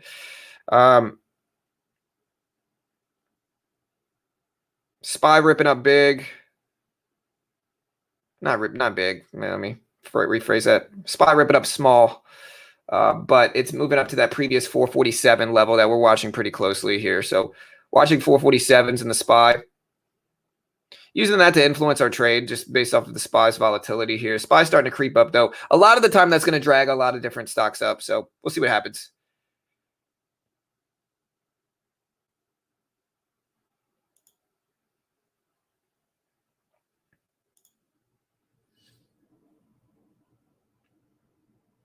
Let me know how you guys are doing today. Let me know what y'all are watching the most, how you guys are performing. If you're green or red today, green or red team, let me know.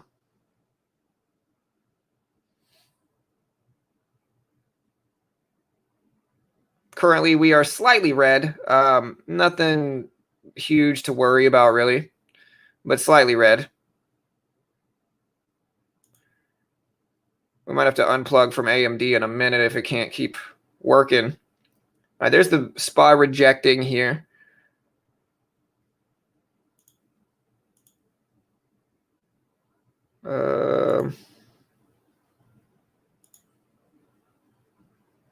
I'm taking a larger position here.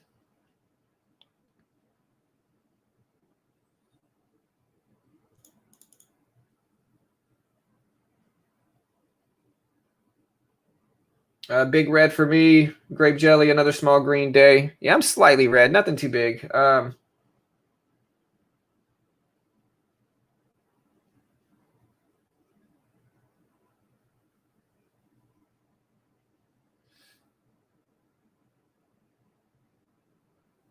Yeah, I mean, velocity, like I said, bro, I don't have anything against Warrior. I mean, I certainly think that he targets low float stocks because his following pumps them up.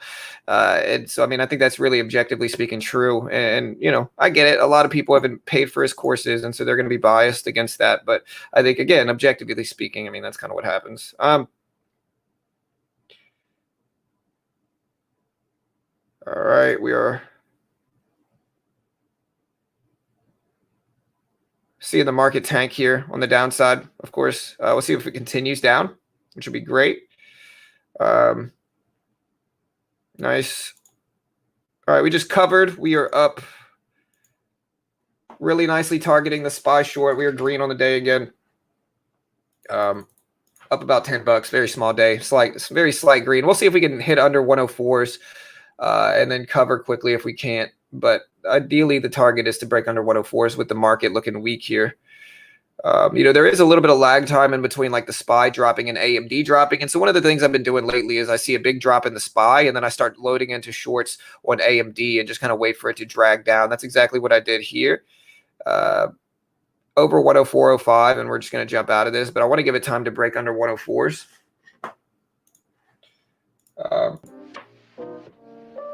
Let me put the music back on.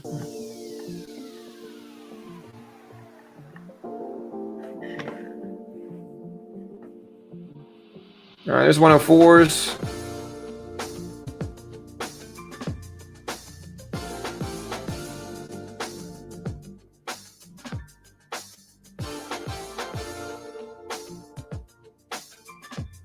Market tanking down here. We're going to add a little bit more to the short position as the market drops.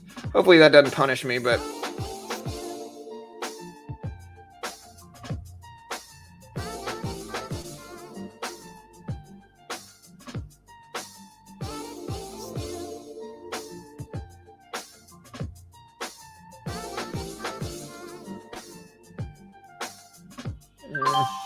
yeah, we're going to cover into that. So we're a very small break-even day.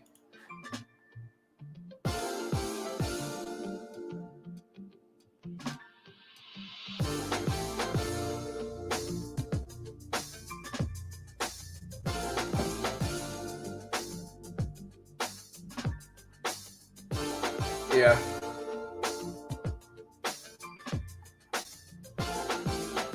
Life ripping? All right, so let's check out Life.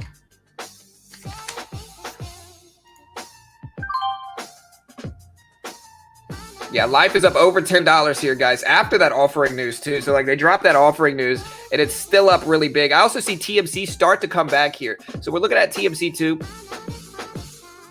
IRNT is starting to reverse as well here. Oof. Just got a big squeeze up in AMD. We're going to get out. We're about break even on the day. What was the other one that everybody was talking about this morning?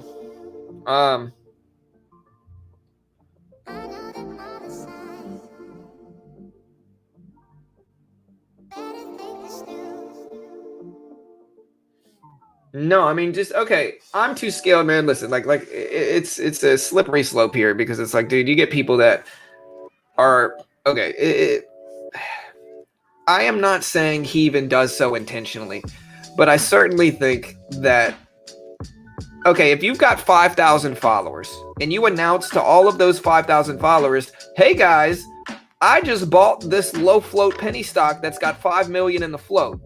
You think that's not going to influence that stock? Of course it is. And so what happens is, like, big time traders, they front load. And so they buy a bunch of shares of a low float penny stock, knowing what's going to happen. And then they say, hey guys, I'm buying this stock right now. And so all of his followers say, oh, well, I'm going to buy it too. And then it just rips the price of the stock up. The problem is that half of those people get stuck holding the crash because, you know, half of them buy, but by the time that, okay, basically when the stock gets pumped up, that's when these big time traders decide to sell because they don't want to hold for the inevitable drop that's going to happen when they announce that they've exited the position. It's called front loading. Very common in trading, certainly common with low float penny stock gurus. Objectively speaking, it happens, you know. And I mean, people can try to argue that it doesn't happen, but I mean, usually, again, somebody mentioned it earlier. every new trader's favorite trader is usually the people that they defend like that, you know, and it's just kind of like, all right, guys, come on. We got IRNT popping up. Again, I mean, I learned from Ross in the beginning. I'm not hating on Ross. Like, I learned a lot from Ross in the beginning, the basics. But again, those basics can also be found on YouTube for free somewhere. So it's like, yeah, I learned from him in the beginning, but am I going to shill super hard for him just because I learned from him? No, of course not, you know?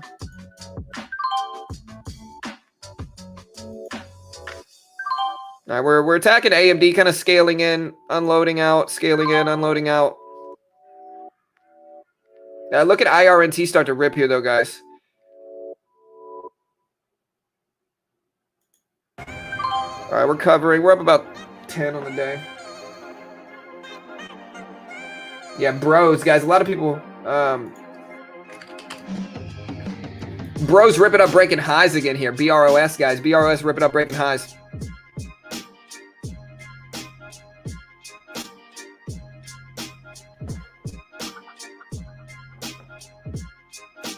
Yeah, for sure. Wall Street Bets does the same thing. Yeah, more like 10 to 15K on average. Yeah, 100%. Yeah, exactly right. And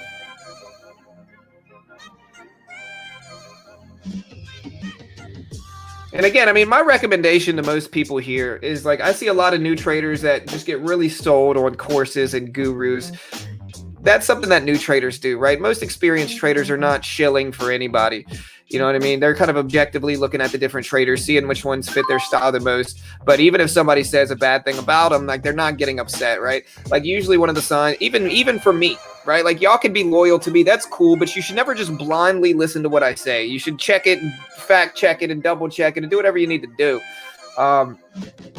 You know, and that's my advice to people, is just be your own person. Understand that everybody trades a little bit differently, and shilling really hard for one group or one service, unless that group is paying you, it's just a waste of time, you know?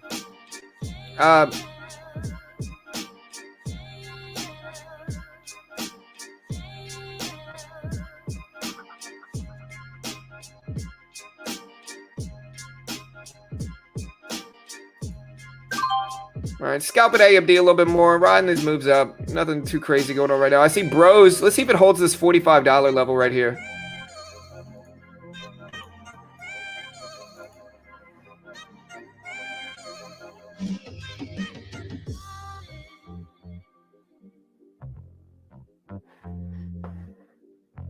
Yeah. Yeah, for sure.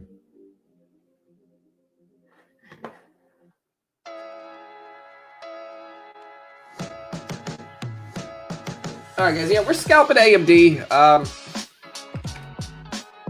We'll see what happens. We'll add to this if it looks good. Market's tanking down here, so let's see if AMD tanks down with it. 50 shares. See if we get the breakdown under 104. There we go. Scalping out of that.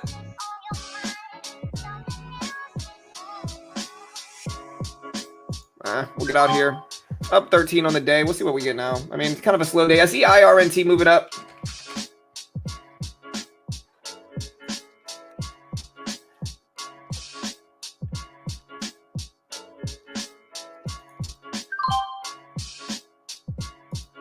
IRNT pop it up. What are you guys doing today? Like I said, red or green today? Let me ask the chat.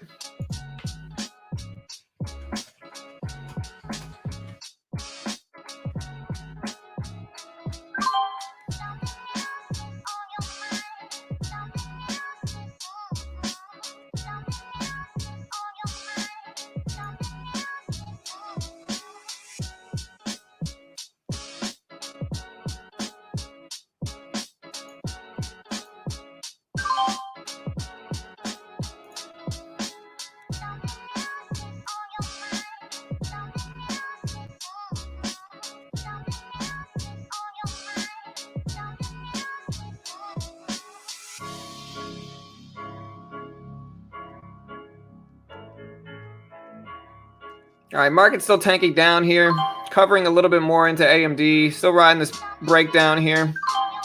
And we're going to cover there. So we're up about $22 on the day on AMD, kind of going back and forth. But building up a little bit of a cushion, riding this downward trend here.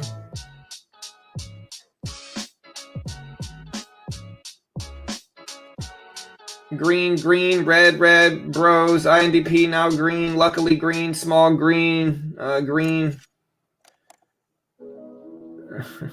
Playmaker.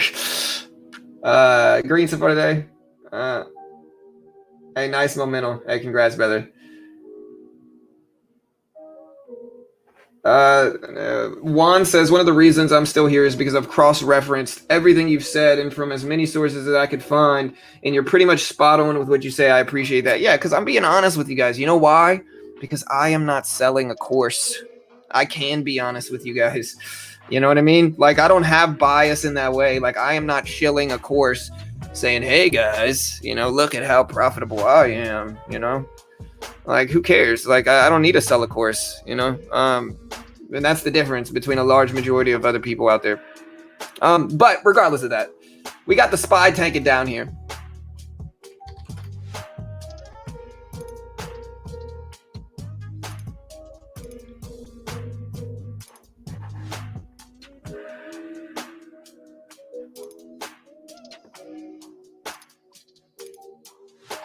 John said buy above VWAP, wait for pullback, don't average down and start small. Hey, it happens, bro. BBIG, let's check it out.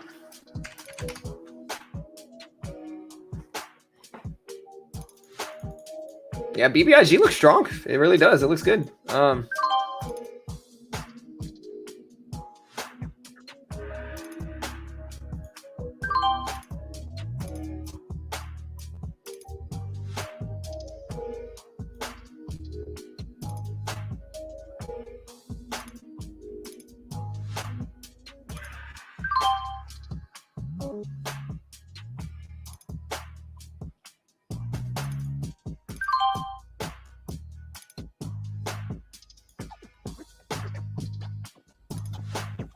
Getting squeezed out though a little bit here. We'll see what happens. I'm taking a little bit larger swing now that I have some cushion on the day, but it's not really turning out great, to be honest here.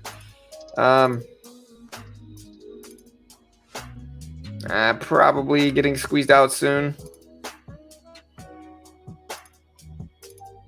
But I'm swinging into profit that I've already made on the day. 104.10 is my risk on AMD.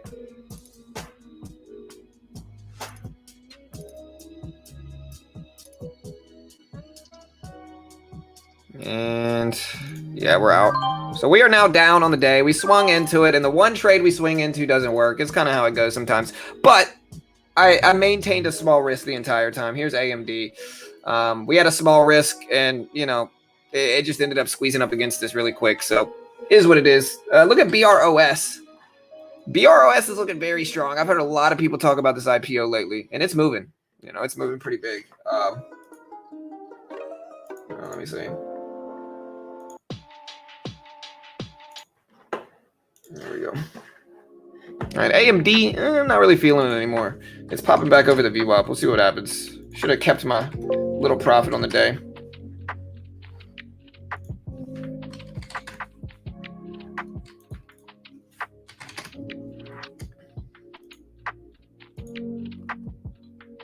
PLTR, IRNT, swinging IRNT. That's too much risk there, bro. It's too extended now, to be honest.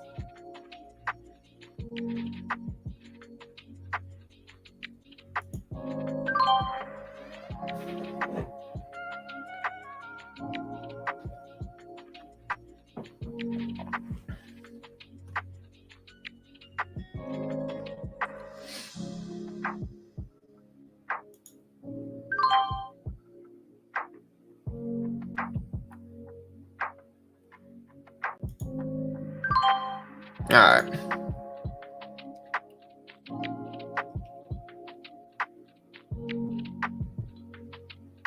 IRNT is starting to creep back up the VWAP though. AMD is creeping back up too.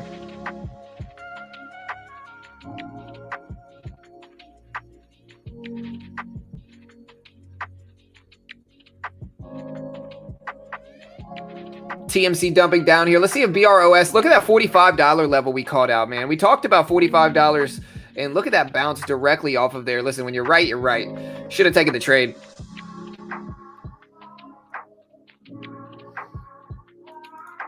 I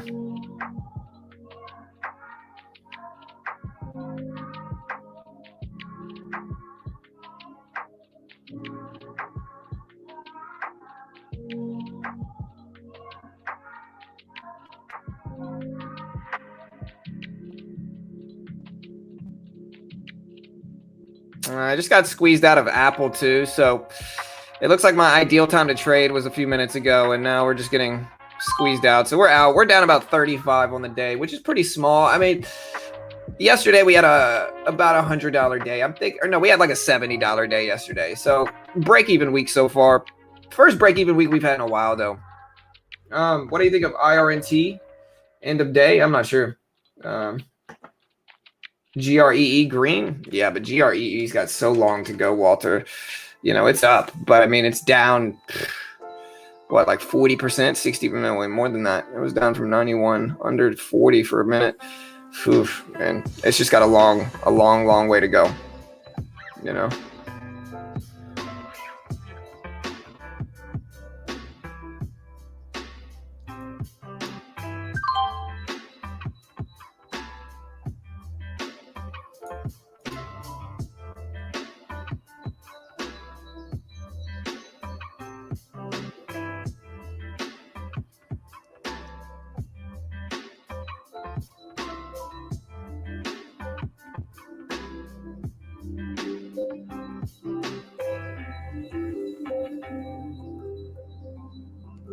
AEHR reversing, OPAD. Hey, later, Robert. Yeah, it's not a good. I mean, we had such a good morning. It was really consistent. We were building up profit. I mean, to be honest, actually, it wasn't. We were kind of chopping back and forth now that I think about it. I was just green, so it was easier to handle. But now that we're getting some choppy action, you know, not really loving the day so far. We'll see what happens. I think I just need to be patient with my remaining trades, and I'm just forcing them right now. So we'll see how it goes. Like, I don't mind losing 40 or 50 bucks today, especially with how the week's been so far. It's just kind of, we're not going to press too hard. Is I guess what I'm trying to say. AMD's reversing. The SPY is moving back up some. Apple is heading back up some. Hey, what's up, Spec? Yeah, I'll check those, brother. Give me 1 minute, man. I'm currently in an Apple trade. I guess I can show you the Apple trade. We'll see how it goes. 148's the risk. We'll let it test it too. We're not going to just jump out as soon as it breaks 148, but any significant move over 148, we just got to bail out. Watching the SPY, hoping the SPY drags it down. SPY's heading back down. Hey, nice, Robert. Yeah, bro. Hey, happy to help, man. You know, like I said, it's hard to get through to some people because they're just shilling so hard for different gurus. You know what I mean? That like sometimes it's just hard for them to listen because they're just programmed to just, you know, guru said this, you know. But the people that I do get through with, we're going to go ahead and cover a little bit into that, usually understand like what I'm doing here and like why, you know. We're going to cover a little bit more into that. SPY's starting to crash down too, so maybe we'll get some volatility that we could swing into. But hey, I appreciate the love, bro.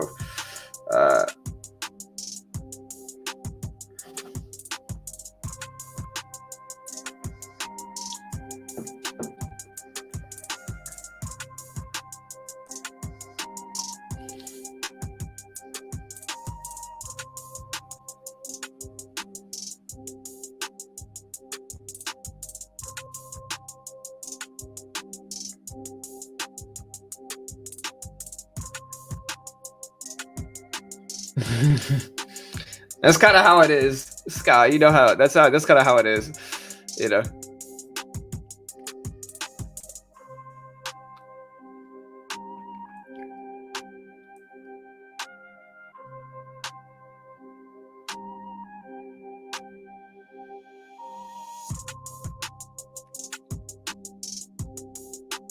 Thought about adding to this here. It really depends on what the SPY does. Like I'm just correlating with the SPY here.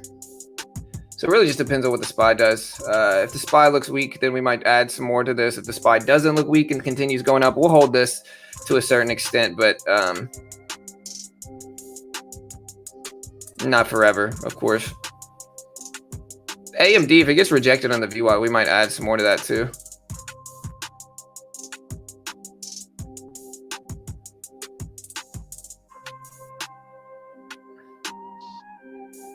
All right, there we go. This is usually solid. All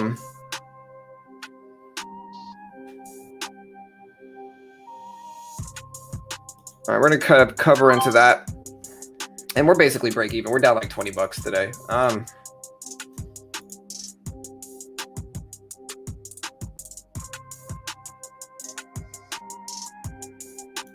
Yeah, 100% stocks. But dude, they're everywhere, brother. They're everywhere, man. You know how it goes. Like, you know how it goes, bro. Like, there's an innate bias for anybody selling courses, right? And the problem is that, like, they never show their losses. Like, they might flash big gains and everybody's like, ooh, big gains. The problem is that if they show their losses, like, they might show their losses like once every blue moon, right? But the problem is that if they actually showed their losses, people wouldn't buy their course. And so they have a conflict of interest there to where it's like they never show them. I mean, they might show them occasionally just to look legitimate, but like, you know how it goes, you know?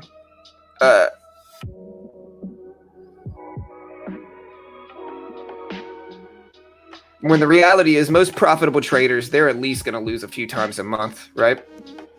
And so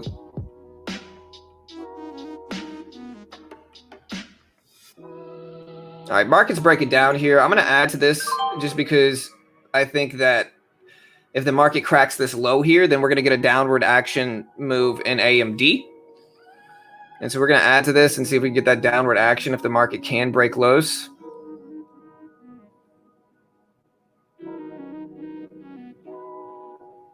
All right, we're going to cover into this a little bit more.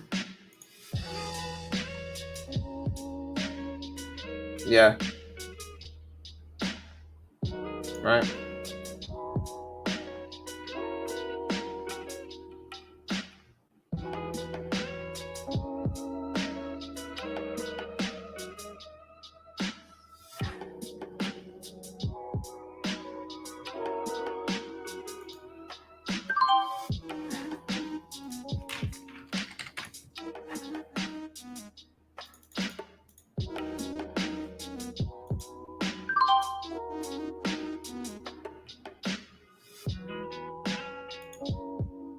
All right, covering into this. And this was that market downturn that I talked about shorting into. All right, we're going to cover into that. We're down $10 on the day, guys, so nothing crazy here. Hey, what's up, Casey? Yeah, for sure. Walter, yes, I've responded to you numerous times, bro. Please don't be a little kid and demand attention while I'm in the middle of trading, sir. Anyways.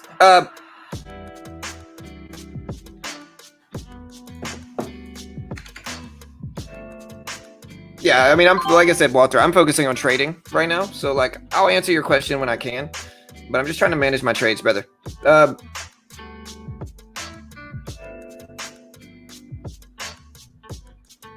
Hey, what's up, Casey, though? Casey, good to see you. Casey, you know I'm hiring contractors, too, brother, if you're ever interested in being a contractor, dude. I'm still subscribed to your channel. I know you haven't posted anything in a while, but hit me up, dude.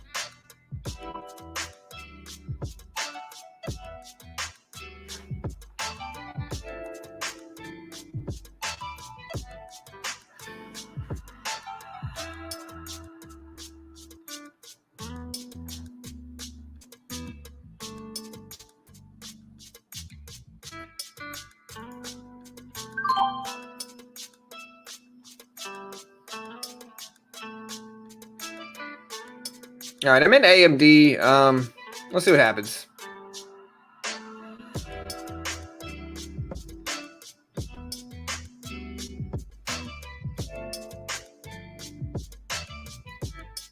All right, we're at 100 shares of AMD, which I don't know if this is going to work out. We'll see what happens. I just want to see a rejection at the VWAP. Entry is about 12 cents, 104.12.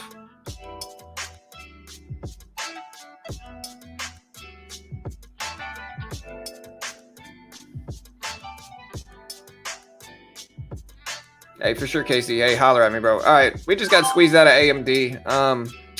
AMD, I don't know if we're feeling that one today. We're doing a little bit better trading Apple.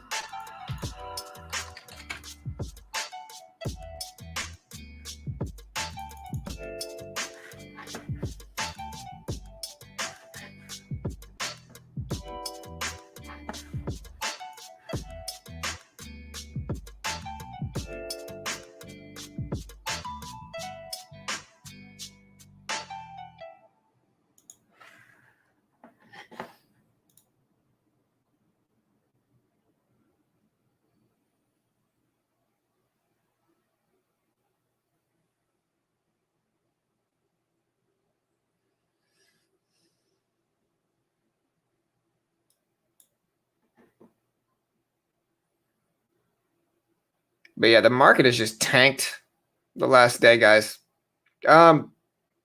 Usually it'd be good for shorts, but like AMD keeps faking me out. What else is moving? I know we got like Bros still holding that $45 level.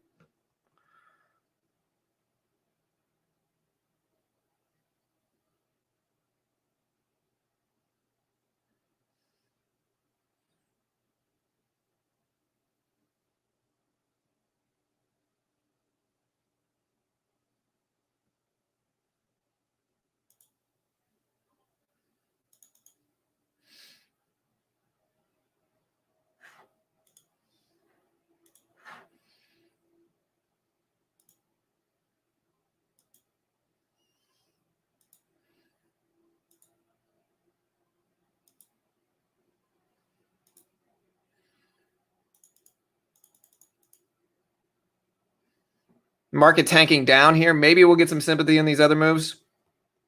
Market breaking lows.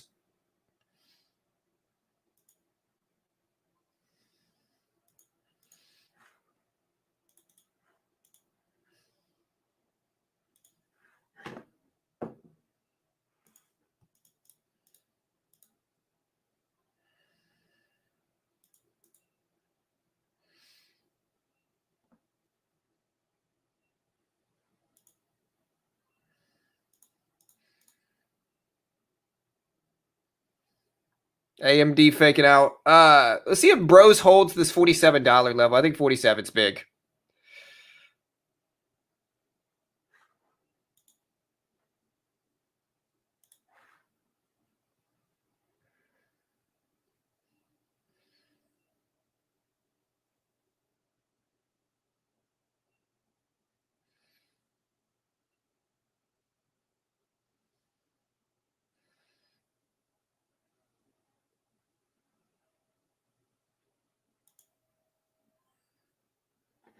We're scalping some Apple. Riding this down a little bit more. This is green on the day now, so we're back to green. Pretty close to green. Yeah, we are break even basically in the day. Slightly green. If you want to see the P&L, this is it. Red is the new green. Hey.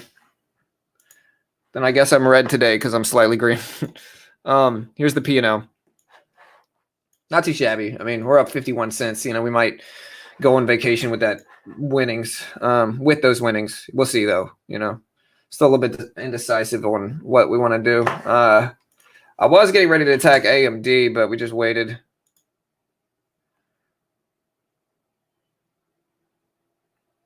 TMC is down.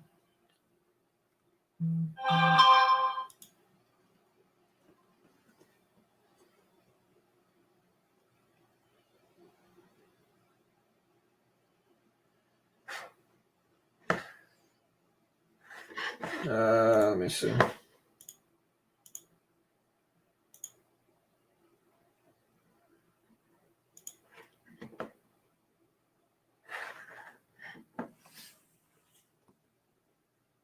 All right, so the SPY is reversing and heading back up.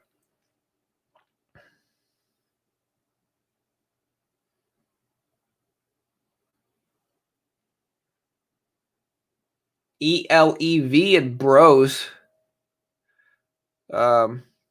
Still trying.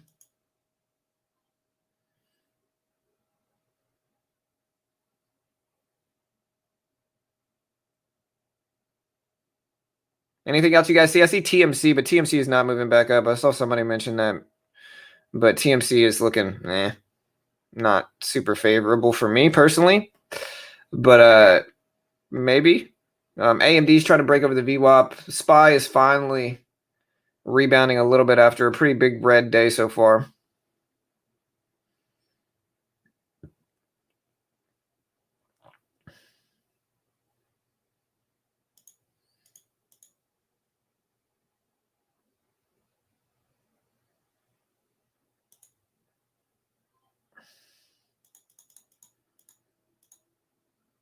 All right, scalping a little bit of the market here. Oh, my bad. The desktop audio is muted. Hold on. There we go. All right. Yeah.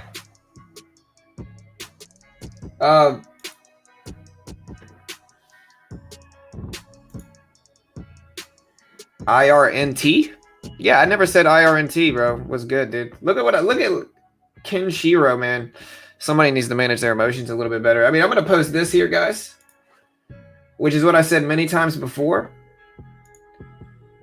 This is my watch list. It includes IRNT, but these are not stock picks or recommendations.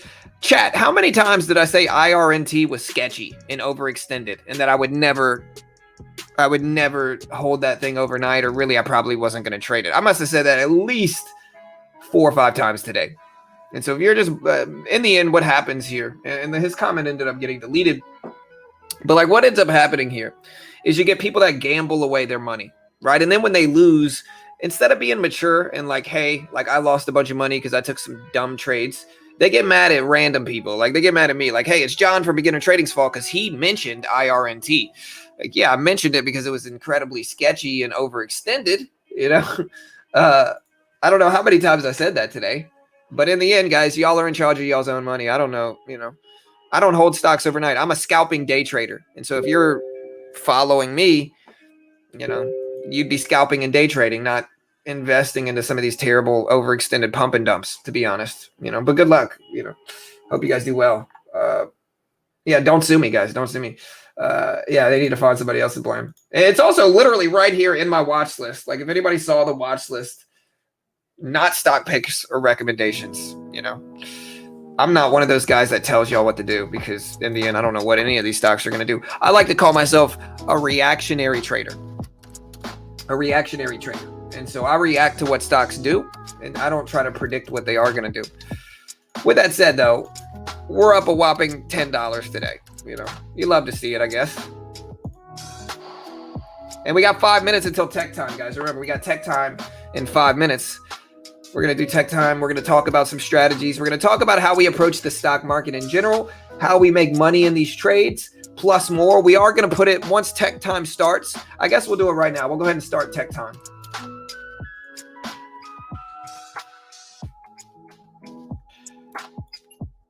We're going to put it in sub-only mode.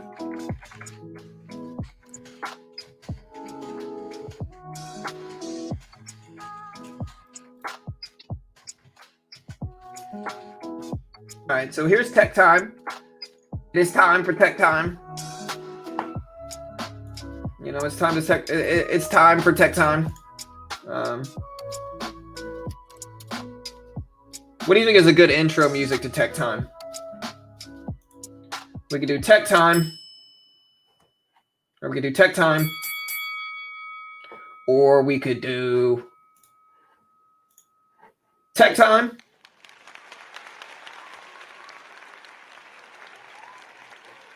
You know, any of those work, I guess. Those could all work. All right, guys. But yeah, we're gonna put it into subscriber only mode. So listen, if you want to be able to talk, hang out, you know, we're gonna make this 20 minutes subscribe only mode. So if you want to be able to talk, hang out, chat, do all that good stuff.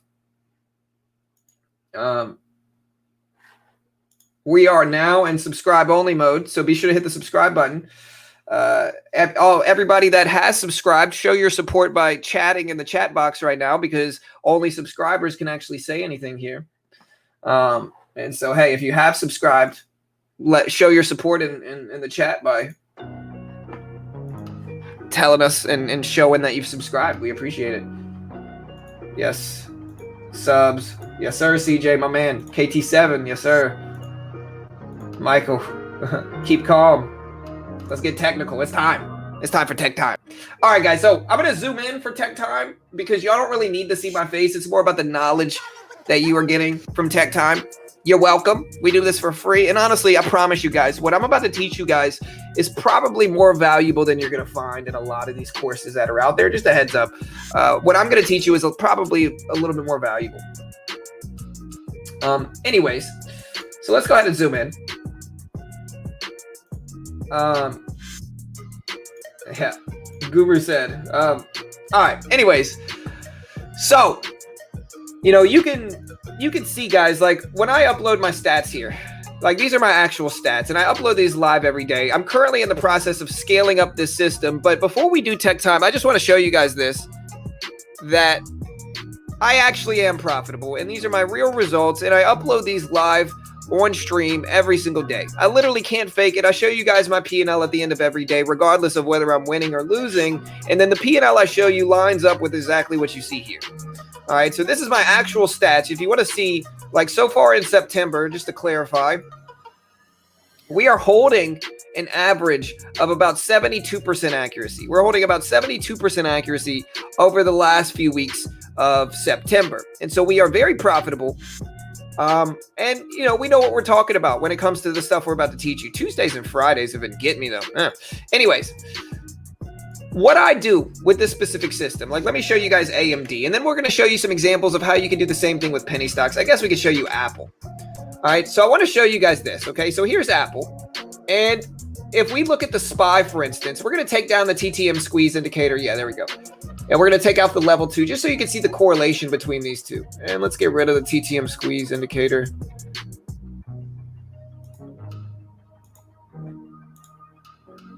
Oh. All right, so we're going to get rid of the TTM squeeze just so you guys can see this. All right, so here's Apple. And then here's the actual market, the SPY itself. And I want to show you this because look at the similarities. Like they do the exact same thing. The SPY drops, Apple drops. And so what I specifically target, guys, is I target big sentiment changing events in the technical chart. Okay?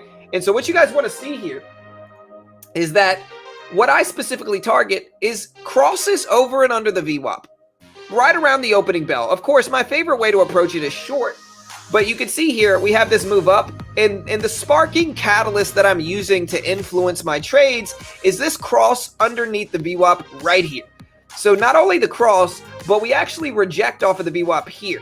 This pattern tells me, hey, it's time to short into the subsequent pops. And so once we get a move like this, that the sentiment has changed. We get an upward move at the opening bell, and then we get a big slam down under the VWAP, and specifically a rejection at the VWAP here. This confirmation of this downward trend. Again, the confirmation is the move under the VWAP and the rejection at the VWAP level.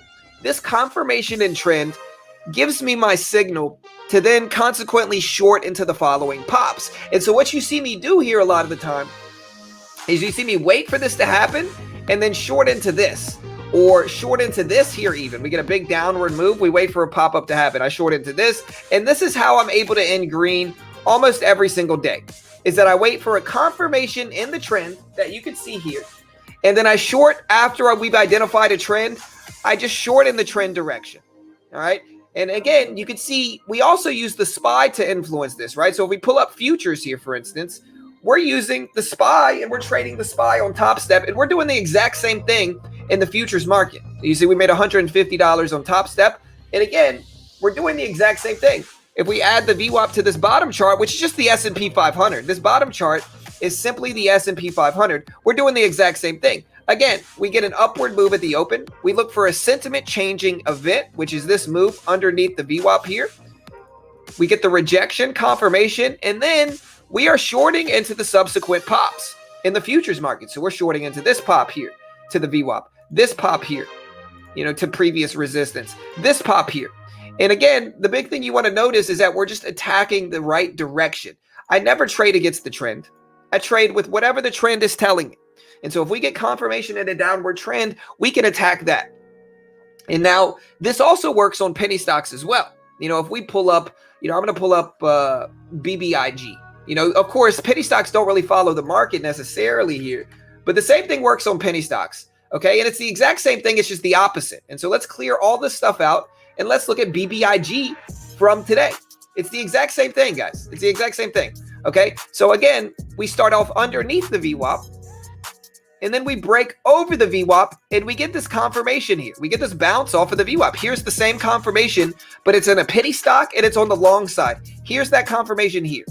Once we get this confirmation right here, then we can start to buy these pullbacks. We do the same thing.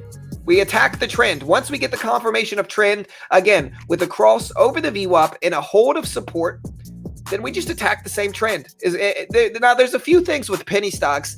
There's a few conditions with penny stocks that we need that are a little bit different than larger cap stocks. The most important thing is the volume, in my opinion, for my specific system, needs to be maintaining over 200,000 shares traded per minute. Really, it's subjective.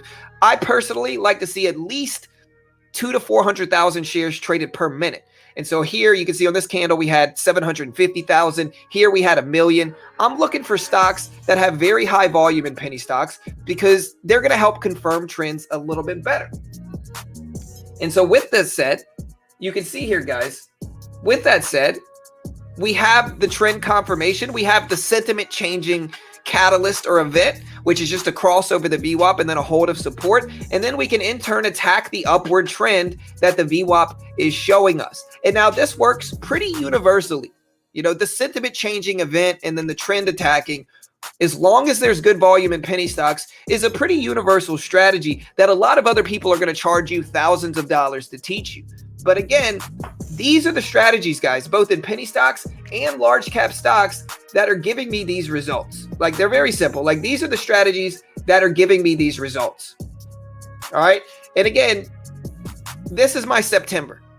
I have had 2 losing days since September started. So in the last 2 weeks, 2 losing days. The rest have been green. And again, just in September alone, we're maintaining about 72% accuracy. We've had 139 winning trades, 55 losses out of 200 trades. And so we're running decent sample size there as well. But this has been going on for months and months and months, And so if you can't trade penny stocks, you can try the futures market through Top Step. And again, if you want to check out Top Step and trade futures, you can use the same strategies on the E-mini or the micro E-mini. Same strategies I use, same trend confirming strategies. On Top Step, they fund you with an 80% profit split. It's $150 if you want to use my link. It is an affiliate link. And you can see the affiliate link there if you want to help support the channel. Okay, yeah, let me move the banner out the way. But you get, again, okay, here's it. You can see the volume. This one had 1.2 million. This one had 500,000. This one had 750,000. But as long in penny stocks, if the volume is good enough, then you can in turn attack this trend. Now, it's not going to work always. Sometimes you're going to get a slam down under the VWAP and it's just going to fake you out. And that's okay because it works a majority of the time. Again, it works about 3/4 of the time. But that's plenty. I'm using about a 1-to-1 risk to reward ratio. And so usually as a risk level in this instance, I'm getting out if it breaks under a previously confirmed level. So if I'm attacking this pullback here, then I look for a previously confirmed support level underneath me that's reasonable. Maybe in this case, we could use this here. In this case, we maybe could use this here. It's subjective. What you want to use as a risk level is subjective. But again, you want to establish a risk level, establish a reward target, and not be greedy with these moves. But that's the strategy that has ultimately given me these results. It's an extremely profitable strategy. And again, it simply works, guys. Like, this strategy simply works. I can't guarantee it's going to work for you, of course, because nothing is 100%. Like I've said before, everybody has different personalities. And so for some people, this is going to work for them. For other people, they're just not going to have the discipline, to be honest, to not hold these forever and hold penny stocks and lose. Everybody doesn't have the patience and discipline to trade, to be honest. But for me, if you're disciplined and selective and you've conditioned yourself to follow these rules, this system works for me. I can't guarantee it's going to work for you, but it works for me. And every day, of course, is not green, but I end 3/4 of the day green, and you guys see that. And so if you guys have any questions, we'll answer them now, and then we'll close down the stream. And yeah, appreciate the support, team, of course.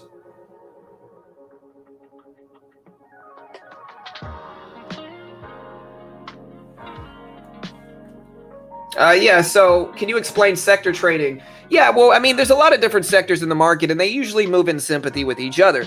And so oil is usually going to move together. EV is usually going to move together. So if NIO or if Tesla has this huge rip up, a lot of the time other EV stocks are going to follow suit in sympathy. If you have, for instance, if you have a crypto stock is the biggest sympathy you'll see currently in the market, which is just if Bitcoin rips up, you get other crypto related stocks. Like here's an example. Here's Bitcoin. Bitcoin's currently sitting at about 47.6 thousand. And it had a little bit of a dip lately. And you could look at Mara and see Mara is kind of following suit. Riot is kind of following suit as well. And so if you're going to trade some of these stocks, you just want to have an awareness of the sector they're in, what the underlying asset of the stock is, what sector it's in, and then what the rest of the stocks in that sector are ultimately doing.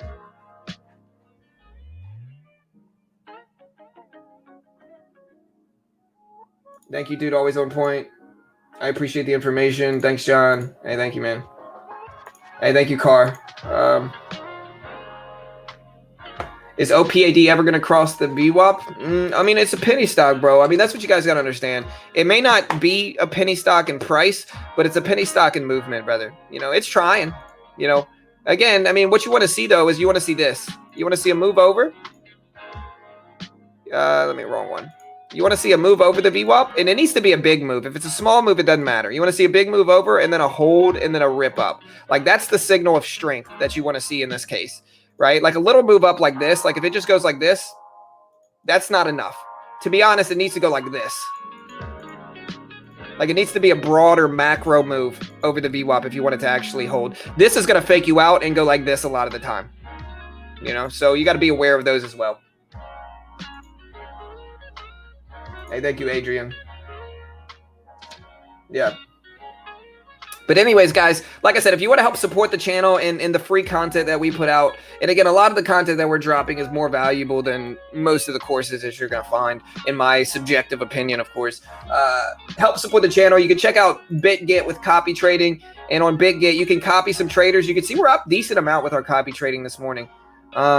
You know, you can see we are up almost $90 with our copy trading there and a few losing trades, but my copy traders have been profitable. These two guys have been pretty on point with copy trading. Now, look at TMC, guys. TMC is about to make that same move. And of course, I can't guarantee it's going to work, but it's trying to break over the VWAP. You also need to understand that with that in mind, the VWAP is going to act as resistance a lot of the time with these penny stocks. And so it's kind of a sentiment changing event, especially if it's been resistance. I mean, you could trade in pre-market, Karen. For me personally, I don't find it to be better. I tend to have much better results trading after the opening bell, but that is subjective. But yeah, if you want to check out copy trading, guys, number one, BitGet has a trading competition that's starting sometime soon. And the prize pool of that competition is 100 Bitcoin, which is basically the equivalent to $5 million plus 1 million BGB tokens. That competition is starting soon, but you can also copy trade, guys, and you can get up to $630 in rewards just for copy trading on BitGet. So if we open this up here, you can see you could get $10 for signing up. You get first deposit bonus of 10%. Follow them, you get $5. Join their Telegram, you get $5. $100 coupon for actively trading for 15 days. All this really dope stuff. But again, my copy traders have been on point. You can see this guy has made me $184. Andy has made me $49.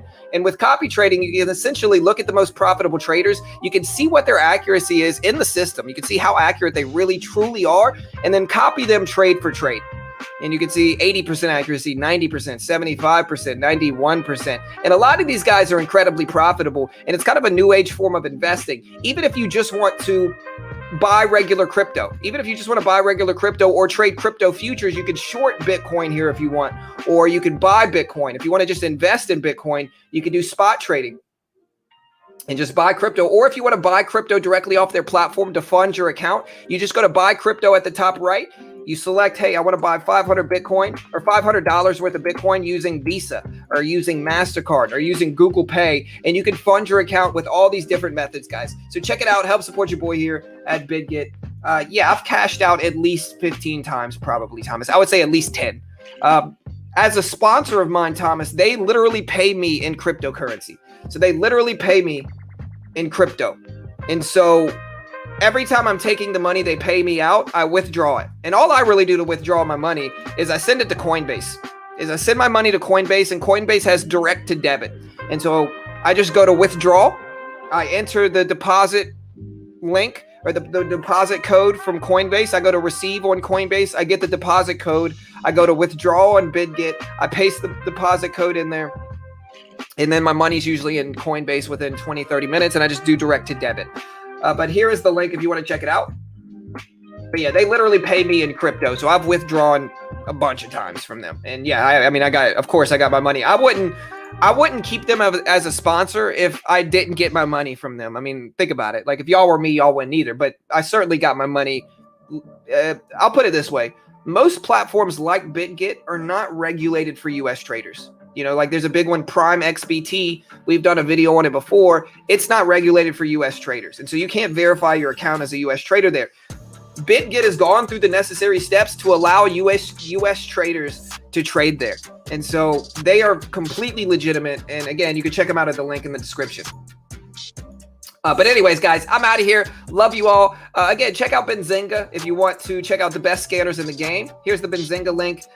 Check out Top Step if you want to trade some of the same strategies as me with no PDT rule and try to get funded in those markets. And I'll see you guys tomorrow. Have a good day, team. Love you all. Hit that subscribe button if it's your first time here. We do this live for free every single day.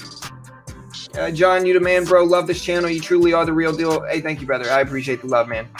But yeah, good luck, guys. We'll see you guys next time. Later, team.